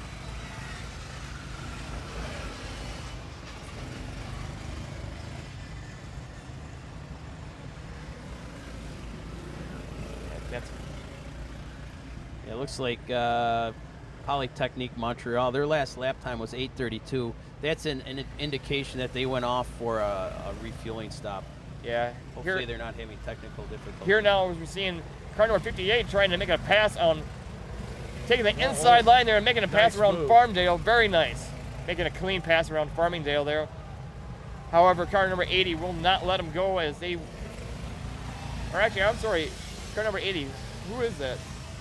Car 80 is, where did she go? Car 80 is Sunny Farmingdale.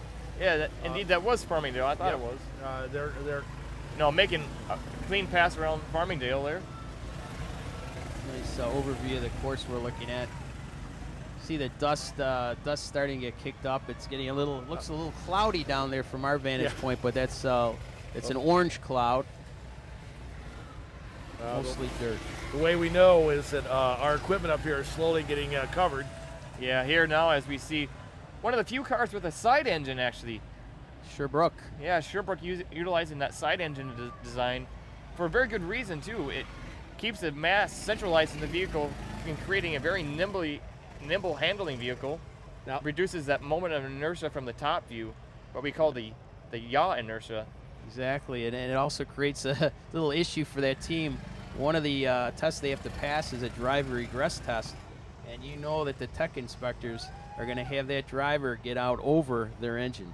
Yeah, that's a good point, Marty. Drivers are required to exit their car, what is it, within 3 seconds, is it, Marty?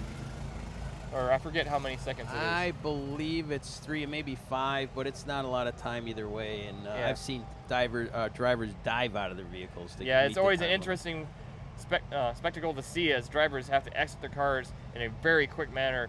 Here now, as we're seeing cars go through the whoop section, or the rollers rather, approaching the tabletop here.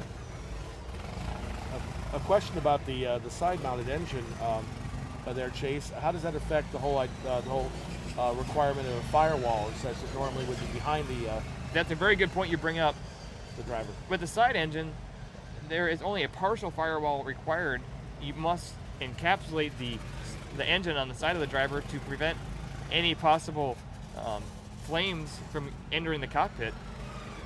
But that actually is another advantage of a side engine car, is that you can reduce that otherwise big sail in the wind, that firewall that sticks up so high. However, with a engine mounted off to the side, it does require additional drivetrain components to get the power to the ground. Understood. Absolutely, and that firewall, as you mentioned, Chase, that is a big sail out there, and I know teams have looked at how much energy they're losing, how much power they're losing just pushing that big sail through the air, and it's significant. That's exactly right, Marty. I just noticed that ETS had a lap time of about 7 minutes. Again, an indication that they stopped for refueling as well.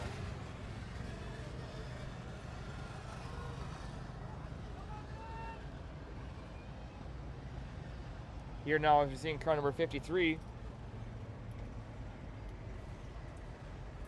Making a nice move down the side there. Moving pretty quickly. Yeah, as we've seen that car go up the tabletop. Oh, and car number, who is that? Number 93 getting put back on its wheels here. Yeah, when cars roll under roll cage like that, you'll notice the tech inspector in the white wide brim hat there. Right. Going to take a look at it and make sure it's no frame damage. Well, that was Clarkson University still, doing a nice run in, yeah, in the 24th position. Looking at our instant replay of car number 93 here, as you see them having some trouble over the stair steps there. Again, just getting kicked up too much in the rear. Teams have to be very careful with how they tune the rear suspension so that it absorbs that step rather than kicking them up. Kicking it up. Have we seen car 93 over there before? I don't believe we have. Not Marty. You mean flipped over? Yeah. I don't know that I've seen them. I mean, we've obviously been watching them because it's the Golden Knights from Clarkston, but we've seen them up there. Western University as well now up here, another Canadian team. But I don't know if we've seen Clarkson actually flip before. Yeah. Here with 50 minutes left, we're seeing car number 2 now, RIT, approach the tabletop, putting in a strong performance this weekend. I do want to take another moment here to thank our sponsors. The sponsors, again, that make this event possible, particularly Potomac Photonics, a local vendor here. So I want to take a brief break here and thank our sponsor, Potomac Photonics.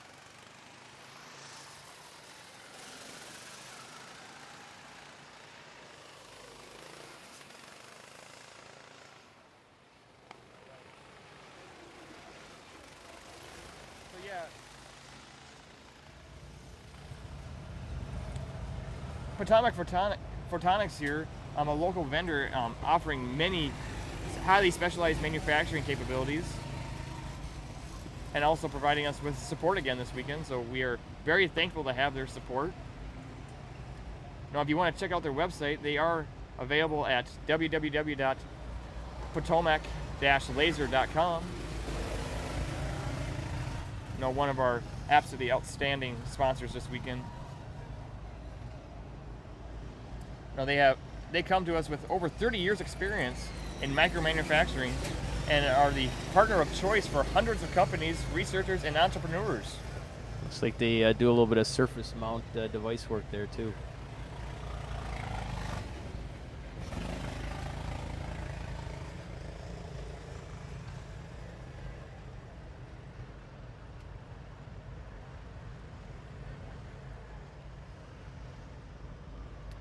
Again, we want to thank Potomac Photonics for their support here today. Yeah, there as we're seeing cars flying over that tabletop. Side by side with Michigan, one of our fastest cars out there currently. Our fastest car that's not showing up in the official leaderboard, but don't let that fool you. I believe they are somewhere up there. They may even be leading this event. Yeah, as Michigan's Wolverines does still have the fastest lap of the day with a lap up time of 4 minutes and 16 seconds, as we're now seeing car number 21 approaching the tabletop. I just heard a car down below that sounded like a vehicle out of Star Wars. Very nice. Hovercraft.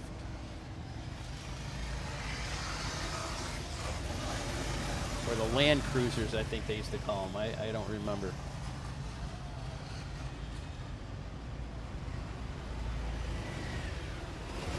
And now, as we're seeing more cars flying over this tabletop, car number 128 there, followed closely by car number 42, trying to catch them as they go down that fast stretch. Yeah, I think 128 was another one of our Brazilian teams. That is correct.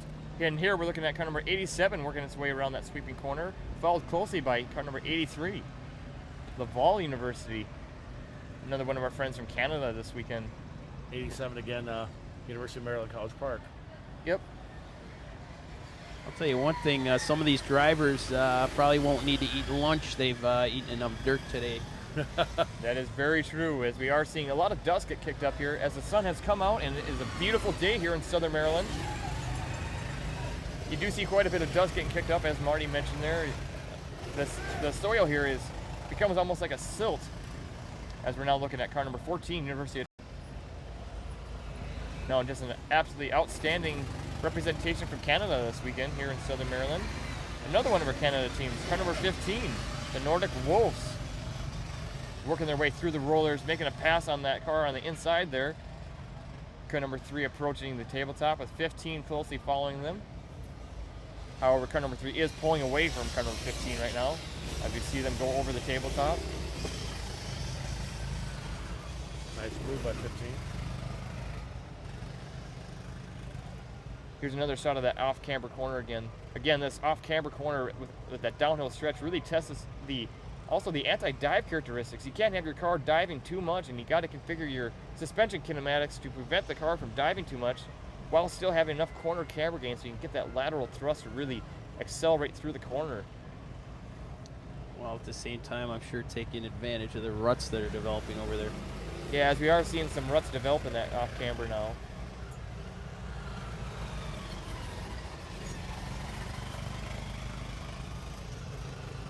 Now, the Budds Creek Motocross track here proving to be an outstanding test for these vehicles.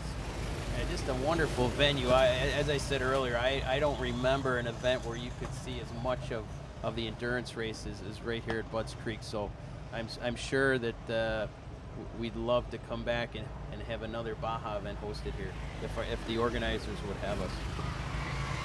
Yeah, I know the site owner, Jonathan, has been absolutely outstanding, and he has been just the energy he has been amazing this weekend. As we are going back to the backside of our course again, car number 93 working its way through the stair steps, followed closely by car number 1, Oregon State University. The Beavers coming from Oregon. And car number 66 and 25. We got a whole pile of cars working their way through these stair steps. Rochester, there we go. Including car number 2, the Tigers from Rochester, making a pass on the outside of the log pass there.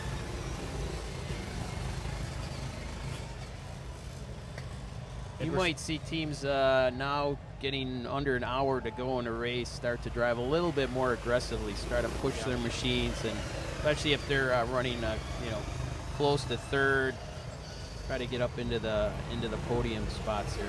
Yeah, as we do have a little over 40 minutes of racing left, you will see some strategies like that, Marty. No. I was going to say exactly what you said, Chase. We're getting down to 40 minutes, so we're getting down to the tight time here. So we see a number of these teams try to make this last move as they can. Yeah, as we see a group of cars going to the off-camber corner there. Switching back to car number 128 on the downhill stretch there. I believe we're on the downhill Henry Hill. Why is it called Henry Hill? That's a good question. So back in 1995, famous motocross rider Doug Henry accidentally was approaching this hill and grabbed a handful of throttle, and I don't know if he just missed his clutch or what happened, but he absolutely launched over the hill and landed in the bottom of the corner, and I believe he actually broke several bones. However, even though he was off with that accident for several months, or actually it may have been half a year, I'm not sure how long it was, he did come back and redeem himself by, I believe he won a featured moto here later on. So a lot of history here at Budds Creek track. So now we know. Now we know Henry's Hill. There you go. Watching right now. It's car number 128 there makes an outstanding pass on the left side of car number 100, the Petroleum Institute, as they are unfortunately getting stuck on that tabletop. Yeah, they're stuck right below our booth right here, and they're backing themselves down. Gonna take them back. Yeah, here now, going back to the backside of the course through that stair steps again. Well, looks like rush hour coming down those steps. Yeah, we're seeing a lot of traffic now. Yeah, I noticed Faye, one of the teams from Brazil, come through there. They're running really strong. And again, those teams from Brazil, we have to remember, those are the top 3 teams from Brazil. They have to qualify to get here. They've all had a good showing since they've been here. Yeah, there as we see Akron flying over that tabletop, doing a fantastic job there.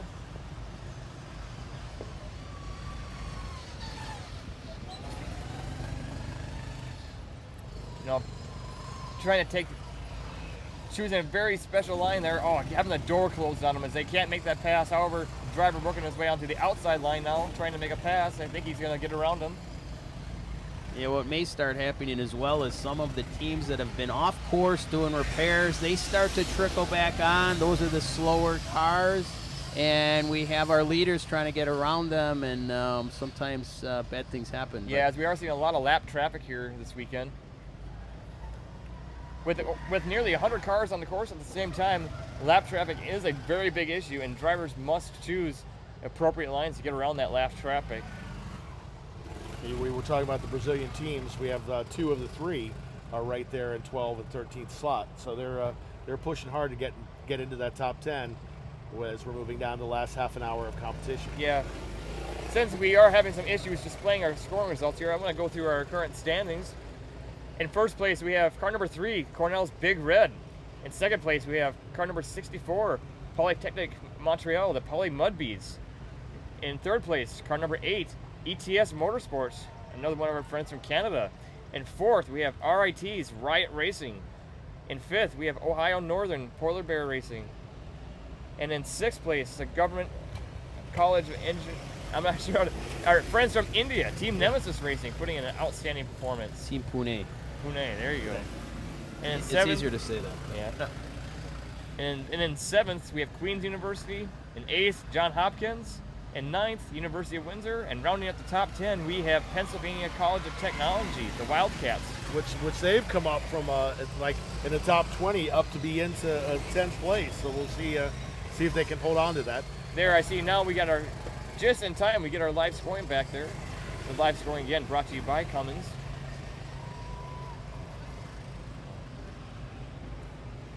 Our equipment is taking a dusting up here.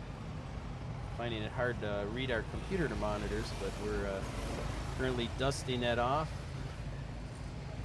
Again, this fine silt that's flowing around us. Yeah, there as we see, I believe Sherbrooke making their way down Henry Hill, gaining a lot of speed.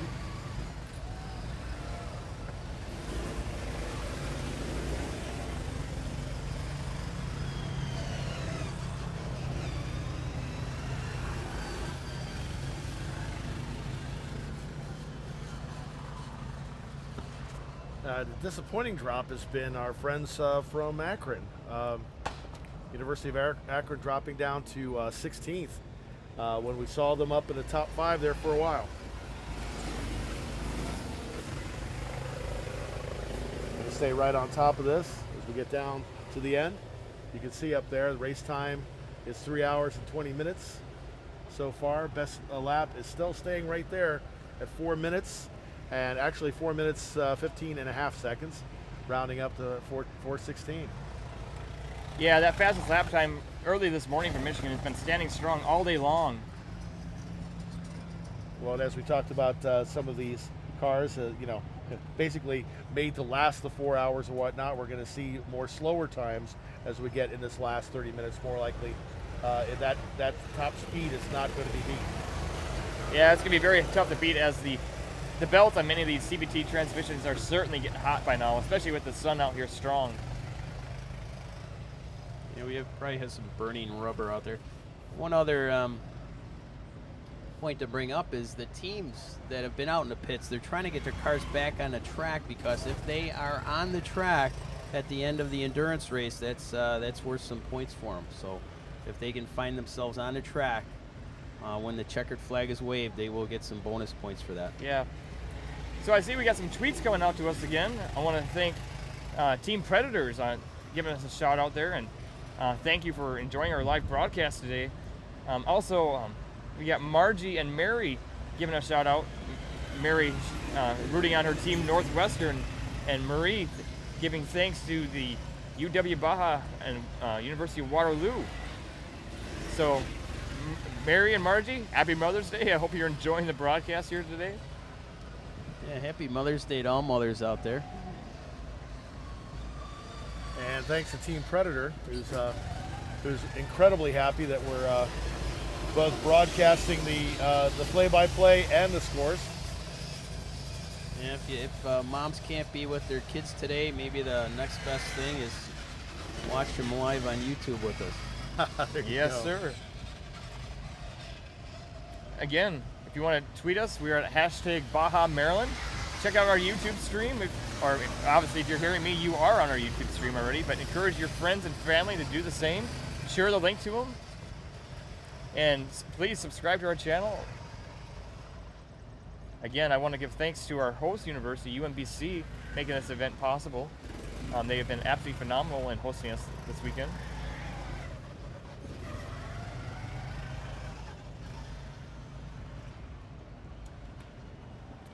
And again, with our host, I also want to take a moment here to thank our sponsors. One sponsor particularly, Ram Trucks, providing a lot of support for us this weekend as they have been a sponsor of the event. So I'm going to take a short break here and go to a commercial for Ram Trucks.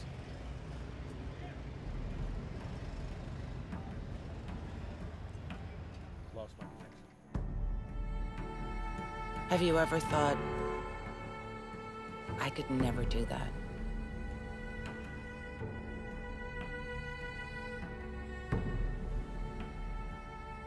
Have you ever thought, I could never climb a mountain or compete against that? Have you ever thought you just didn't have anything left in the tank? Well, you do. You can break a stereotype and throw it into a whole nother gear. Because the courage is already inside.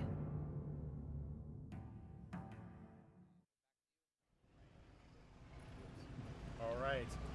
Well, here we move into the last almost 30 minutes of this endurance race. 4 hours of constant pounding on all of these 98 different colleges with 98 different teams. This is really something to see, isn't it?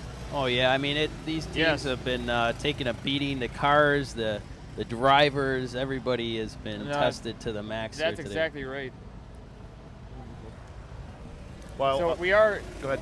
We are nearing the end of our endurance race here. We've got a little over half an hour left.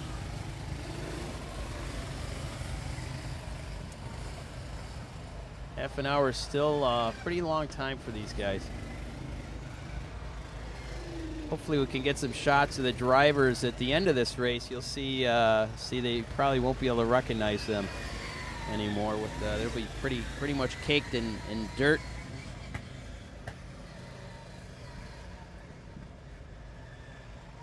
What unique things are we going to see in the closing minutes? You said the teams aren't on the field; they want to get on there when the checkered flag goes on. Is there anything else and end game strategies that we're going to be looking at? Well, Pat, again, I think the teams are going to start driving a little bit more aggressively. They only have a half hour left. They're going to start pushing the limits of their cars. If they're still running strong, maybe they feel that they can get a little bit more stress on the components and see if they can't get just every little bit of juice out of their Baja vehicles as possible. Yeah, there as we're seeing car number 128 making a very fast run over that tabletop and through the rollers following the tabletop. Very impressive run from them. But again, I mean, this has been a long race. It's been 3.5 hours, so what they can do in the last half hour may or may not be enough. But again, it's it's interesting. The cars that are out here right now that are still running after 3.5 hours. It's really an awesome educational experience for them to have to design and build, and then manage a team of this complexity, and really shows the drive and determination and the intelligence of a lot of these young engineers. And we keep saying engineers, but in fact, I know there's several teams that have other students involved as well, business majors, industrial design majors, graphics, and other types. So I remember years ago a team had a pre-med major on it. There's an economist working in New York City who was a former Baja member. It's great activity for engineers and others alike. Yeah, that's a very good point, Marty. This is a really multidisciplinary platform. All these teams here this weekend are actually operating as nonprofit teams. They're officially recognized as 501c3 teams by the IRS. So that actually opens up an incredible opportunity to manage effectively a company. Absolutely, and a lot of the team structures are put together more like a company than it is a team. I know there's several teams that have team managers and project managers and component managers. Yeah, so as we're seeing a heated battle between car number 4 and number 88, I believe, the Akron and Michigan, putting on a very tight battle there. Two incredibly fast cars we've been seeing this weekend as Akron is trying to catch up to Michigan, as Michigan is pulling away from them. Akron still has a possibility to move up here. They've slid down a little bit, but they could wind up in that top 10 if they can stay on top of these last 30 minutes. Yeah. Looks like the Cornell is still up there. 43 laps for Cornell, and their average lap time is holding strong, about 4 minutes and 43 seconds. That's the fastest lap time, average lap time, by about 10 seconds over any of the other vehicles that we have on the scoring, anyways. Yeah, well, to see if the Wolverines out of Michigan can dethrone Cornell from their top position right now.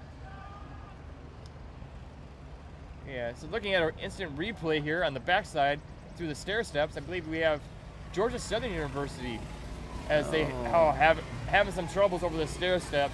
And that's incredibly unfortunate for them, as that will most likely require them to have their roll cage re-inspected before being able to continue. Yeah. Georgia Southern University putting in a very strong performance momentum and really building a lot of momentum for their team this weekend. Yeah, and Chase, we've seen a lot of cars roll today, but there have not been any injuries to my knowledge. Those cars are very well designed and well built. They're well inspected. Their drivers are very well secured in their vehicles. So it's very rare that we see any types of injury resulting from Baja racing. Well, because safety is first, it also, I think, teaches an important lesson for these soon-to-be engineers and professionals. They're unfortunately trying to take the inside line, getting caught up in the car that they were trying to pass. We do see this car here getting tipped over. The driver taking a very aggressive line choice there, and just not paying for him. I wonder if we can't see that again. Looks like we caught the... Yeah, as we go to an instant replay here, you're gonna see that one of the quarter tires looks like it hit one of the bales over there.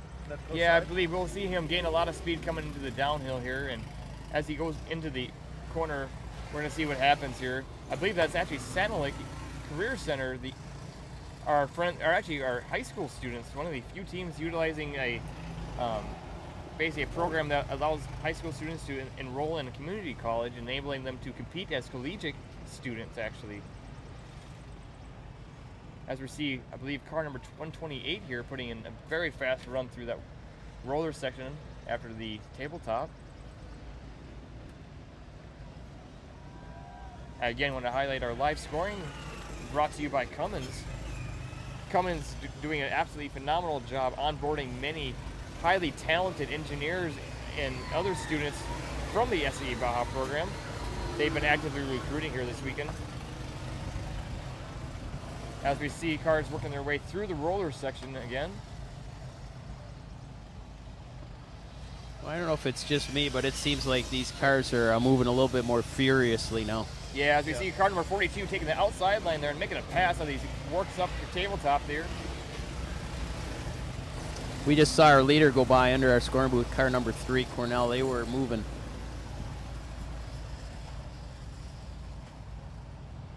Yeah, as we're seeing side by side, car number 86 trying to make the pass on another car.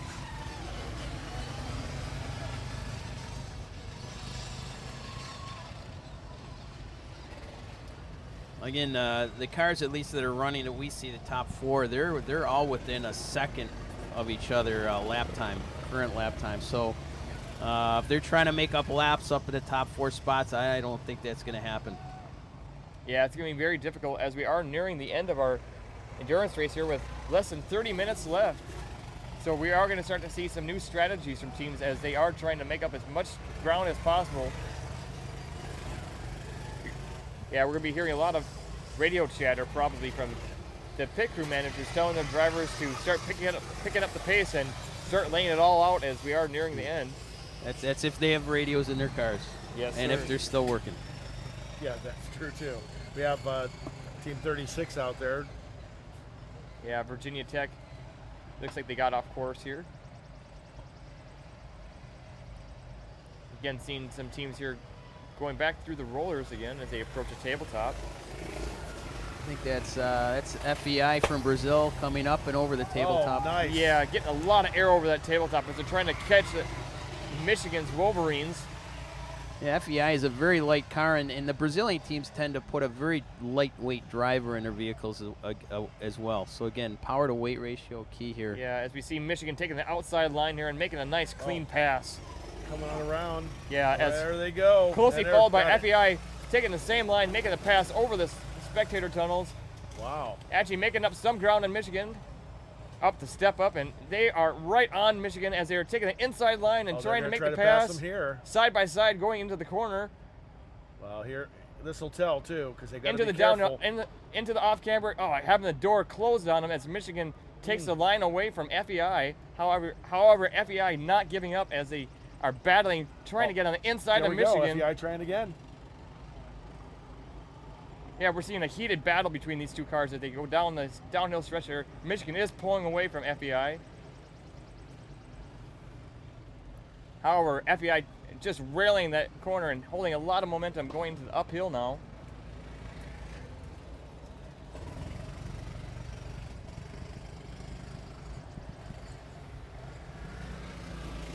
Yeah, as Michigan and FEI working their way up the hill here. Michigan did pull away a little bit, having a few lengths on FEI now.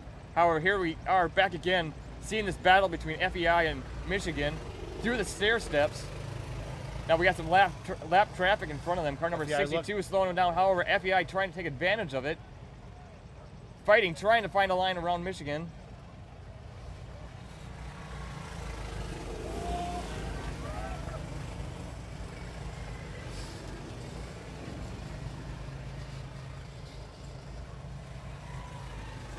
Yeah, now back into the roller section again here, as we see some cars exiting out of the rollers and after the tabletop.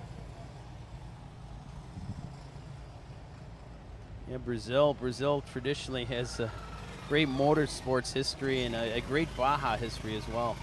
Yeah, that's right. Brazil does have an absolutely outstanding automotive community in their country. I know they actually have a lot of very successful F1 drivers that have competed in the F1 series. Absolutely. Brazil's one of the most underrated countries in the world, I believe. They have so much potential, and they just watch out if they ever get their act together. Well, it'd be interesting to see them step forward with the Olympics and also with the Cup, you know, for soccer, and see what we might be able to see with their athletes as a showcase to what else could happen down there. Oh, yeah, absolutely. And Brazil's one of those countries that, I mean, they can get some, big name projects off the ground and done. They just have to, they just have to play that into the more common projects like hospitals and roads. Yeah, and here now things as we like are that. here now as we are seeing a bit of a traffic jam as cars are getting hung up here. Again, recovery crew doing a great job. They're actually pushing. We see off in the distance they are pushing. Team, we can't really make it out from here, but they're pushing them all the way up the big hill.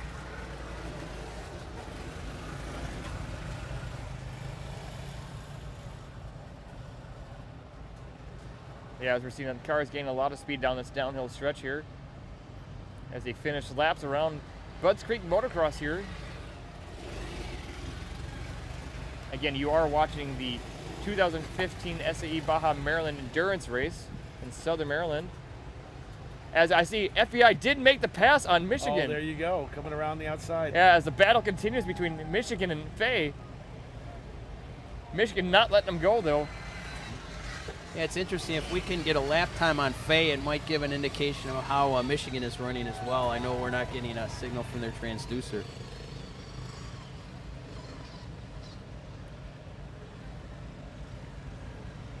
As we look at that, see all the dust is rising off the track here. It's actually getting hard to see in some of these areas. That could become an issue with some of these teams in these final laps. Yeah. Especially as the traffic gets heavier. Yeah, we're just looking at a lap time from Fay, about 4:21. Yeah, so a lap time of 4:21 is an incredibly fast lap time, being very competitive with Michigan. Yeah, actually, a lap time of 4:21 is 10 seconds faster than our leader right now, Cornell. Cornell's last lap time 4:30, but again, with less than probably less than 20 minutes to go at this point, I don't know that Fay is going to make up any ground, but it does give an indication of how fast that Michigan car is running. And I know we haven't had a lot of data on that Michigan car, but yeah. Now here with about 20 minutes left, I do want to take one last moment again to thank our sponsors, particularly our sponsor SolidWorks. SolidWorks providing the CAD software that many students use to design these outstanding vehicles. So we're going to take a short break here and be back shortly with a word from our sponsor SolidWorks.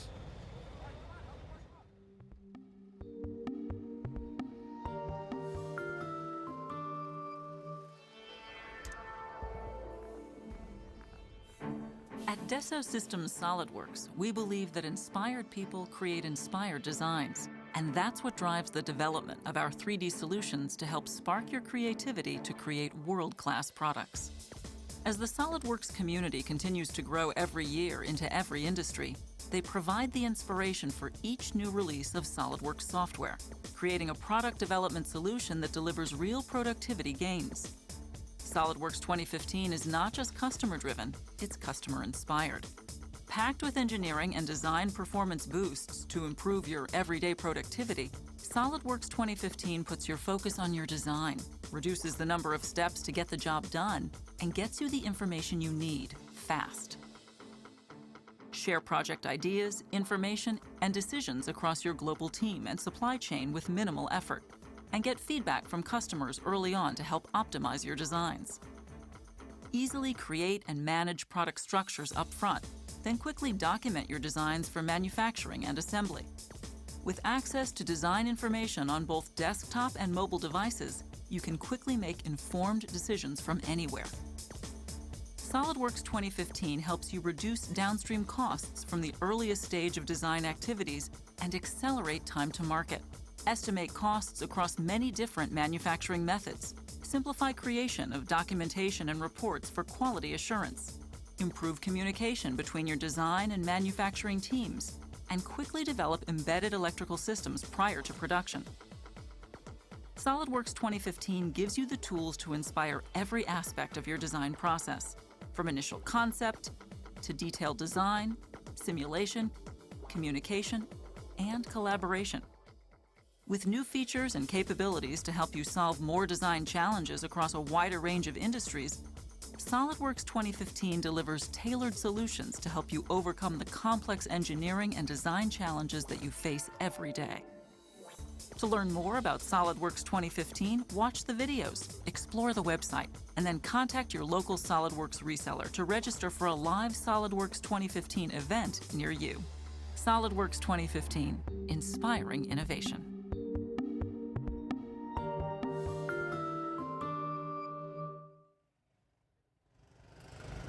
Again, thank you for all your support, SolidWorks, in everything you do, as our students do exclusively use SolidWorks in designing their vehicles. I have here Mike from Briggs & Stratton, the company providing all these engines with an outstanding engine this weekend. So Mike, thank you for joining me up here.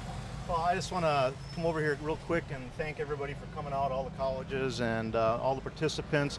You know, this is just a great event, and Briggs & Stratton has been supporting this for eons. Fred Stratton, I think, was one of the original founders of this whole event with SAE. And it's great to see the camaraderie, the kids out here. I mean, they'll come through the pits and they'll need parts, and they help each other, and they'll help each other work on their machines, and it's just a great event. And again, I just want to just say thank you for everybody for supporting Briggs & Stratton, and it's just fun watching this event. Well, we love having you here, and again, your engines have been really the heart and soul of this competition ever since it started. Right. So. Yeah, it's you know, and we enjoy this. Again, this is something that we proudly support. We come out every year. We have a group of people that come out here and do tech and everything on the engines, and we try keeping these kids running. I mean, I'm doing kids over there that probably have ran 3 laps. But you know, they're going to get back on the track and they're still going to have fun, and they enjoy it. Just the ability to get out there and ride on this, exactly. on this track. So, again, thank you everybody. Appreciate it, and we'll see you in Portland. All right, thank you, Mike. Thanks a lot. So here we have about 15 minutes left in our racing still, as we see car number 52 approaching the tabletop. He's being followed closely by another car. They're really trying to gain some ground on him. And here is car number 2, RIT's Tigers, out of Rochester, from the Rochester Institute of Technology. Taking an inside line, they're trying to make a pass over the tabletop. And they do indeed get the inside line there and make a pass on the car they were next to. As you see now, car number 50 in the backside of the course, going through the stair steps. Kansas State University, the Wildcats, with the team Wildcat Off-Road. Yeah, Briggs, should point out, Briggs has been a sponsor of Baja since the beginning of time. They are very well respected, and I'm sure all the students and all the teams would really want to thank Briggs for their great support over the years. Again, Briggs & Stratton, another wonderful supporter and sponsor. Yeah. Here, as we see University of Windsor, car number 58 over the tabletop. The car's been picking up a lot of speed throughout the day. I believe they've picked up quite a bit of speed. I wonder if they did a driver swap there. As we're now seeing car number 91, Alfred State University, closing in on them very fast as that Windsor car we just saw go over the tabletop. Car number 58, they're really trying to make up some ground. As we're now seeing another car approach the tabletop here, car number 33.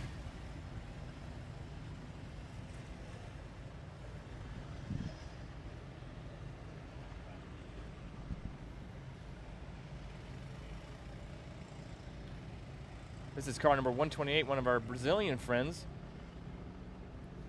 Universidade Federal de Minas Gerais, or UFMG. Yeah, another fast car we've been watching here throughout the weekend.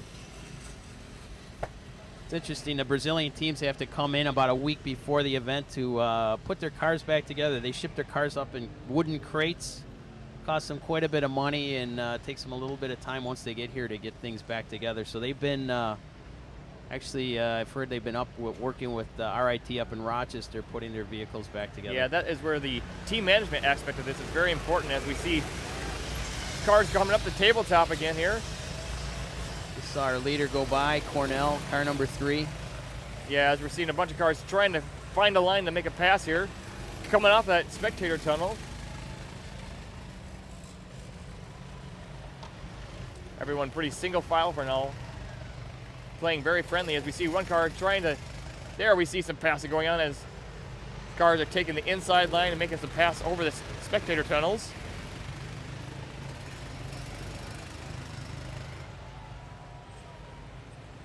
A lot of cheers from the crowds going up here. Yeah, as we're seeing cars really switch it up there as they come into this downhill into the off camber. A lot of heated battle going on here as they are starting to bunch up, and oh, that's not what you don't want to see. They're slowing each other down there. Yeah, losing a lot of momentum trying to get up that uphill. You know, one team I haven't seen in a while is one of the Brazilian teams, Fey. I'm not sure what happened to them. I thought I saw them stuck at the top of one of our hills. Not sure if they had mechanical issues. Yeah, we were previously seeing a very heated battle between Fay and Michigan Ann Arbor.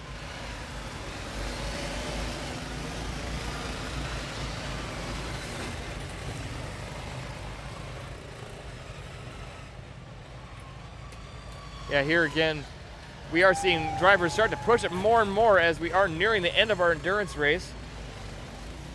With a little over 10 minutes left in the scheduled race today.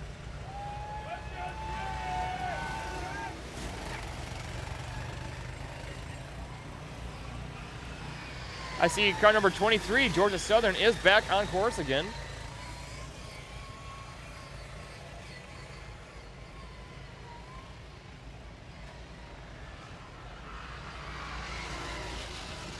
Oh, nice air there by the Zips. Coming across right underneath us here. Yeah, that's right, as we now see car number 93 working its way off of the tabletop into the roller section there. And now seeing car getting a tow back to the pit area, Ohio Northern University. That's very unfortunate for them, as they were previously just recently in 5th position, so that is incredibly unfortunate for them, as that will be very unfortunate. Very costly. Yeah, very costly as they are nearing the end of the race here. Yeah, and that might be either mechanical or they just simply ran out of fuel. They had worked their way all the way up to 2nd position. So yeah, they might have gambled and thought they could make it the rest of the way with what they had, and well, something happened. And if they did run out of fuel, they're done, because there is a penalty for running out of fuel on the track. Yeah, that is a good point to bring up. Oh, 19 passing 66 on the flat top there. Yeah, 66. So it looks like it's having some steering issues. They're looks like they might be missing a tie rod on their right front wheel. Now they're stuck at the off-camber hill number 3 there. That's a little tricky hill. You don't really see it from the angle that most spectators have, but that jump goes up and then a little bit to the right, and sort of a blind right-hand turn coming off the backside.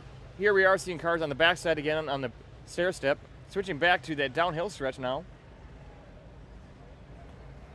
Keep your eyes on the monitor.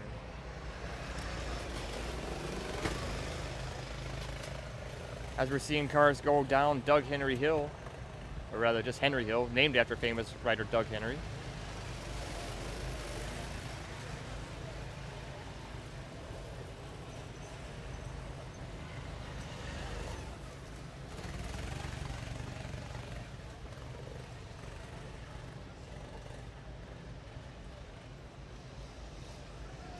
And here we have Alfred's 52. Look at that. Look at that front left wheel. Yeah, car 52 having some suspension issues. However, oh wow, with this little time left in the event today, he's going to run that car until it breaks. As he's trying to make a pass on Alfred Straight, car number 91, he's actually able to get around him. You have to love the fact that he's trying to pass him with the wheel, with the wheel at like 45 degrees. Yeah, as he is trying to fight for that inside line there, Alfred State University, car number 91, pulling away from him, unfortunately, and just denying that pass from car number 52. I'm just waiting for that wheel to fall off. He might actually get a black flag for that if it comes around near the tech inspector again. Yeah. Here, as we have less than 8 minutes to the finish of the race, this is the point where drivers are going to start really pushing it now, as they are laying it all out there and trying to get as many laps in as they can.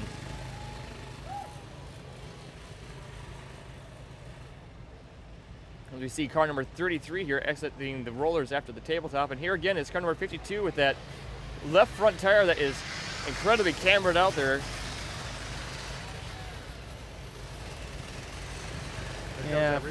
Yeah, so here looking at our replay in the stair steps on the back side of the course. Oh. Yeah, we see a car having issues there. Again, those stair steps proving to be very difficult and kicking the rear ends of a lot of cars up, as we see the car number 19 here get put back on into its wheels.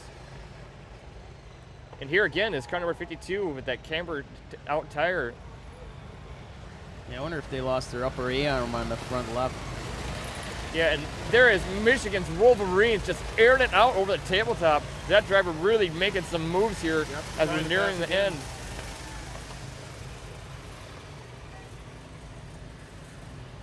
Oh, and here we have a car with some troubles getting onto its side again. But no need to worry, as the roll cages on these cars do provide a very safe envelope for all drivers as he gets put back onto his wheels. Another great job by the recovery crew there. Yep. Alfred University looks like. Yeah, car number 25. As we're now getting back to the rollers here, leading up to the tabletop again. We're seeing a battle here as side by side up the tabletop. That's 3 wide up the tabletop. And here is car number 52 now being taken off course. You can see. Can you see why? Yeah, I see that they do have a, it appears an upper control arm on the left front of that car. The mounts appear to have broken off the chassis, so they may be able to continue on. However, now that they're off course, they will most likely be taken back to their paddocks, and that will likely be the end of their race for this second event of the 2015 SAE Baja Series, the Baja SAE Maryland event, again being hosted by University of Maryland, Baltimore County.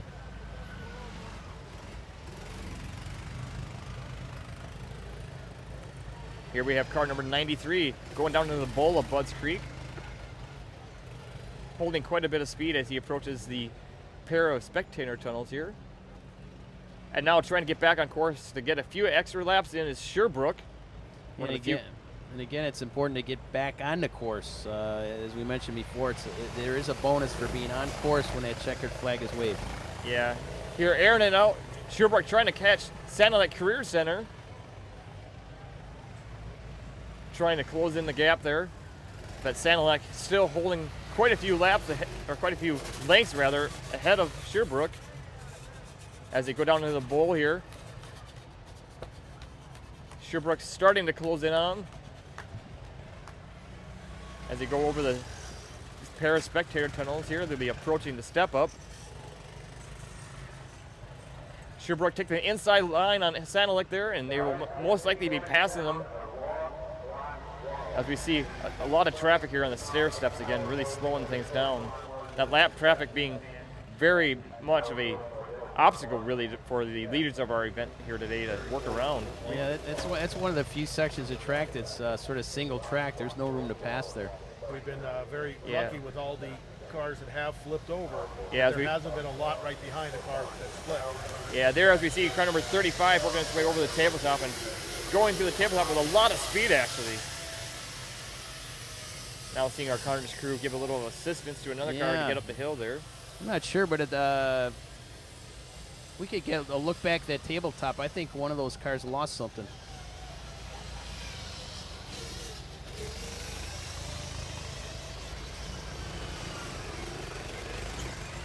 There we see car number 64 passing in the air over the tabletop, going through the rollers and up and over the spectator tunnel, showing a lot of speed on this course today.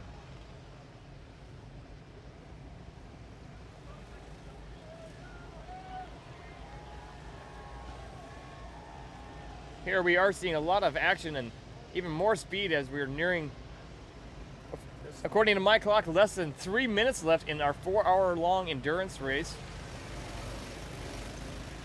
Yeah, this has been absolutely a spectacular enduro today as we're seeing some cars going through that off-camber corner. Some of these cars are just not giving up.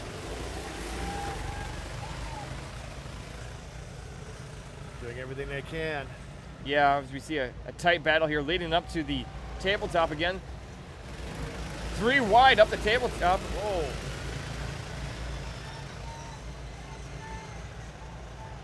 You can hear some of those motors struggling.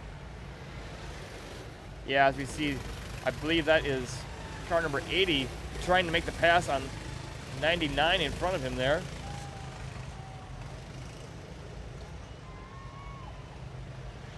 Looks like our leader might have just exceeded 50 laps, Cornell.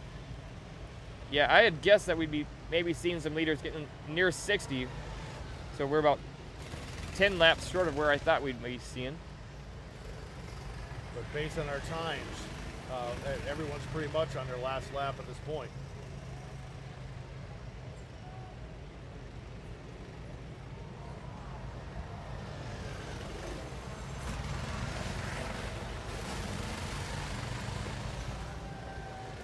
Yeah, here seeing cars gain a lot of speed on that downhill stretch there as they go through that sweeping corner. We can hear our fans cheering their cars on as we are almost done with our 2 hours of racing here. As the dust is rising off all parts of the track here, see some of the fans covered in a light kind of yellow dust, as once again. Yeah, they're going down the downhill stretch here, yep. and up Henry, or I'm sorry, yeah, that is Henry Hill. Or that's a. Or no, I'm sorry, I'm getting there. Yeah, that's the tabletop. I'm sorry, tabletop rather. Yep. And see where they were at, but we just saw Akron go past the tabletop. Yeah, so we're seeing a lot of heated action now as teams are really laying it all out there and trying to get every little bit they can. Cornell still showing in first place. Yep. Here, still on track is car number 52. I thought they had been pushed off track, but still putting in a diligent effort as they go over the tabletop. York College of Pennsylvania, the Spartans,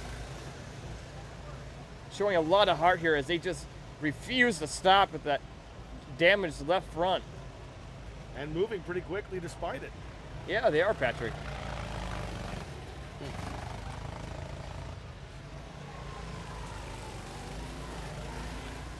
No, good to see that hard effort being put in. Yeah, it's car number 48 there, I believe, is making a pass on their inside. Right, well, York really isn't in a position to do any heavy passing with that wheel cambered out like that.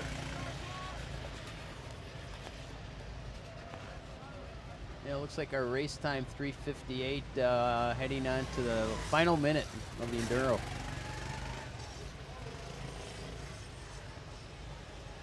It's a little bit hard to tell the exact time because it's slowly it's updating every few seconds as opposed to constantly on your screen there. Yeah, but here down to the last minute.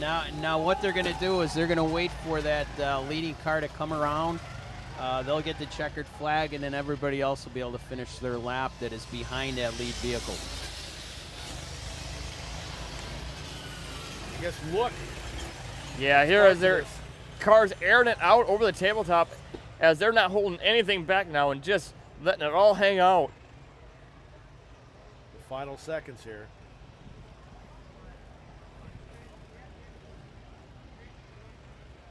And where exactly do we have the checkered flag at? That's a good question, Patrick. I'm scanning the course. I don't see it. I'm not sure where they'll be waving that from. Yeah, as we see cars trying to get in every last lap they can. We're anticipating the checkered flag coming out at any time here. We might see it up across from the booth here on the opposite side of the tabletop. Yep. Over towards the paddocks. Yeah, as we see get a shot over towards the barns.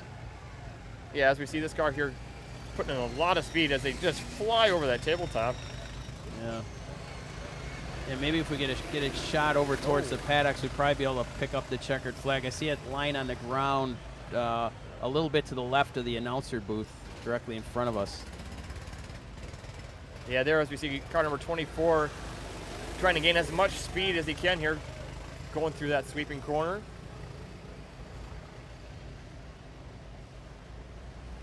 Car number 24 coming from Clemson University.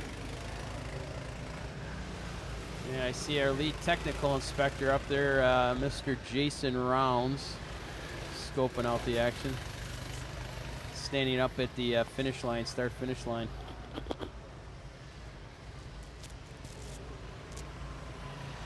Yeah, here now, again, taking a look at the backside of our course, it's stair steps. As we see another team here going down Henry Hill and coming into that long sweeping corner.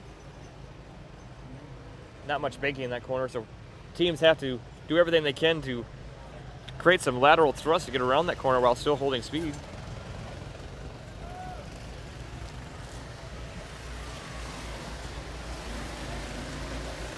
Again,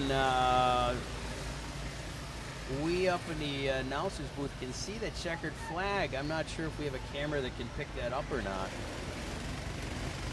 Well, it's actually it's on the ground. It's on the ground right now. That's right, Patrick. Right by one it's of the over towards the, if that, they can pan over to the left with that view, they might be able to pick it up. all the way over. If that view keeps moving over to the left, they'll pick it up. Yeah, here you are seeing a great shot of the bowl. Yep. Right behind the FMF sign up on the hill, right above that big blue pipe. That's our start-finish line. They zoom in. Now here we come in as you get an overall view of this entire field. Yeah, and there you see slowly getting ready to run out. There you see the checkered flag laying on the ground at the ready. Yeah, so we are anticipating. And here he goes to pick it up. Gathered up. I think trying to get it all prepared before he would actually wave it, so no one gets confused. And again, they're gonna wait. They're gonna wait for that race leader, that endurance event leader, to come around. They'll give them the checkered, and then all the vehicles behind that car will get a chance to finish. Here they go, breaking the safety tape that's there, so they can easily wave it.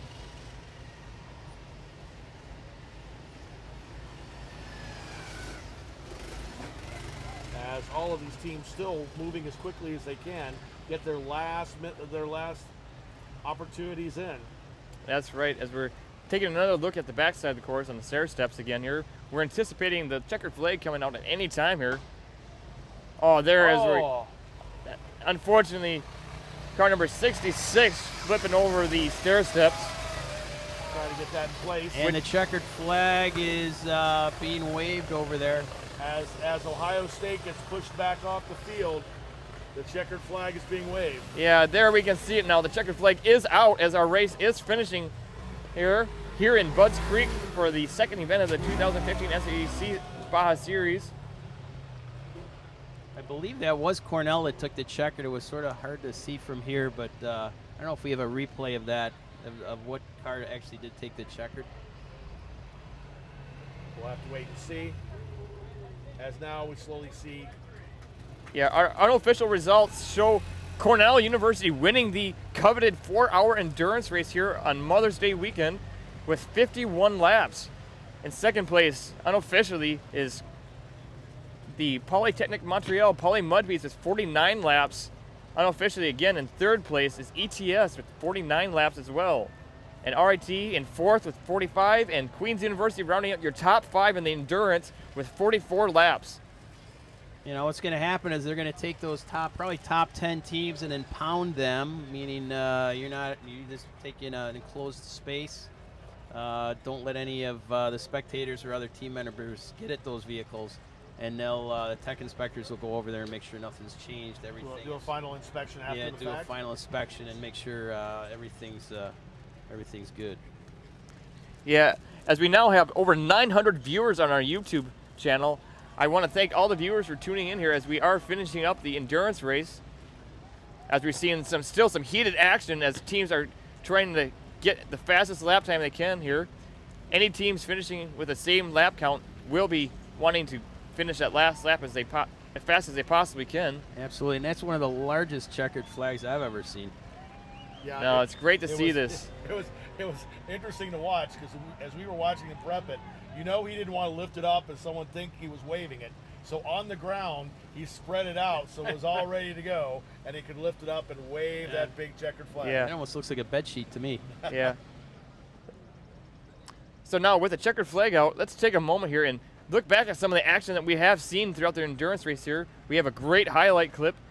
So let's take a moment here and just show this clip here and enjoy some of the action that we saw throughout the 4 hours.